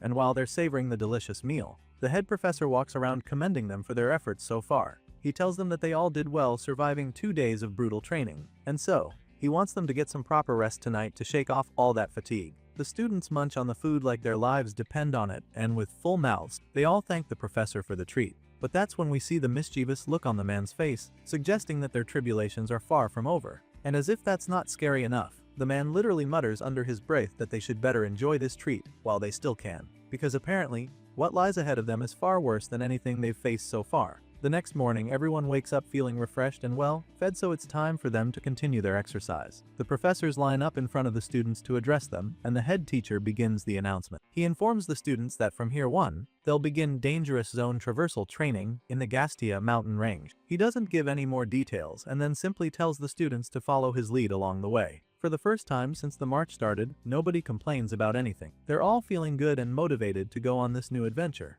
but none of them have any idea what's really in store for them. Following the professor's lead, they all make their way through the forest path toward the mountain, with Gray and Leon walking closely behind the leader. On the way, a few of the kids can't help but get excited about this new adventure. Some of them start sharing what they know about the Gastia mountain range. One claims that he freaked out when he first saw the mountain, but now that they're actually going up, he is confident that they can manage at the pace they're currently moving with. The other one is just grateful that they have even been able to keep up this much, making him conclude that the good rest they had last night really paid off. Just then, the head professor turns around to assess the situation behind him. He looks back and notices that no one has dropped out so far. I mean, since the march first started, these kids have been on the verge of breaking down, but somehow they're still all in the race, and the professor is impressed by this. But then again, he's not too surprised because it's just the kind of thing he expects from people who pass the academy entrance exam. He commends them once again for their resilience, but before they can even bask in the praise, he reveals that shocking twist. The look on the man's face suddenly goes dark, suggesting that something sinister is about to come their way. The man reveals that the real training is about to start, claiming that they're now only 2 kilometers away from the water lizard territory. The professor tells the kids a bit about these creatures, revealing that they're way stronger than the monsters they fought during the food procurement training. As far as this professor knows, most of the students here would probably get killed even without being able to do anything against those creatures. As you can imagine, this remark sends chills down their spines, and they have a hard time processing it. The fact that their teacher is telling them that they would get killed by monsters on this mountain really terrifies them, so they start to rethink even going further. Only a few moments ago, they were getting all excited about climbing up the mountain, but now that they're hearing they could die up there, they're starting to wonder what kind of training they're walking in. I mean, if the monsters are that dangerous, then what are they even supposed to do against them? At this point, some of them are already expressing their concerns, and that's when the professor informs them that their job on this mission is to move without being detected. He's not particularly sending them up there to go kill the monsters because they clearly are enough match for the water lizards, but he wants them to master the art of stealth. And what better way to do that than making their lives depend on it? The professor explains this to them and then reminds them that this whole exercise is a 2-week dangerous zone rotation, and this is just the first one from a long list it appears. Anyway, as scary as all this sounds, the professor reveals that there's a silver lining in this first rotation. Luckily for them, water lizards don't move much during the dry season, and this is so that they can conserve their energy. That being said, they have a good shot at completing this exercise without getting torn to pieces. All they have to do is stay completely silent the whole time, and as long as they don't make loud noises, then the lizards probably won't notice them. But then again, there's one last catch to this exercise, because even though these lizards don't move much during the dry season, the fact that there's no rain also means that they're thirsty to drink anything they can find, especially blood. And as you can imagine, the strict old man doesn't hesitate to scare the kids even more by telling them this. He makes it very clear to them that staying quiet might not be enough to avoid getting killed, and that's because anyone that these vicious monsters detect is as good as dead. That's how deadly they are, and to avoid this, he advises them one last time to advance carefully and not make any loud noises. Of course, our boy is not exactly a fan of such a dangerous mission. He doesn't say anything though, but the look on his face confirms just how pissed he is about the whole thing. From all indications, the man is telling a large group of students to walk through a forest path up a mountain without making a sound. For our boy, this is not really a big deal, but he knows that the other students are going to have a hard time for sure. The reason this whole thing seems like a call walk to him is because he's done something like this in his previous life. It all reminds him of training back when he hunted monsters with Lord Divine Bao, so he's familiar with stuff like this. The kids resume their march, advancing up the slope behind their professors, and then all of a sudden, the professor notices that Gray is right behind him. Seeing how unfazed the MC is, he figures that the boy is well prepared for the journey ahead. As far as he's concerned, Gray definitely already has some monster hunting experience already. As such, he feels that this training might be too easy for the boy. But even at that, he urges him to stay focused and not get careless. While talking to our boy, he finally turns around to look him in the eye, and that's when he realizes that the other students are far behind. His colleague asks him about them, and the guy just starts crashing out. He is pissed that the students are always too slow every year, so he scolds them, but this doesn't do much because these kids are already too afraid. They're no longer motivated to climb up, knowing that they could meet their end there. The frustrated man urges them to pick up the pace, assuring them that they will be fine as long as they do not make any loud noises around here. But then again, while scolding them, his voice becomes pretty loud, which just scares the kids even more, because now they're afraid that he'll be the one to attract the water lizards. The man threatens to make them camp inside the water lizards' territory at night if they don't pick up the pace, and as you can imagine, this is more than enough to speed things up. The students are extremely terrified, but they keep it moving, turning their heads at every second in search of any monsters that could attack them. And this immense fear forces everyone to be incredibly silent. Even their breathing is quiet, and it's all to ensure that they don't get detected by the water lizards. Sure, this whole thing is probably a cake run for Gray, but he's not happy with the way the professor's organized. There are no actual instructions on how to pass this training exercise. As far as he's concerned, they should have taught this somewhere safe first, before bringing out these inexperienced kids to partake in the field training. These students are definitely not familiar with stuff like this, and they're all practically winging it, hoping for the best. After a while, the professor finally breaks the silence, assuring them that they can actually breathe aloud. Sure, he said not to make any noise, but they're being deathly silent now to the point he can't even hear them behind him. Seeing this, he tells them to relax, assuring them that they just don't have to make any loud noises to pass the exercise. Hearing this, the tension eased up a bit, and the kids continue marching through toward the water lizard territory. All of a sudden, they get to a part that looks a lot darker than the rest, and the professor suddenly stops. He signals for all of them to halt, and they do so without question. They're all curiously waiting to hear what he wants to say, and that's when he informs them that speaking is forbidden from this point forward. He explains that they have to use hand signals if they need to communicate, and just like that, the flaw that Gray was thinking about becomes more evident, because these kids weren't taught any hand signals before coming here. Regardless, they don't have a choice, so they quietly listen as the professor gives the final set of rules. He informs them that they'll lose points on their evaluation if they make loud noises or speak when passing through the water lizard territory. And after making all of this clear to them, he begins the march once again. As soon as they start moving, one of the green-haired kids there just finds it amusing how slowly they're moving all of a sudden. To him, this whole thing could be considered a typical mountain hike even if they were told not to make any noise. The boy starts to think that the exercise might actually be easy because the pace is a lot slower than what it was the previous day. For some reason, he starts to think that there might not even be any monsters in this part of the forest. At this point, you can already tell that this guy is about to do something very stupid, because why is this thought crossing his mind at a time like this? Mr. Smarty Pants over here starts to think that the professors might just be lying to them about the water lizards, because he doesn't believe that the academy would actually use a place with monsters that could kill instantly for a training exercise. With this in mind, he concludes that the teachers are probably just pretending the monsters exist so that they can practice stealth marching. Thankfully, this kid isn't motivated to fool himself right now. The march just started anyway, and he doesn't want to lose evaluation points, so he decides to play along and keep his mouth shut for the sake of it. But just as he's making up his mind to not be a nuisance, he ends up doing the exact opposite. Because when he's not paying attention, he accidentally trips on a big rock. And of course, he falls on his butt, making a significant amount of noise in the process. Gray and the other students hear this, so they turn to see who made that noise, and that's when they see the green-haired kid laughing nervously, as if he didn't just put them all in danger. They all shoot daggers at him, and before the professor even says anything, he already knows that his evaluation points are as good as gone. I mean, the stealth march only just started, and he's already broken the rule. As disappointing as that is, he's also feeling pretty good about his instincts though, because even though he just made a loud noise, there are no monsters showing up to tear them apart.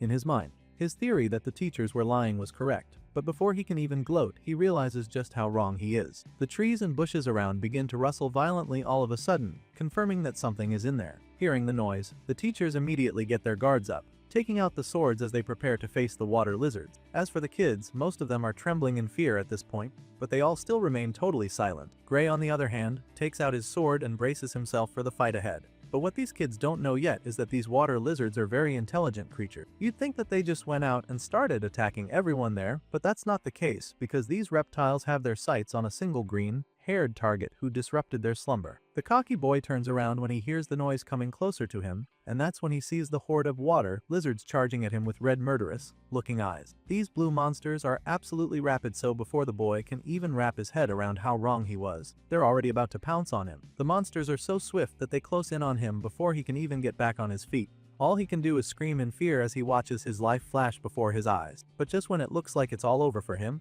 one of the professors saves his life. The white-haired professor kills the first water lizard by burying his sword in its head. After Professor Hikath drills the skull of the first water lizard, it only takes a second for the others to charge at him. The man pulls his sword out of the lifeless reptile and gets ready to resume his battle. That's when another one of the monsters charges at him from behind. This time around, Leon is the one who intercepts the lizard. He runs as fast as he can to catch up with it, and then lands a powerful slash on the monster's chest. But to his surprise, this doesn't do anything to the creature. His attack doesn't even leave a scratch on the lizard's chest, and while he's still trying to process this, the monster retaliates. By this time, the blondie is so confused because he doesn't even know how to fight back anymore. The water lizard charges at him to land an insane strike, but before this can happen, Professor Hikath appears once again to save the boy. This around, the white-haired swordsman kills the monster by driving his sword straight into its chest. The same armored chest that Leon couldn't even scratch with his sword. Blood splatters all over the place, and the lizard dies immediately. But since there's a lot more where they came from, he informs the kids that these monsters are not creatures that students can fight. On this note, he orders them to fall back immediately, assuring them that the teachers will be the ones to handle the horde. Sure enough, the professors are actually capable of holding back these monsters. They fight back the water lizards, landing decent hits with each strike. But the kids still can't help but notice that even the professors can only produce little damage. Unlike Heatkoth,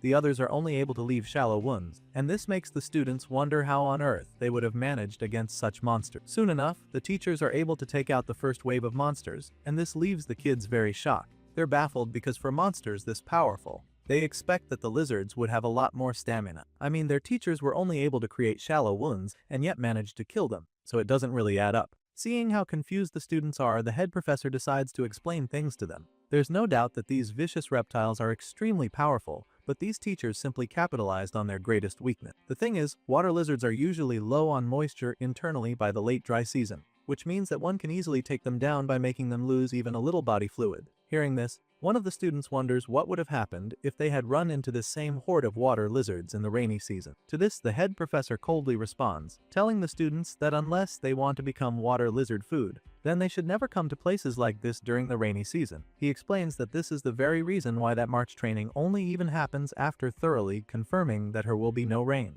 Everything he just said makes the kids shiver in fear, because they suddenly realize just how dangerous this mission is and how bad things could have gotten. They're all still very shaken by everything that just happened, but they remain quiet, not knowing if it's safe to take yet. The professor notices that they're still not talking, so he assures them that they can speak now because they've already cleared out the water lizards around them. If they hadn't, well, they would all be dead by now, and the professor doesn't even sugarcoat this when saying it. Despite giving them permission to speak, they're just still too stunned to say anything, so he just decides to resume the march, knowing that they'll eventually get over the shock. After several hours, they finally make it up to a high point on the mountain, and upon getting there, we see that the white-haired professor is still slaughtering water lizards. Apparently, that's how he's been doing it on the way up here, but now that they're here, he informs the students that they've made it to the end of the climb. Heathcote casually pulls his sword out of the corpse of the last water lizard he killed and then commends the kids for the good work. He is clearly impressed and proud of them for making it all the way to this point. The first set of students arrive at the top and others follow shortly after. Some already look like they're about to pass out from exhaustion, but they just have to keep going because they're already so close to the end. Soon enough,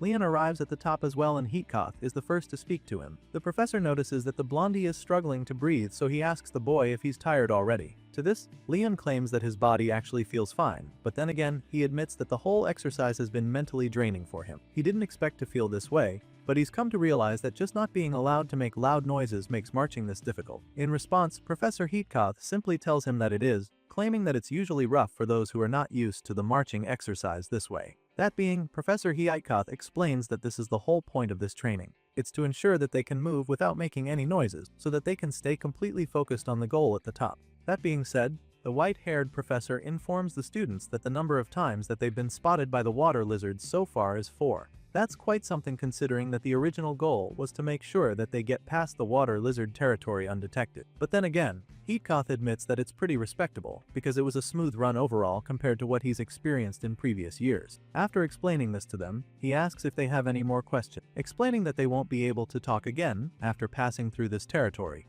No one says anything, and so they're about to start moving again, but then Gray reveals that there's one thing that has been bothering him. Heathcote is curious, so he asks the MC to tell him what that is. That's when our boy points their focus to a cloud in the distance. The dark swordsman has been staring at it for a while now, and he noticed that it's been getting slightly bigger very quickly. But that's not the main problem, because this growing cloud is actually upwind from them. Right now, the other students don't really know what to make of Gray's observation. They're just nervous because they know that it's probably not a good thing. Meanwhile, Heathcote commends Gray for having a sharp eye. Apparently, he did even notice that cloud before. Now that Gray has pointed it out, he asks his colleague, Professor Rent, if he knows anything about clouds ever forming during the dry season. To this, the man admits that such a thing is normally impossible. But right after stating this, he looks up at the sky and confirms that the cloud really does look like it's gradually getting bigger. All of a sudden, the mission becomes way too dangerous, so Heathcote informs the students that they'll be turning around. They can't risk moving to meet that growing cloud, so he cancels the training and urges them to move quickly so they can get the hell out of the water lizard territory. If that cloud gets too big,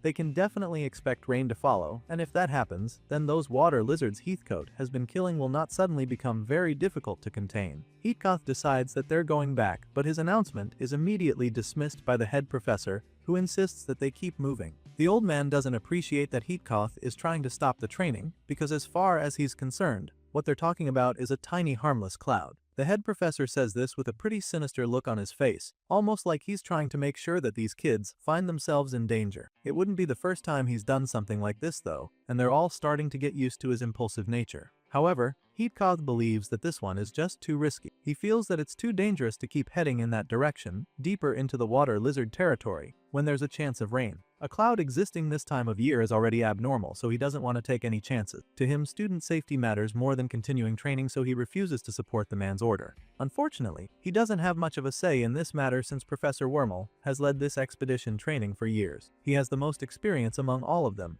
and so the other teachers believe that they should trust his judgment and follow his lead. All of a sudden, Heathcote finds himself almost alone in this argument because the rest of his colleagues are willing to follow the head professor and continue the march. At this point, Heathcote starts to get a little frustrated. He's pissed at the others for not prioritizing the safety of the students and almost snaps at them. But just as he's about to call them out on their bullshit behavior, Professor Wormel interrupts him. The man is strangely calm about the whole situation, probably because he knows that everyone else will support him. But since he wouldn't want to get into a heated argument with Heathcote in front of the students, he assures him that they'll just pick up the marching pace a little since he's worried about the cloud causing rainfall. This old man has no intention of going back, but he also wants to keep the peace, so he suggests this, reminding Heathcote that this exercise is a very good and important training opportunity for the students. Professor Wormel successfully dissolves the argument like the cunning old man he is, and then urges all the students to follow him like their lives depend on it. He's about to pick up the pace of this match, and he doesn't want anyone to fall behind when that happens, so he's giving them the heads up now.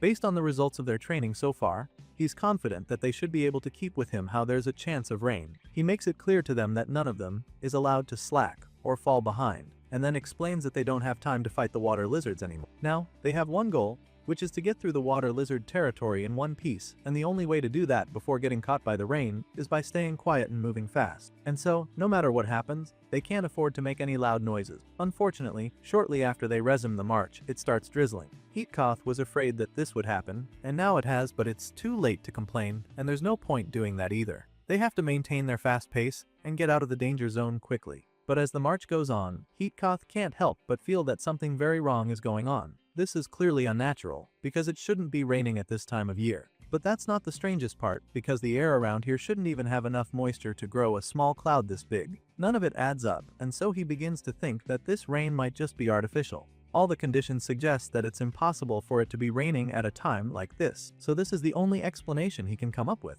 While Heathcote is coming up with this theory, we see that Professor Wormel is already starting to get pissed by the fact that it's raining. It was already pretty obvious, so you wonder why the old man is getting all worked up about it. Just then, Gray quietly calls out to the man, trying to stay as quiet as possible. Professor Wormel, on the other hand, suddenly forgets that they're supposed to be quiet and snaps at Gray in his rage. And that's when the boy reminds him that it's not safe for him to talk loudly out here when it's raining already. His number one rule was to keep shut when passing the water lizard territory, but now he's the only one making noise. And when Gray calls him to order, he feels a little offended. But at the same time, he can't even argue, because as it turns out, this time around, he's the one who attracts the ferocious water lizard. Gray tried to warn him, but the damage has already been done, and now one of the dangerous monsters is standing right behind Professor Wormel. As soon as he senses the presence of the beast above him, he becomes very calm. All that pent-up rage and frustration vanishes from his body in an instant, because now he knows that he's just out everyone in a lot of danger. Of course, this extremely powerful monster doesn't hesitate to attack him when it gets the chance. The water lizard takes a big swing at him, determined to tear him apart, but the experienced swordsman sees it coming and swiftly dodges the hit. Professor Wormel moves out of the way and immediately follows up with a powerful sword slash that opens up the monster's body in an instant. The man is able to cut through the monster's arm with this strike, and usually, this would be enough to make it bleed out and die. Unfortunately, the conditions are no longer what they used to be. Now, that's it's raining, the lizards are a lot more powerful, and this one in particular is ready to slug it out with the swordsman. Wormel waits for the monster to go down but doesn't. In fact, the wound heals in the flash and the lizard suddenly looks even more powerful. At this point, he becomes a little overwhelmed because now he has to come up with another way to attack. Before he can even think, the lizard slaps him with its tail. Despite seeing this attack and stabbing the tail with his sword, the force from the whip is just too much, and so he's unable to stop the next blow. The powerful tail whip sends the old professor flying, and this scares all the students watching. They gasp in fear at this point, because the one who's supposed to be the most powerful just got tossed across to the other side of the battlefield. Thankfully, he's not too badly injured by this. He gets back up and pats the dust off his body. Now it's clear that things have gotten very serious, and Gray begins to analyze the situation. As far as he's concerned, a professor's reflexes should be just fast enough to dodge that attack.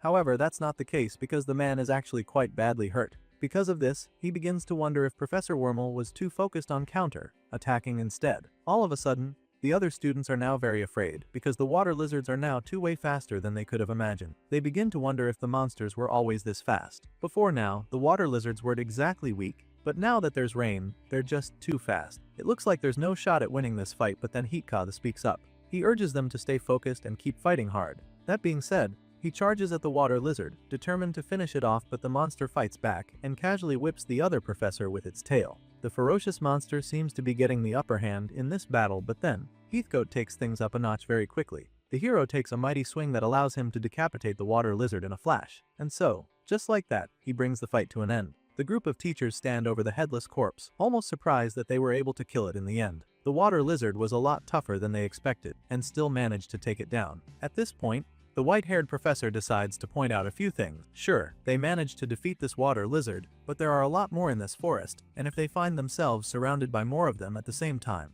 then coming out alive is going to become a lot more difficult. He reminds his colleagues that even the head professor didn't get away unscathed against the monster. Hearing this, the guy who took the most damage chimes in. Professor Wormel finally agrees with him. He admits that they cannot continue the drill like this, and then finally decides to cancel the training. He retrieves his sword from the lizard corpse and then orders that to cast the emergency teleportation spell immediately. But when he asks the lady in the group if she still has the spell prepared, he realizes that they have a big problem. It turns out that she's been trying to cast the emergency teleportation spell for a while now, but it just won't activate. As you can imagine, Professor Wormel is stressed out by this news. The old man before panic, because that's like the last thing he wanted to hear right now. They're pretty much trapped if they are not able to transport themselves out of here, and the longer they hang around, the higher the chances of them getting torn up by a horde of water lizard. The effects from the fight mess the old man quite a bit, and he clearly hasn't recovered from it, so he is desperate to get the hell out of here. He asks if anyone else there can cast the spell, and the only other guy who can admit that he is also having trouble activating it. At this point, it becomes pretty obvious that they are being blocked from teleporting out of here. There's some kind of barrier that's trying to keep them stuck here, and Professor Wormel can see this. The old man realizes that something fishy is going on. Looking at the bigger picture, it's not just teleportation being blocked. Strange stuff has been happening since they entered this part of the forest, like the fact that it's raining heavily in the dry season. With all this in mind, Wormel suggests that someone is targeting them and trying to sabotage this outing of theirs. This is the only explanation he can come up with for all the weird things happening. Because of this, the old man begins to get all worked up again. He's responsible for the safety of his colleagues and all the students out here in the forest as the head professor, but so far he hasn't even been able to properly protect himself. He begins to panic and eventually loses his cool, as he desperately wonders what on earth he's supposed to do now. He doesn't know what call to make, so he asks his colleagues to help him out, but none of them seem to have a plan. The first one simply states that breaking through water lizard territory will be as good as committing suicide. That being said, the only reasonable thing he can come up with is for them to pitch camp right where they are and hope that the rain stops soon. Of course, this doesn't sound like a good plan either, but it sure seems like the best bet they have at surviving. But then again, Professor Heatkoth suggests that the right is artificial, and if that's the case, then it's unlikely that the downpour will stop anytime soon. The lady in the group admits that she can't know for sure if the rain will cease, but she is convinced that their chances of surviving are better if they stay where they are. Advancing further into the water lizard territory would mean that they have to fight more of the monsters repeatedly, and with this rain making the creatures more powerful, that's not a fight they can win. The earlier battle just so happened to go their way with no casualties, but the truth is, they don't stand a chance against the water lizards in this weather. Professor Wormel receives treatment at the side while the lady keeps trying to make Heatkoth see reason with her. However, the guy is still convinced that they can't just hang there and wait like sitting ducks. He totally gets what she's trying to say, but at the same time, he wants her to understand that the water scope of activities expands when it's raining, and since that's the case, there's no guarantee that this location wouldn't be attacked again. He's afraid that they'll just get ambushed by more of the monsters and be taken out with ease when they least expect it. But then again, it's just as risky as moving deeper into the forest. Just thinking about this is exhausting, but Heatkoth believes that there just has to be a way to get through this. While he's still hoping and praying for a miracle, Gray suddenly calls out to the professor. He boldly tells them that he's ready to fight against the monsters too, as long as there's recovery magic available. He also feels that they need to keep moving, so he suggests that there must be a way for them to break through. Hearing this, Heatkoth admits that it is possible, and with that kind of power, they could have a high chance of breaking through the water lizard territory. The only question now is whether his body will hold. At this point, the hero reminds the professor that no one will come to help them either way. So, as far as he's concerned, it's better than just waiting to die here. However, Heatkoth feels that even with recovery magic, he's going to have to use that power more than once a day. He reminds him that Ariel has made it clear that he must never do that. To this, Gray admits that as long as they make it back in time to the academy, there should be plenty of excellent healers waiting. And as far as he's concerned, it's perfect for practice. But Heatkoth isn't on the same pages with him on this. He reminds that Ariel wouldn't have told him to stop if it were something that could easily be healed with recovery magic. Seeing that Heatkoth is trying to be difficult, he bluntly asks the professor if he has any other way to get the students back safely. At this point, it's clear that the man doesn't have an answer, so Gray decides to taunt him a bit, insinuating that Heatkoth wants to just let everyone die just to protect him. Of course, this triggers something in the professor, and that's when we get to see exactly what's on his mind. You see,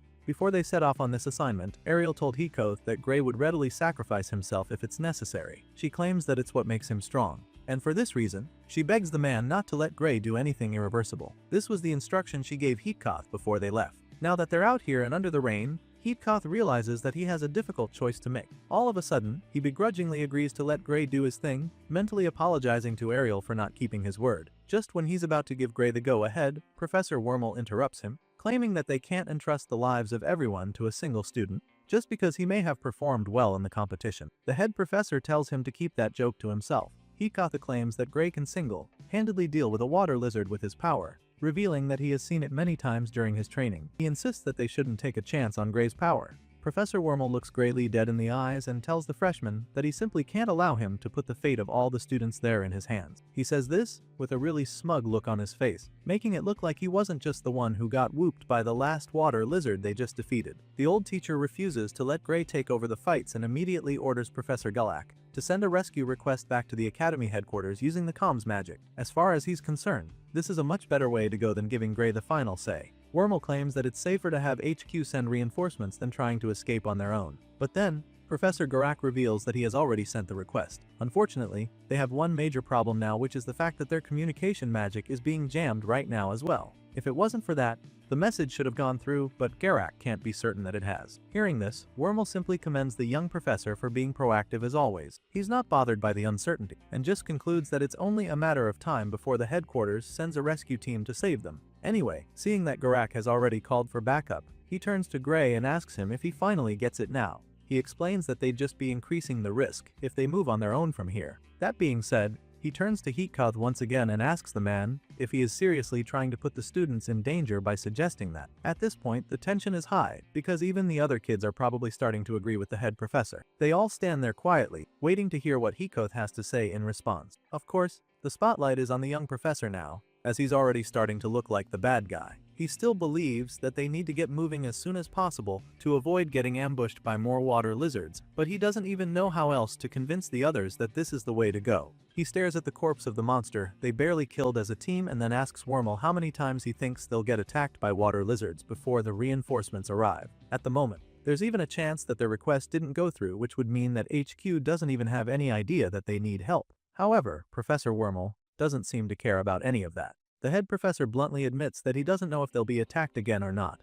but insists that it's way safer to wait there than wandering around outside this secure zone. Of course, Heatkoth is still not convinced, so he tries to protest yet again, but before he can even say anything, the head professor cuts him off. Wormel flashes a coy smile at Heatkoth, almost as if to mock him for not being able to get his way. He interrupts his younger colleague and suggests that they just stop talking about the issue as a whole. As far as he's concerned, the ultimate decision has already been decided since everyone else is okay with waiting for the reinforcement. And just like that, Wormel shuts Heatkoth down, claiming that they need to stay quiet to avoid attracting the water lizards that might be around. At this point, Heatkoth is practically boiling with rage. The head professor casually brushed off his suggestion like it didn't even make any sense, and now they'll all be forced to stay in the middle of nowhere under the rain like sitting ducks. Of course, the other professors side with the leader, and the kids don't exactly have a say in the matter, so they all just wait there, hoping that the reinforcements arrive quickly. As for Wormel, it seems as though the head professor cares more about the satisfaction of defeating Heatkoth in an argument than the actual safety of the student. The guy is literally gloating in the corner like he just won a debate or something.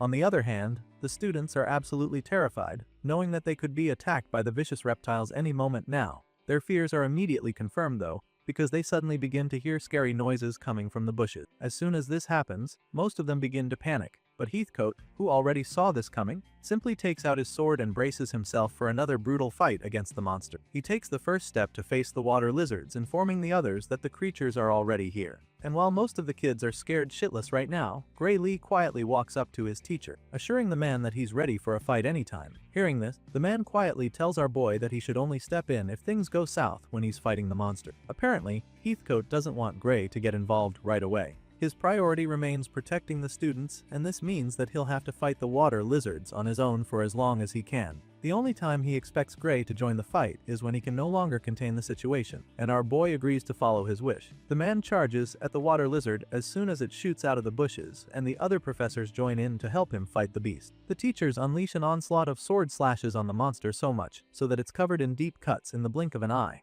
However, this creature is obviously not as well as the ones they faced before, thanks to the rain, so despite losing all that blood, the water lizard keeps fighting hard. The ferocious reptile retaliates in a flash, whipping one of them in the face with its tail. This tail slap is so powerful that it sends blood spewing out of the man's nose and mouth, and pretty much knocks him out of the battle too. But just as that's happening, Heathcote goes in with another insane attack. He avenges his fallen comrade, with the help of the other professors, and after they deliver a second wave of attacks, they finally subdue the beast. They assault the water lizard at the same time, faster than the monster can even process the hits, and it doesn't take long before it collapses to the ground in defeat. Seeing that they successfully killed another one of the overpowered reptiles even in the rain, the professors suddenly become a lot more confident in their abilities. They were probably having a few doubts before, but now that they've taken out another one, a few of them are feeling very possible. The one in glasses who got slapped in the face smiles while receiving treatment, confident that they can actually handle anything that comes their way. But Garak refuses to let his guard down. Sure, they are on a high right now,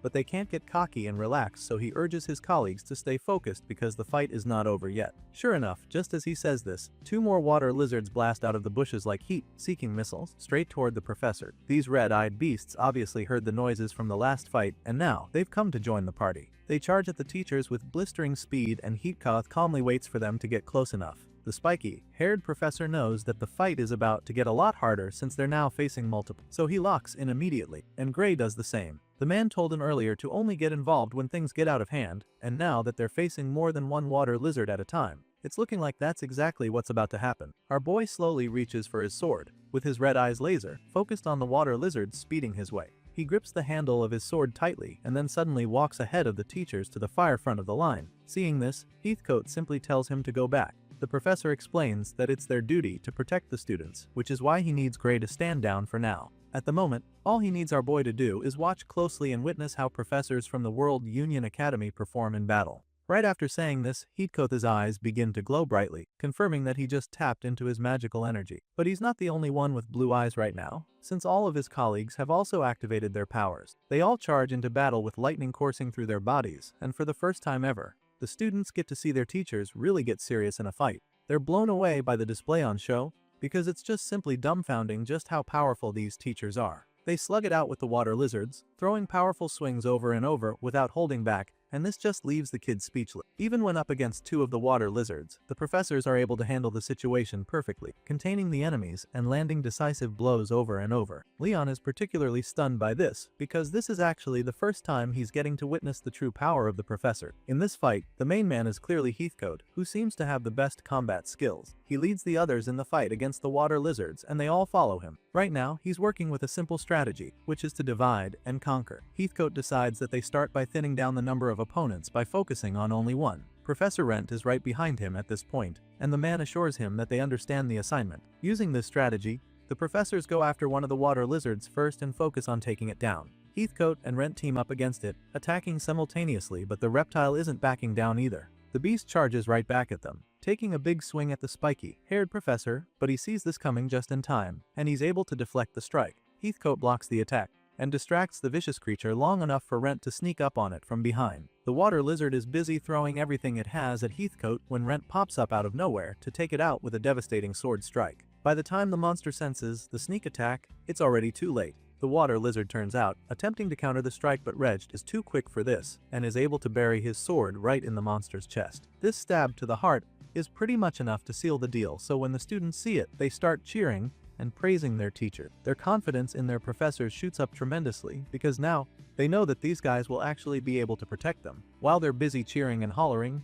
the only thing Heathcote can think about is how to go after the second water lizard. He turns around to face it, believing that they just have one left to take down. That's when he notices Garak still treating the other one with healing magic. Those guys are obviously not going to be able to join the fight anytime soon. But on the bright side, the others barely took any damage, which means that they still have a good enough fighting force. With this in mind, Heathcote confidently charges at the second water lizard with his colleagues close behind him. He and Rent run up to the water lizard, determined to eliminate the remaining threat. But then all of a sudden, we see two dark-looking figures coming up behind the two. These figures have an ominous red glow in their eyes which closely resembles that of the water lizards, so whatever they are, they're clearly not friendly. Just as these ominous figures are about to strike Heathcote and Rent from behind, they're intercepted with a brutal strike that foils their plan immediately. This sword slash takes off both their hands, with their sword still in there, which goes to show just how fast the attack was. This is when we learn that Professor Wormel and the one with glasses were the ones trying to hurt Heathcote. The two traitors stare at their severed hands in disbelief for a second before finally screaming in agony as the pain goes straight to their brain. They're pretty much paralyzed by their injuries, and we also learn that Gray was the one who stopped them. Turns out, our boy has known for a while that these guys were up to no good, but we'll get back to that in a moment, because the fight against the last water lizard is far from over. Rent turns around to see two of his colleagues now missing their hands, and of course, this leaves him pretty confused. He's distracted for a moment, but immediately gets his head back in the game when the deadly reptile closes in on him. As for Heathcote, he's not even surprised by what Gray just did. He simply smiles at the kid and thanks him for having his back before turning his focus back to his fight with the lizard. Right now, they have a system that's working for them, so they're confident that they can take down the last monster by themselves. Sure enough, it doesn't take long for them to kill it, and once they're done with that, they immediately go back to deal with the traitors who just revealed themselves. Professor Wormel and his partner in crime are still in a great deal of pain, considering that they just had their hands cut off, but of course, Heathcote doesn't exactly give a shit right now. They were obviously sneaking up on him from behind, but rather than jumping to conclusion, he gives them the opportunity to explain themselves and furiously demands that they confess what exactly they were trying to do. With the sharp tip of the sword mere inches away from his face, Wormel begins his confession. The man claims that he was just trying to fight the water lizard, but it sure as hell didn't seem like that. The two suspects suddenly accuse Gray of cutting off their hands for no reason, claiming that they were only trying to join the fight. With this claim, they immediately label Gray as a criminal and boldly demand his arrest, even though they're the ones that are about to be on trial. The one in glasses claims for the dark-haired freshman to be locked up, claiming innocence, but as you can imagine, Heathcote isn't even slightly swayed by their claims. In fact, he actually finds it pathetic that they would think anyone would buy their story. They're shamelessly denying their treachery and calling for Gray's arrest when most of the people here have already realized that they were trying to kill them. Rent is disgusted by their behavior and even more irritated by their lies, and he doesn't hold back when saying this. He castigates the traitors for their acts and informs them that the students in the swordsmanship course are not blind enough to miss something that obvious. That being said, he calls on the kids and asks for their opinion on the matter. At the moment, they're pretty much the jury that will decide the fate of these two men. But as you can imagine, the students are not in any hurry to pick sides. They're afraid to accuse their professors of anything, not just because of the respect they have, but because it could probably land them in trouble if their judgment is wrong. Anyway, Wormel and his partner in crime are now very nervous because it's pretty clear that no one is on their side. Even the students couldn't defend them. At this point, Heathcote chimes in again, admitting that assassination and kidnapping attempts on people from he actually aren't rare. After all, they're an organization with plenty of enemies, and there are also a lot of valuable people among them too. That being said, since Wormel and his partner refuse to confess the truth, Heathcote decides to spell it out and make the verdict. He bluntly states that they tried to blend in with the water lizard fight so that they could kill a professor of the academy. But that wasn't going to be the end of their plan, because Heathcote also believes that they wanted to kill the students as well after taking out the guards. If that didn't happen, then they were probably going to kidnap the kids and force them into some shady work. Professor Heathcote believes that this is what Wormel and his partner were trying to do, so he spells it out for the students to hear, hoping to get an actual confession out of the culprits. By this time, the students have gotten to hear everything, so they're pretty terrified. The mere thought of their own teachers hurting them sends chills down their spines, and most of them are still frozen in shock, while the rest of the class is still trying to process the whole thing. Heathcote commends our boy Gray for his work, because he was the one who spotted the traitors and thwarted the assassination attempt. The man thanks our boy, admitting that the only reason he and Rent survived was because of Gray's intervention. He praises the MC for displaying some very impressive quick thinking, but our boy just smiles when he hears this because he knows that Heathcote is trying to be modest. Apparently, Gray believes that the professor sensed the shaddiness from the start, and that's not too hard to believe since Wormel and his cohort were actively against every suggestion he made from the beginning. They were the ones with the most insane drills, and all of these just made Gray conclude that they were trying to kill them from the start. As far as our boy is concerned, this is the truth, and anything else these men say will just be them lying. You'd think these guys would stick to their original story and claim of innocence, but when Gray reveals that he knew what they were up to, Wormel pretty much loses his shit. The man doesn't even bother denying any longer because he's been caught red-handed, quite literally too. Wormel can't understand how Gray and Heathcote saw through their facade and begins to wonder if their plan leaked from somewhere or something. In this moment of frustration, Wormel pretty much confesses to everything, which catches his partner off guard. The guy instantly covers his mouth to shut him up and then tells Gray that he knew nothing about this treacherous plan beforehand. Unfortunately, it's too late to cover up anything now. The evidence is all out there and Wormel just confessed to it already. Now, they really don't need anything else to litigate these guys, so Gray decides to just keep chatting with them before it's time for them to be locked up. To explain how he knows their plan, he admits that it's pretty easy to tell when someone is moving funny. He claims that it's all about watching the person's movement or the look in their eyes. That being said, our boy informs Wormel that the whole time, he never moved like someone trying to protect the students or other professor. Everything he did seemed like sabotage time and time again, and it was only up until halfway into the assignment that he finally confirmed it. Before then, he just assumed that the head professor was simply incompetent, but then when the rain started, it became clear that Wormel was intentionally trying to put them in danger. His moves became far too unnatural, and Gray explains why. Remember when Wormel got smacked around by the water lizard the first time? Well, this didn't go unnoticed by our boy. Vlad remembers thinking that the head professor could have easily dodged those hits, and that was one of the most suspicious things he observed during the fight. At this point, it's pretty clear that our boy read these guys like a book the whole time, and now that the truth is out, all they can do is sigh and groan as they nurse their wounds. Now that they've gotten all that out of the way, Heathcote curiously asks Gray how he feels, knowing that the boy recently tapped into that dark power. To this, our boy assures the teacher that he's fine, admitting that the damage is negligible since he only used the power for a split second. In fact, it just feels more like bad muscle soreness to him. Hearing this, the professor is pretty relieved, so they both turn their attention back to the traitors groaning on the floor next to them. Gray takes a moment to observe Wormel, and then all of a sudden, notices something off about the old man. Before he can even figure out what it is, the man starts laughing like a maniac. The head professor keeps laughing hysterically like a psycho, and this just irritates Heathcote. At first, he wonders if the man finally snapped and went crazy, but then Wormel reveals that the reason is something far more sinister. Even with the pain from his severed hand, he still feels like he has the upper hand, and this is never a good sign. Wormel claims that they still haven't realized what his main goal was, and since they haven't, it's already too late even. Clearly, our boy doesn't know what he's talking about, so he asks the old man what he means, but Wormel just tells him to think about the situation. The twisted man suddenly decides to spell it out for them. He reminds them that they're stranded in the middle of the water lizard habitat in the pouring rain. On top of that, a powerful teleportation seal has cut off all escape routes for them. But that's not even the worst part, since reinforcements won't make it in time either. After pointing out all of this to them, he once again assures them that it's already too late for them to do anything even if they manage to figure out his plan. To him, it doesn't really matter that he got caught in the act because the main goal he had in mind has already been achieved. In other words, his work is done since they're as good as dead in the middle of this forest. Hearing this, the kids start trembling in terror because everything he just said is true. They know that they won't be able to fight the water lizards if they're attacked in multitude. On top of that,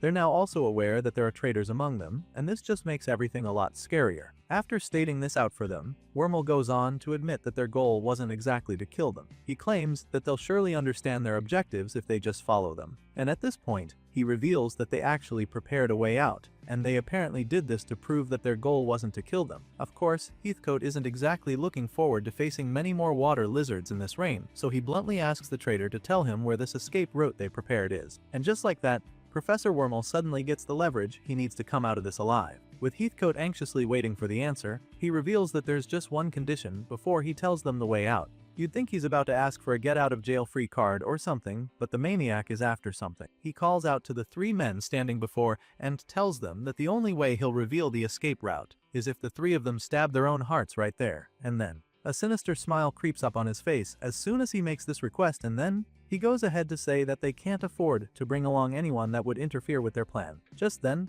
we see the students starting to panic once again, but the psycho couldn't care less. He claims that everyone else will get to live if Heathcote, Rent, and Greystab kill themselves, which just goes to show how unremorseful the guy is. Heathcote just stares at him, probably at a loss for words, so when the man doesn't say anything, he urges the guy to make a choice. He even taunts the spiky-haired professor, claiming that he shouldn't hesitate to kill himself. As far as he's concerned, someone like Heathcote should be selfless enough to give his own life up for the students. While he's trying to mess with the man, another one of his cohorts tries to sneak up on Heathcote. Thankfully, our boy sees this coming yet again and immediately intercepts the third traitor. With the edge of his sword just resting on the guy's neck, he warns the guy not to move a muscle. The students are taken aback when they see how Gray stopped this attack. They're blown away by how fast the Dark Swordsman is because he literally got behind the enemy in an instant. Seeing this, Wormel still refuses to feel defeated. He tells Gray that taking his partner hostage won't do anything to help them. All he wants is to see them dead, so he claims that nothing else will make him reveal the escape route. Before Wormel can play any more mind games, our boy asks his latest hostage to tell him the truth. Right now,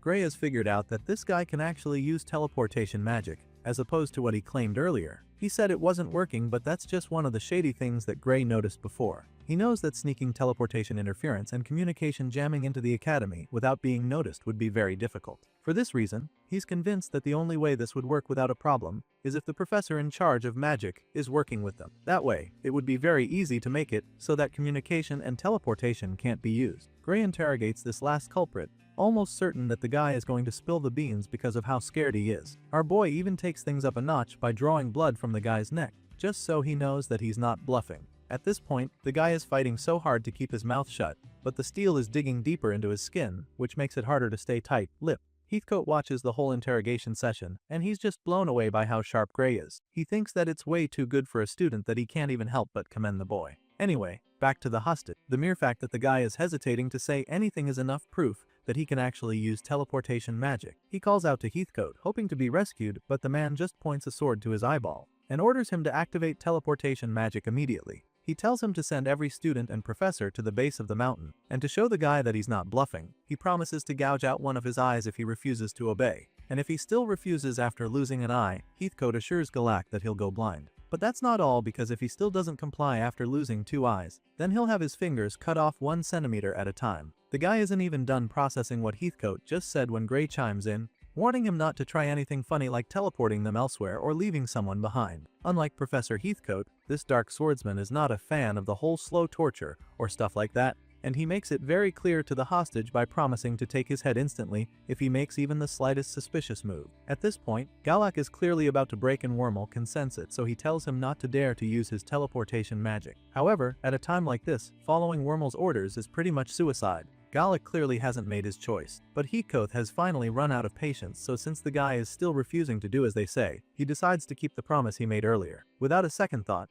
Heathcote takes his sword and thrusts it straight at Galak's face. Seeing the tip of the blade coming straight at his eyes, the terrified man falls down to his knees and immediately activates the teleportation seal. The magic circle spreads out beneath their feet, covering every single person in that part of the forest, and they're all teleported back to the academy in the blink of an eye. They all reappear in front of the gate, and the other professors they left behind there are shocked to see this all of a sudden. They rush out to check what's going on, and that's when they discover that it's the Swordsmanship Course First Year Expedition Squad that's suddenly back in the academy. It's a really baffling sight for them, so they ask Gray and Heathcote to tell them what's going on. As you'd expect, the spiky-haired professor is the one who gives the report. He claims that while training in the water lizard territory, they encountered an extremely dangerous anomaly and initiated an emergency evacuation. Of course, he doesn't just spell it out that Wormel and his cohorts were trying to kill them out there. I mean, he doesn't even know who he can trust yet, so he keeps it pretty vague at first. But the other professors don't understand what he means by emergency evacuation and ask for more details. That's when he finally reveals that they had to come back suddenly due to an assassination attempt orchestrated by members of the faculty, exposing the 2 magic professors accompanying Professor Wormel. As you can imagine, this just sounds pretty unbelievable to the professors that were left back at the school. They just can't wrap their heads around this report, but the students immediately chime in, revealing that it's true that the traitors tried to kill them. Just then, Leon speaks up as well, stating that they were in a position where the entire squad could have been wiped out, and he tells them how Gray and Professor Heathcote saw through the scheme to save them. As expected, it's still a lot for these guys to take in. They don't even have any idea what they're supposed to do about this report now. But in order to keep things in order, the older one among the 2 simply tells everyone to stay right where they are. He asks if anyone is seriously injured and in need of serious treatment. At this point, you'd think Wormel would be bold enough to show his severed hand and ask for help, but he isn't. The kids don't say anything either, and the traitor is forced to stay with the excruciating pain. After all, Gray claims that nobody got badly hurt and there's no protest. A few moments later, we see Leon being placed in handcuffs by one of the professors. She obviously doesn't enjoy doing it, but she doesn't have a choice since they need to place everyone under temporary restraints. This is to prevent any informants from covering things up or escaping before a proper investigation is initiated. She reveals that they'll be questioning everyone after this and tells him to get prepared for that.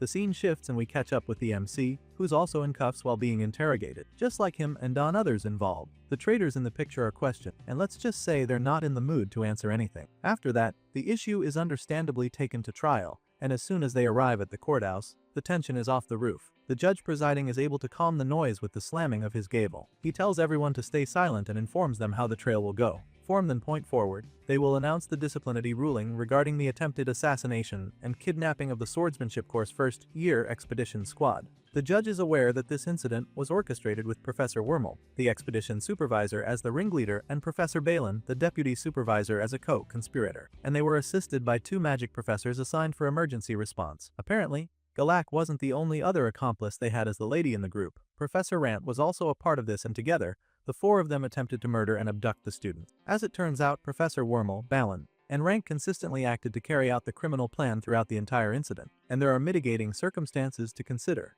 On this note, under the laws of the Academy, the 3 of them will be sentenced to death. That's right, these 3 will be getting the maximum penalty, and in addition, to investigate their connections and possible accomplices, the interrogator is granted limitless authorization for interrogation and torture. Once that process concludes, then the executions will be carried out. That's pretty much the summary of the trial, and to show just how serious this whole thing is, the judge closes with a chilling remark, telling the criminals not to think they'll die an easy death. All of a sudden, these guys, who are supposed to be hardened criminals and murderers, begin to break like toothpicks. Surprisingly, Wormel is the first time break, begging the judge to wait and hear him out. He cries out, claiming that he has already told them everything he knows. For this reason, he desperately begs to be spared from the torture and interrogation. He has already made peace with the fact that he'll be executed, but he just doesn't want to have to be tortured first. Well, I guess he should have thought about that before attempting to kill fellow professors and kidnapping students. Unfortunately for him, the judge has made up his mind. He has no intention of showing mercy, and all of Wormel's pleas fall on deaf ears. Realizing that he won't be able to talk his way out of this one,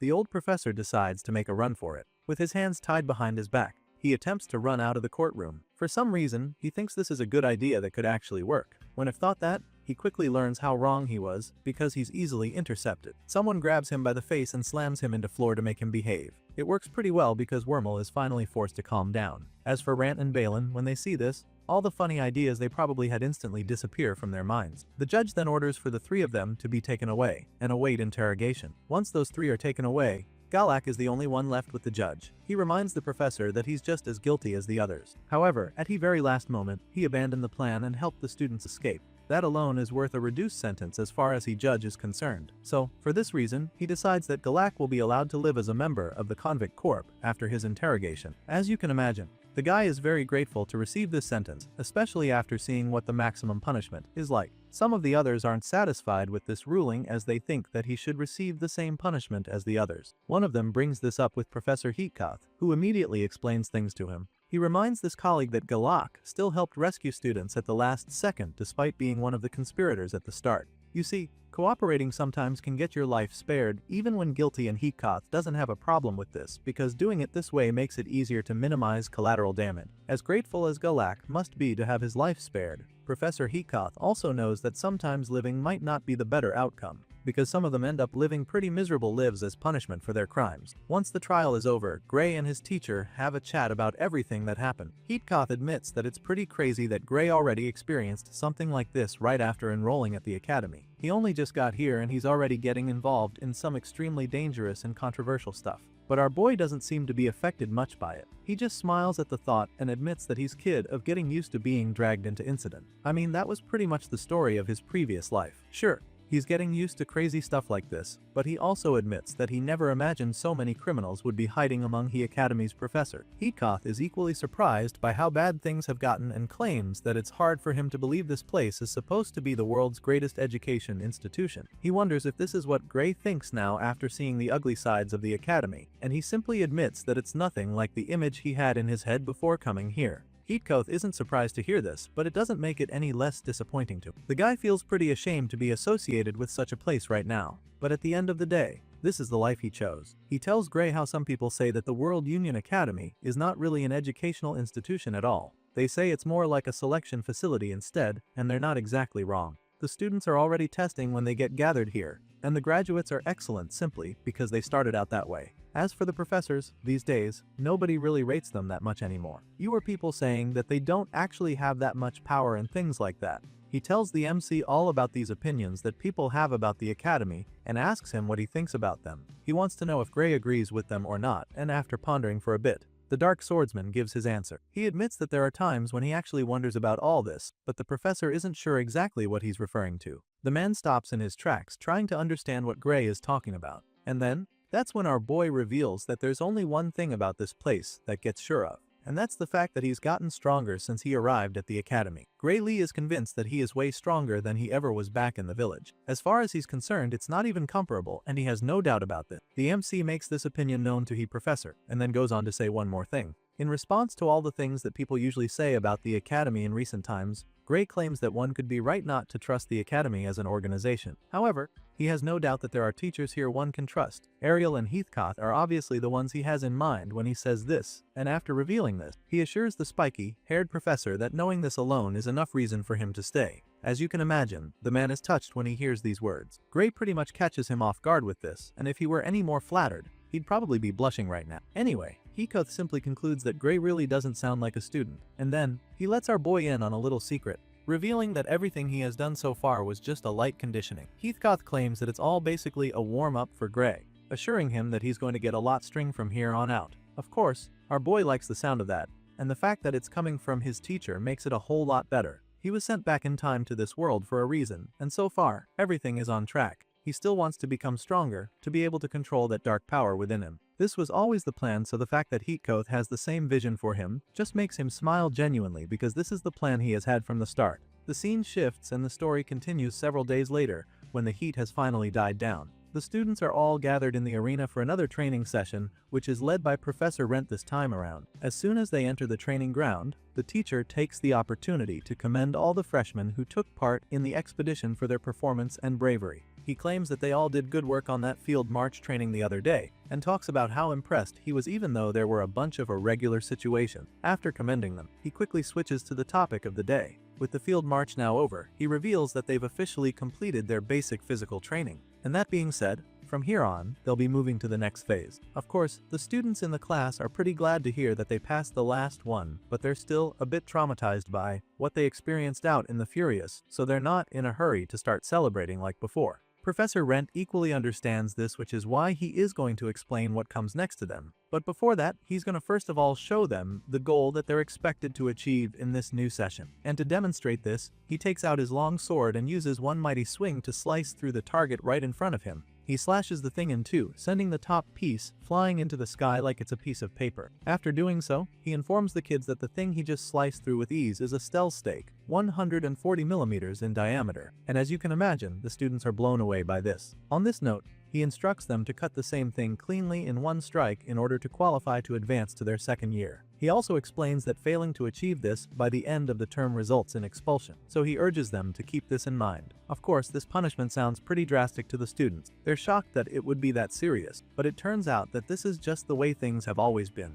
Professor Rent goes on to reveal that about half of the students fail to cut the target and end up getting expelled every single year. It's pretty much a weeding exercise at this point, in order to reduce the number of students that move on to the next class. Now, most of the students are already pretty nervous, wondering what would happen to someone who gets expelled from the academy. On this note, Rent reminds them that very few students actually graduate from the World Union Academy in the first place. As such, it's not really something to worry about. It's quite common at the academy, so the professor explains that their path after expulsion actually depends on what year that they leave. You see, if a student is expelled in their first year, they are usually transferred to a regular academy in their home country. And when that happens, they're usually considered too good for their age or class, and then end up skipping grades over and over as a top student. In other words, those who get expelled from the World Union Academy don't end up cursed with a life of shame or stigma, because when they go elsewhere, they're actually considered the best of the best, ranked higher than even the royal elite. This is the path followed by those who decide to transfer after being expelled. But those who choose to work are offered a different life, entirely, as they could join a royal guard as an elite swordsman. This is equally a pretty prestigious position, so most of the kids are surprised to learn that they can actually join a royal guard, even after being kicked out of the academy. Rent finds it funny that these kids don't even know how special they are to be in the academy. He explains that they already stopped being normal in the eyes of the public the moment they got accepted into the World Union Academy. As far as he's concerned,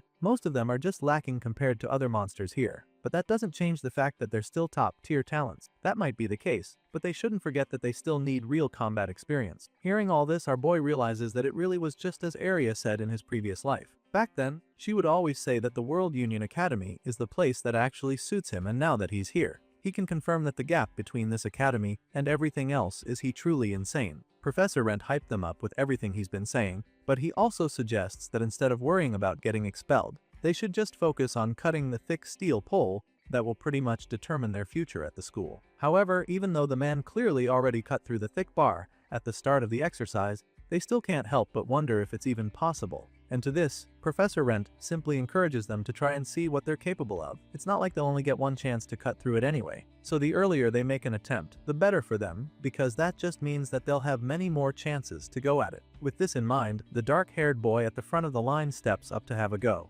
He accepts the sword from the professor and pumps himself up for the attempt. So far, Rent has already motivated them a lot, so he's feeling pretty positive despite not being all that confident in his abilities. He swallows the fear and takes a mighty swing at the thing, but the force from his strike is so much that it sends the sword flying out of his hands. Next thing he knows, the blade bounces off into the air, and he's being pushed back by the force as well. But the part of the body that suffers the most is his hand, that almost shatters from the feedback. The boy grabs his hand and screams in pain as it almost destroyed his hand. Luckily for him, the force wasn't enough to break his wrist or the bones in his hand, and he's not bleeding as well, which is a very good sign. At this point, Professor Rent just goes to pick up the blade, with disappointment laced all over his body. The man expected that the kid wouldn't be able to cut the bar in one go, knowing how difficult the challenge is, but he didn't think that the boy would actually let go of his sword too, and to him, that is totally unacceptable. He's not pleased at all by what he just witnessed, and the boy, on the other hand, simply covers his head in shame as he quietly attempts to disappear by mingling with the other student. Sadly, Professor Rent has his eyes on him now, and has probably even labeled him as one of the most unprepared students after witnessing his horrible attempt. He reminds the kids that a swordsman should always keep their blade in their hands even in death. It should never be heard that they were disarmed or lost their sword in the middle of the battle. And even though most of the students there don't trust themselves in this department, our boy is probably already certain that he'll never be a victim of that. However, it doesn't make him any less curious about the exercise, so he simply asks the professor if there are any restrictions on what sword can be used for the assignment. As you can imagine, our boy is already trying to figure out what sword would be best for him to try out this challenge. Clearly, all swords aren't the same, and he of all people knows this, since it wasn't so long ago when he was testing out multiple from Ariel's collection in this same training ground. He is already thinking that he'll probably be able to cut the steel bar with one swing if he uses that sword that Professor Ariel gave him. Unfortunately for him, he won't get the chance to use that blade because only standard issue swords are allowed for this assignment. But even though they're restricted to regular swords, Professor Rent still believes that it wouldn't be difficult for Gray to clear the assignment right away. To him, the boy doesn't even need a special sword to complete the test, and of course, our boy feels the same way. He ponders on the matter for a while, admitting that he could clear it immediately if he uses that dark power inside him. But then again, he figures that this task shouldn't even require him using that power. I mean, if it's meant to be a promotion exam, then anyone skilled enough should be able to do it, even without possessing mind-blowing dark magic from an otherworldly being. For this reason, he decides to carry out the assignment without using the power. But at the same time, this thought process makes Gray feel that he might even be able to reach the level of the Liquidator if he can combine that technique with his ability. With this in mind, his entire being is flooded with the desire and belief that he needs to get stronger. He's confident that he can do this and makes up his mind to do whatever it takes. After giving them a small lecture and demonstration, Professor Rent goes on to say what he knows is on everyone's mind. He knows that they're all probably wondering if something like this can really be cut with a sword. He knows that most of them don't even believe that it can be done without possessing insane power. Right now, it seems as though they need inhuman strength like Gray's just to make it to second year. However, the professor assures them that it's not the case at all. That being said, he asks the students if they have ever thought their professors and seniors felt way too strong compared to them, and the answer is already pretty obvious. I mean, they're just freshmen at the World Union Academy, so they must think that the gap in power between them and their seniors must be overwhelming without much difference in build. Well, this is true to a certain degree, and Professor Rent reveals that there's a reason for it. The man claims that the infusion of life force is the main reason why they feel weaker compared to their seniors and professors. This infusion of life is whether or not one can channel the life force every human possesses into their sword. It's the ability to infuse one's blade with the power flowing through their bodies, and the moment Professor Rent says this, Gray's eyes widen in shock. He has heard of this concept in his past life, which is why he's pretty taken aback by it when Rent talks about it. You see, life force, otherwise known as Odo, is used in refining ultra compressed ether. With this knowledge, Gray concludes that the World Union Academy must have developed a technique to apply that to swordsmanship in order to teach it to their students and make them stronger. So now that the MC has come to this realization, he wonders if this also means that they're going to teach the students how to use this life force right now. Just as this thought crosses Gray's mind, the professor continues his little speech, claiming that they do not actually need to understand those complicated theories to use life force in modern times. On this note, he takes out a strange sword, revealing that it's a life-draining demon sword that will forcibly draw out their life force and channel it into the blade. He claims that all they need to do is get used to the sensation of the sword drawing the life force out of them. Once that happens, they'll be able to infuse it into a normal sword as well with ease. In other words, they don't need to master the art of Auto like their predecessors thanks to these new inventions. Professor Rent concludes his little seminar and then asks the students if any of them want to give it a try. As you can imagine, they're all reluctant to go and use a sword that allegedly sucks the life out of them. It pretty much sounds like suicide to most of them, so they decide that there's no way they're touching a sword, especially when it has a name like that. Even though they're reluctant to test the blade, they're also very curious to see how it works, so a good number of them are actually just waiting for someone to be the scapegoat. They need someone else to make the first move so that they see if something bad is going to happen. As you can imagine, our boy is also pretty curious about the blade, but he also hasn't made any move yet, since he also heard just how sketchy the name of that is. As ominous as it sounds, Gray is still willing to take the risk. As far as he's concerned, if it means getting stronger, then it's worth taking the risk. But then just when he's about to raise his hand to indicate interest, he sees another hand up right at the front of the line. Just like all the other students, he's taken aback by this, and that's when we see that the one who beat Gray to it is Leon. The blondie thinks back to when they were in the forest and remembers how he couldn't do anything when the water lizards attacked them. He's still so ashamed of himself for this, feeling that he doesn't even deserve to be called the top student with his performance out in the woods. At this rate, he knows that he'll never be able to even get close to Gray in terms of power, so he's made up his mind to take the risk as well in order to become stronger. Professor Rent sees both students who raise their hands and analyzes the situation. He needs to pick one of them first for the demonstration, but who? To him, Gray would probably endure the effects of the life-draining sword without issue, which is good. But everyone already expects that from the special admit, so it wouldn't be useful as a reference for the others. However, Leon is a more regular student, so he calls on the blondie to give it a try instead. Leon walks up to the professor without any hesitation and picks up the sword. As soon as he touches it, he begins to feel a little overwhelmed because he's literally holding the fabled life-draining sword. It only takes a few seconds for him to feel the effects of the blade. He can instantly tell that something is being drained from his body, but he's determined to see just how much he can take. Professor Rent probably notices that look of determination on his face, so he tells the blondie that he shouldn't hold the sword for too long. He advises that he should quickly use it to do a test slash, sheath it and let go of it. Leon hears these words, but it doesn't exactly seem like he's listening to the professor, because he takes a brief moment to admire the sword again, before finally unleashing a powerful slash attack on the target. The blade makes contact with the steel pole with incredible force, and the sparks that fly out are practically blinding. Leon then opens his eyes to see that the blade actually went into the thick pole, but only halfway through. His eyes pop out in surprise, but it's not like he's upset. Sure, he couldn't cut through the pole with a single attempt, but the power he just unleashed was absolutely insane. He's never felt anything like that before, and can't even believe that such a slash came from him. The whole time, he's still holding the sword and staring at the dent he made in the pole, but then all of a sudden, all that excitement disappears when a strange sensation rocks his entire body. It's almost as if he has a stroke with the way he jerks and collapses to the floor, head first. As you can imagine, the other students are instantly concerned about him, so they rush to check up on him, wondering what just happened to him. At first, everyone's afraid when Leon falls to the floor face flat, but then the blondie somehow manages to stay conscious and slowly uses the last energy he can muster to sheathe the sword back. After covering the blade back up, he finally goes back down to catch his breath. At this point, the other students are all around him to see if he's alright. Professor Rent isn't too worried though, since this isn't the first time he's seeing something like this. He simply advises Leon not to push himself too much, assuring him that it's always like that the first time. Knowing that there's not much to worry about, he calmly tells the other students to just let Leon rest for a bit. While trying to get him into a comfortable position, they ask the professor if Leon is going to recover anytime soon. They're curious as to whether the life-draining effect is only temporary. To this, the professor assures them that he'll be able to stand again soon if he rests for some time. He makes this clear to them while picking up the sword, and then softly taunts the blondie for not listening to him earlier. He reminds Leon that he didn't even let go of the sword at any point. But then again, it's just the kind of thing he expects from the top student. Anyway, since they're already at it, he finally decides to offer our boy the chance to have a go at it too.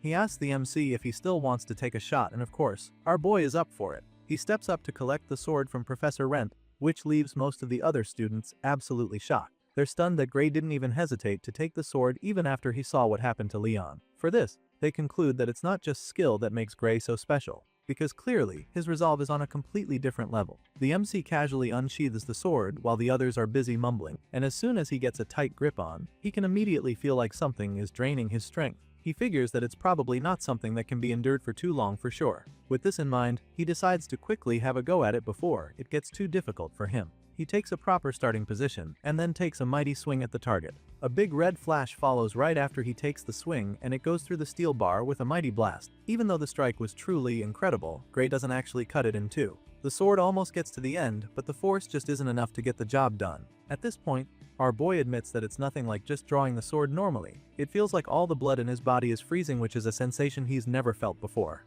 And just like that, he finally understands what it means to have your life force drained. The dark power in his body works with a similar draining principle, but it's clear not the same. Meanwhile, the professor watches how Gray uses the blade, and it's truly impressed by it. He finds it incredible to watch, because this is the first time he's seen a first year not even drop to their knees when using the life-draining sword. At this point, he finally concludes that there really is a difference in quality between the two students. Meanwhile, Gray is a bit surprised by how long he's holding up without feeling the effects too strongly. Apparently, he's got more room to spare than he expected, so he's beginning to wonder if it's all thanks to Professor Heathcote's training or something. He remembers how he had to push himself to the limit the last time he was training under the spiky-haired professor, so he feels that it might have something to do with his improvement. But then again, he figures that it might also be because he's gotten used to being wrecked all the time. It's possible that his body has gotten used to taking a lot of damage, and now he just doesn't feel it like before. Our boy is still in his head about it, trying to figure out why he doesn't feel weak yet. And that's when the professor asks him if he wants to have another go at it. Gray claims that he is ready to try again. He takes a good starting position, and then goes in with a big swing,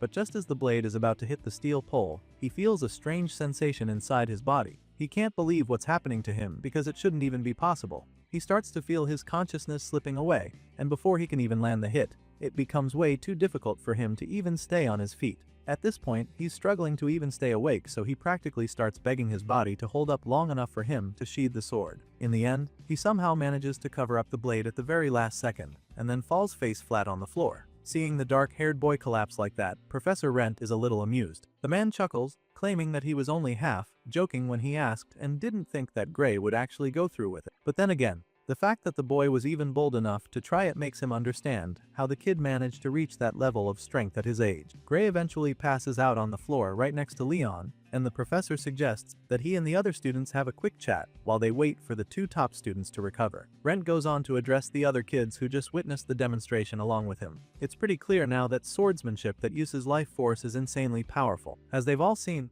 even someone holding the sword for the first time can destroy a steel stake to great extent. And yet, despite how powerful this technique is, the only proper institution that teaches it is the World Union Academy. Professor Rent tells the other students that no other national academy teaches it, and that they won't even hear about it in local sword dojos. The professor explains this and asks if any of them know why the World Union Academy is the only place that teaches this technique. One of the students rushes to answer when he asks, claiming that it's such a rare technique because people die from overusing their life force. Surprisingly, Professor Rent counters this theory, informing them that no one has ever been killed by this sword. Apparently, once you lose the strength to swing the blade, it stops draining your life force. Just then, Leon regains consciousness and attempts to answer the question as well. Still pretty exhausted, he mutters something about the sword being very rare, which is why no other academy teaches how to use it. The professor agrees on the fact that the sword is rare, but reveals that it is not the main reason why they're the only ones that teach the technique. Rent informs them that there are about 30 of this life-draining sword in the academy, and others like it outside the academy as well. So, yes, it's rare, but that is not why the World Union Academy is the only institution teaching how to use it.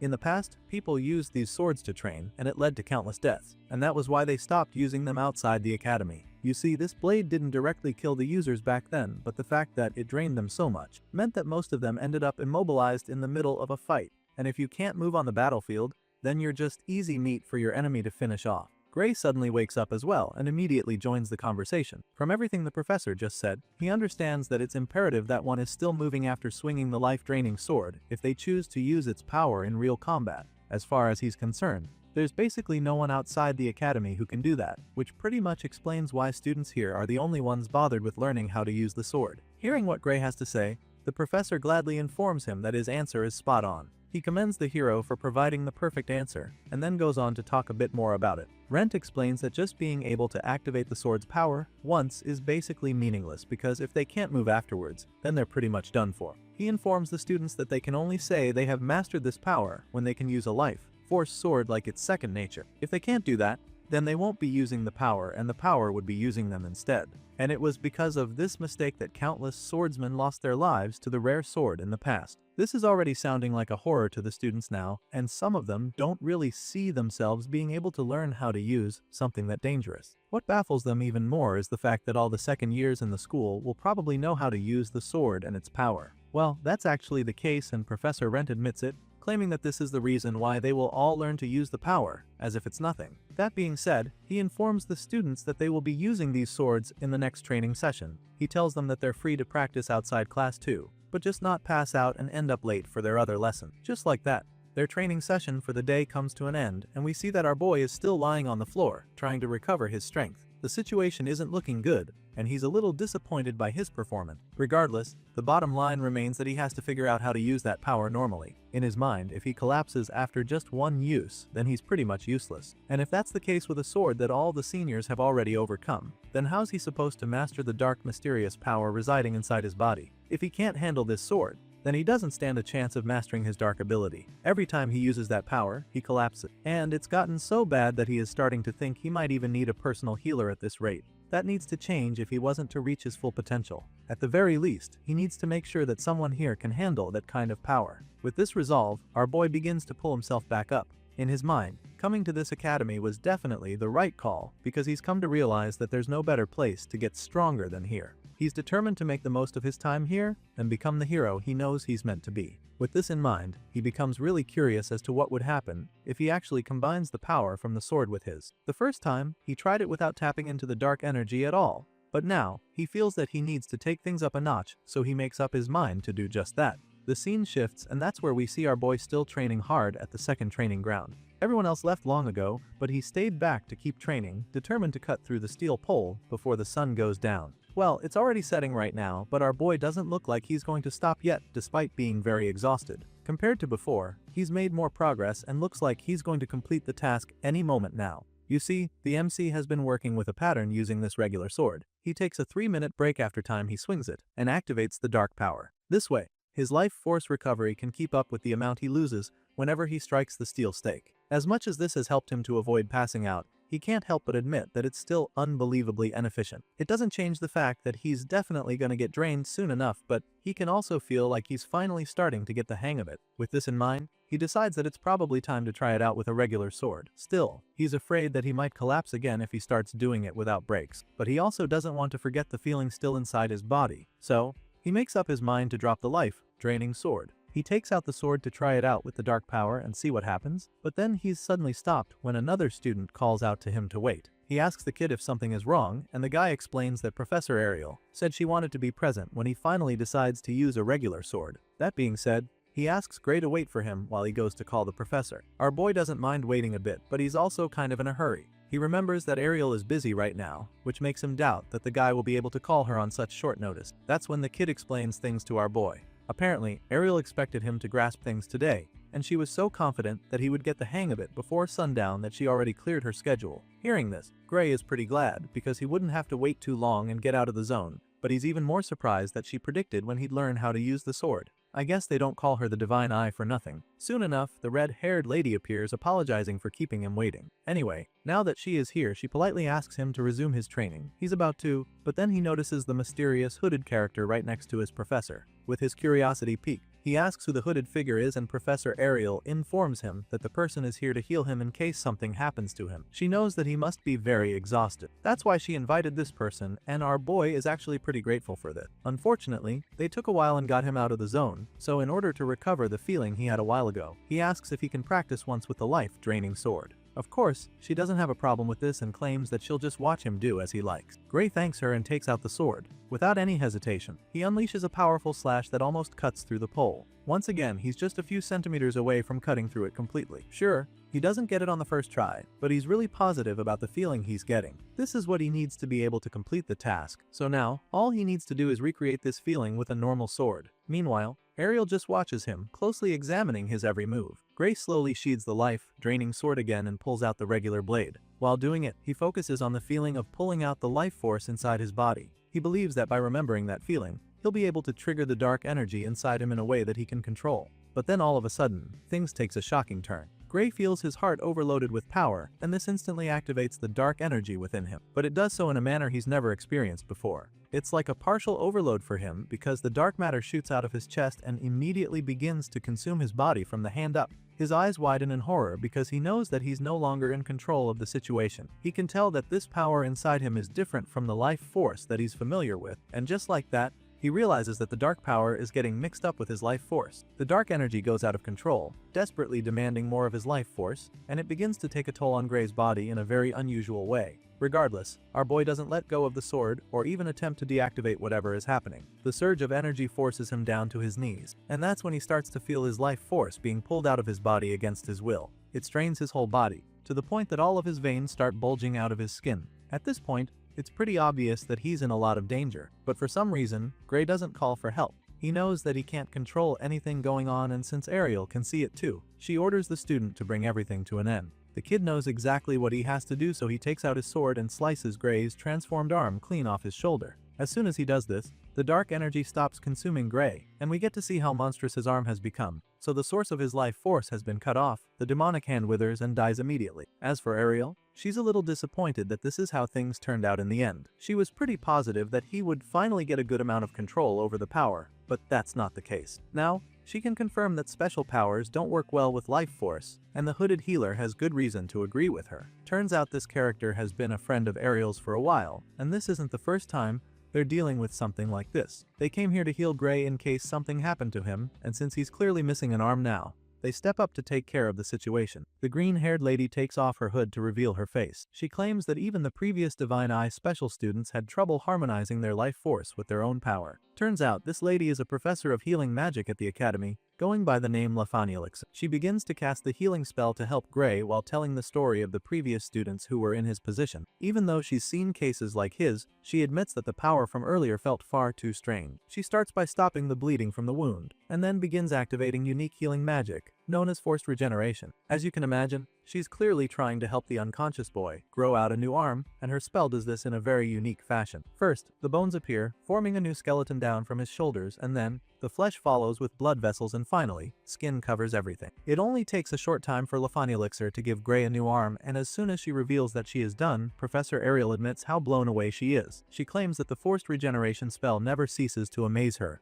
and the green-haired magic professor simply responds, admitting that it was good that she switched to the healing department. Apparently, it was all thanks to Professor Ariel, who actually discovered her talent early on. Lefani Elixir predicts that Gray will wake up in a few hours and tells Ariel to call her if anything happened. Of course, the red-haired lady is willing to do just that, so she thanks the healer for her help, and that's about where the two part ways. The scene shifts and the story continues in a dark place. Gray opens his eyes to find himself in the dark room, lying on a bed, and immediately begins wondering where the hell he is. As soon as he blurts out the question, Professor Ariel answers him. The lady is glad to see that he's finally awake, and it appears she's been waiting for him to regain consciousness the whole time. Deeply confused, the MC sits up on the bed, trying to make sense of what's going on, and the professor simply asks him if he remembers anything that happened. At this point, he starts racking his brain to put the pieces of the puzzle together and recall what happened to him. He remembers the power in his arm going out of control when attempting to activate the life force sword. He remembers feeling his life force getting completely drained too, but also remembers her assistant cutting off his arm, which really doesn't make much sense now,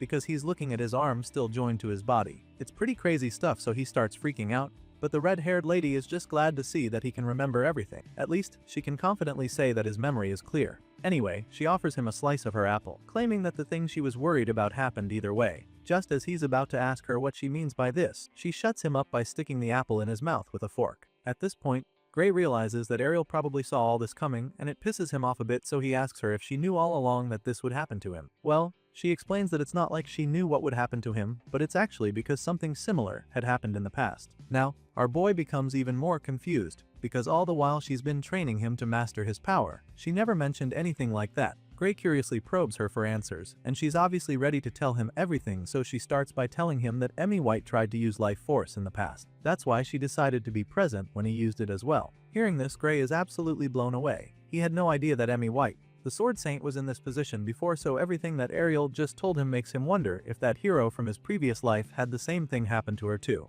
That's it for this episode. Until next time.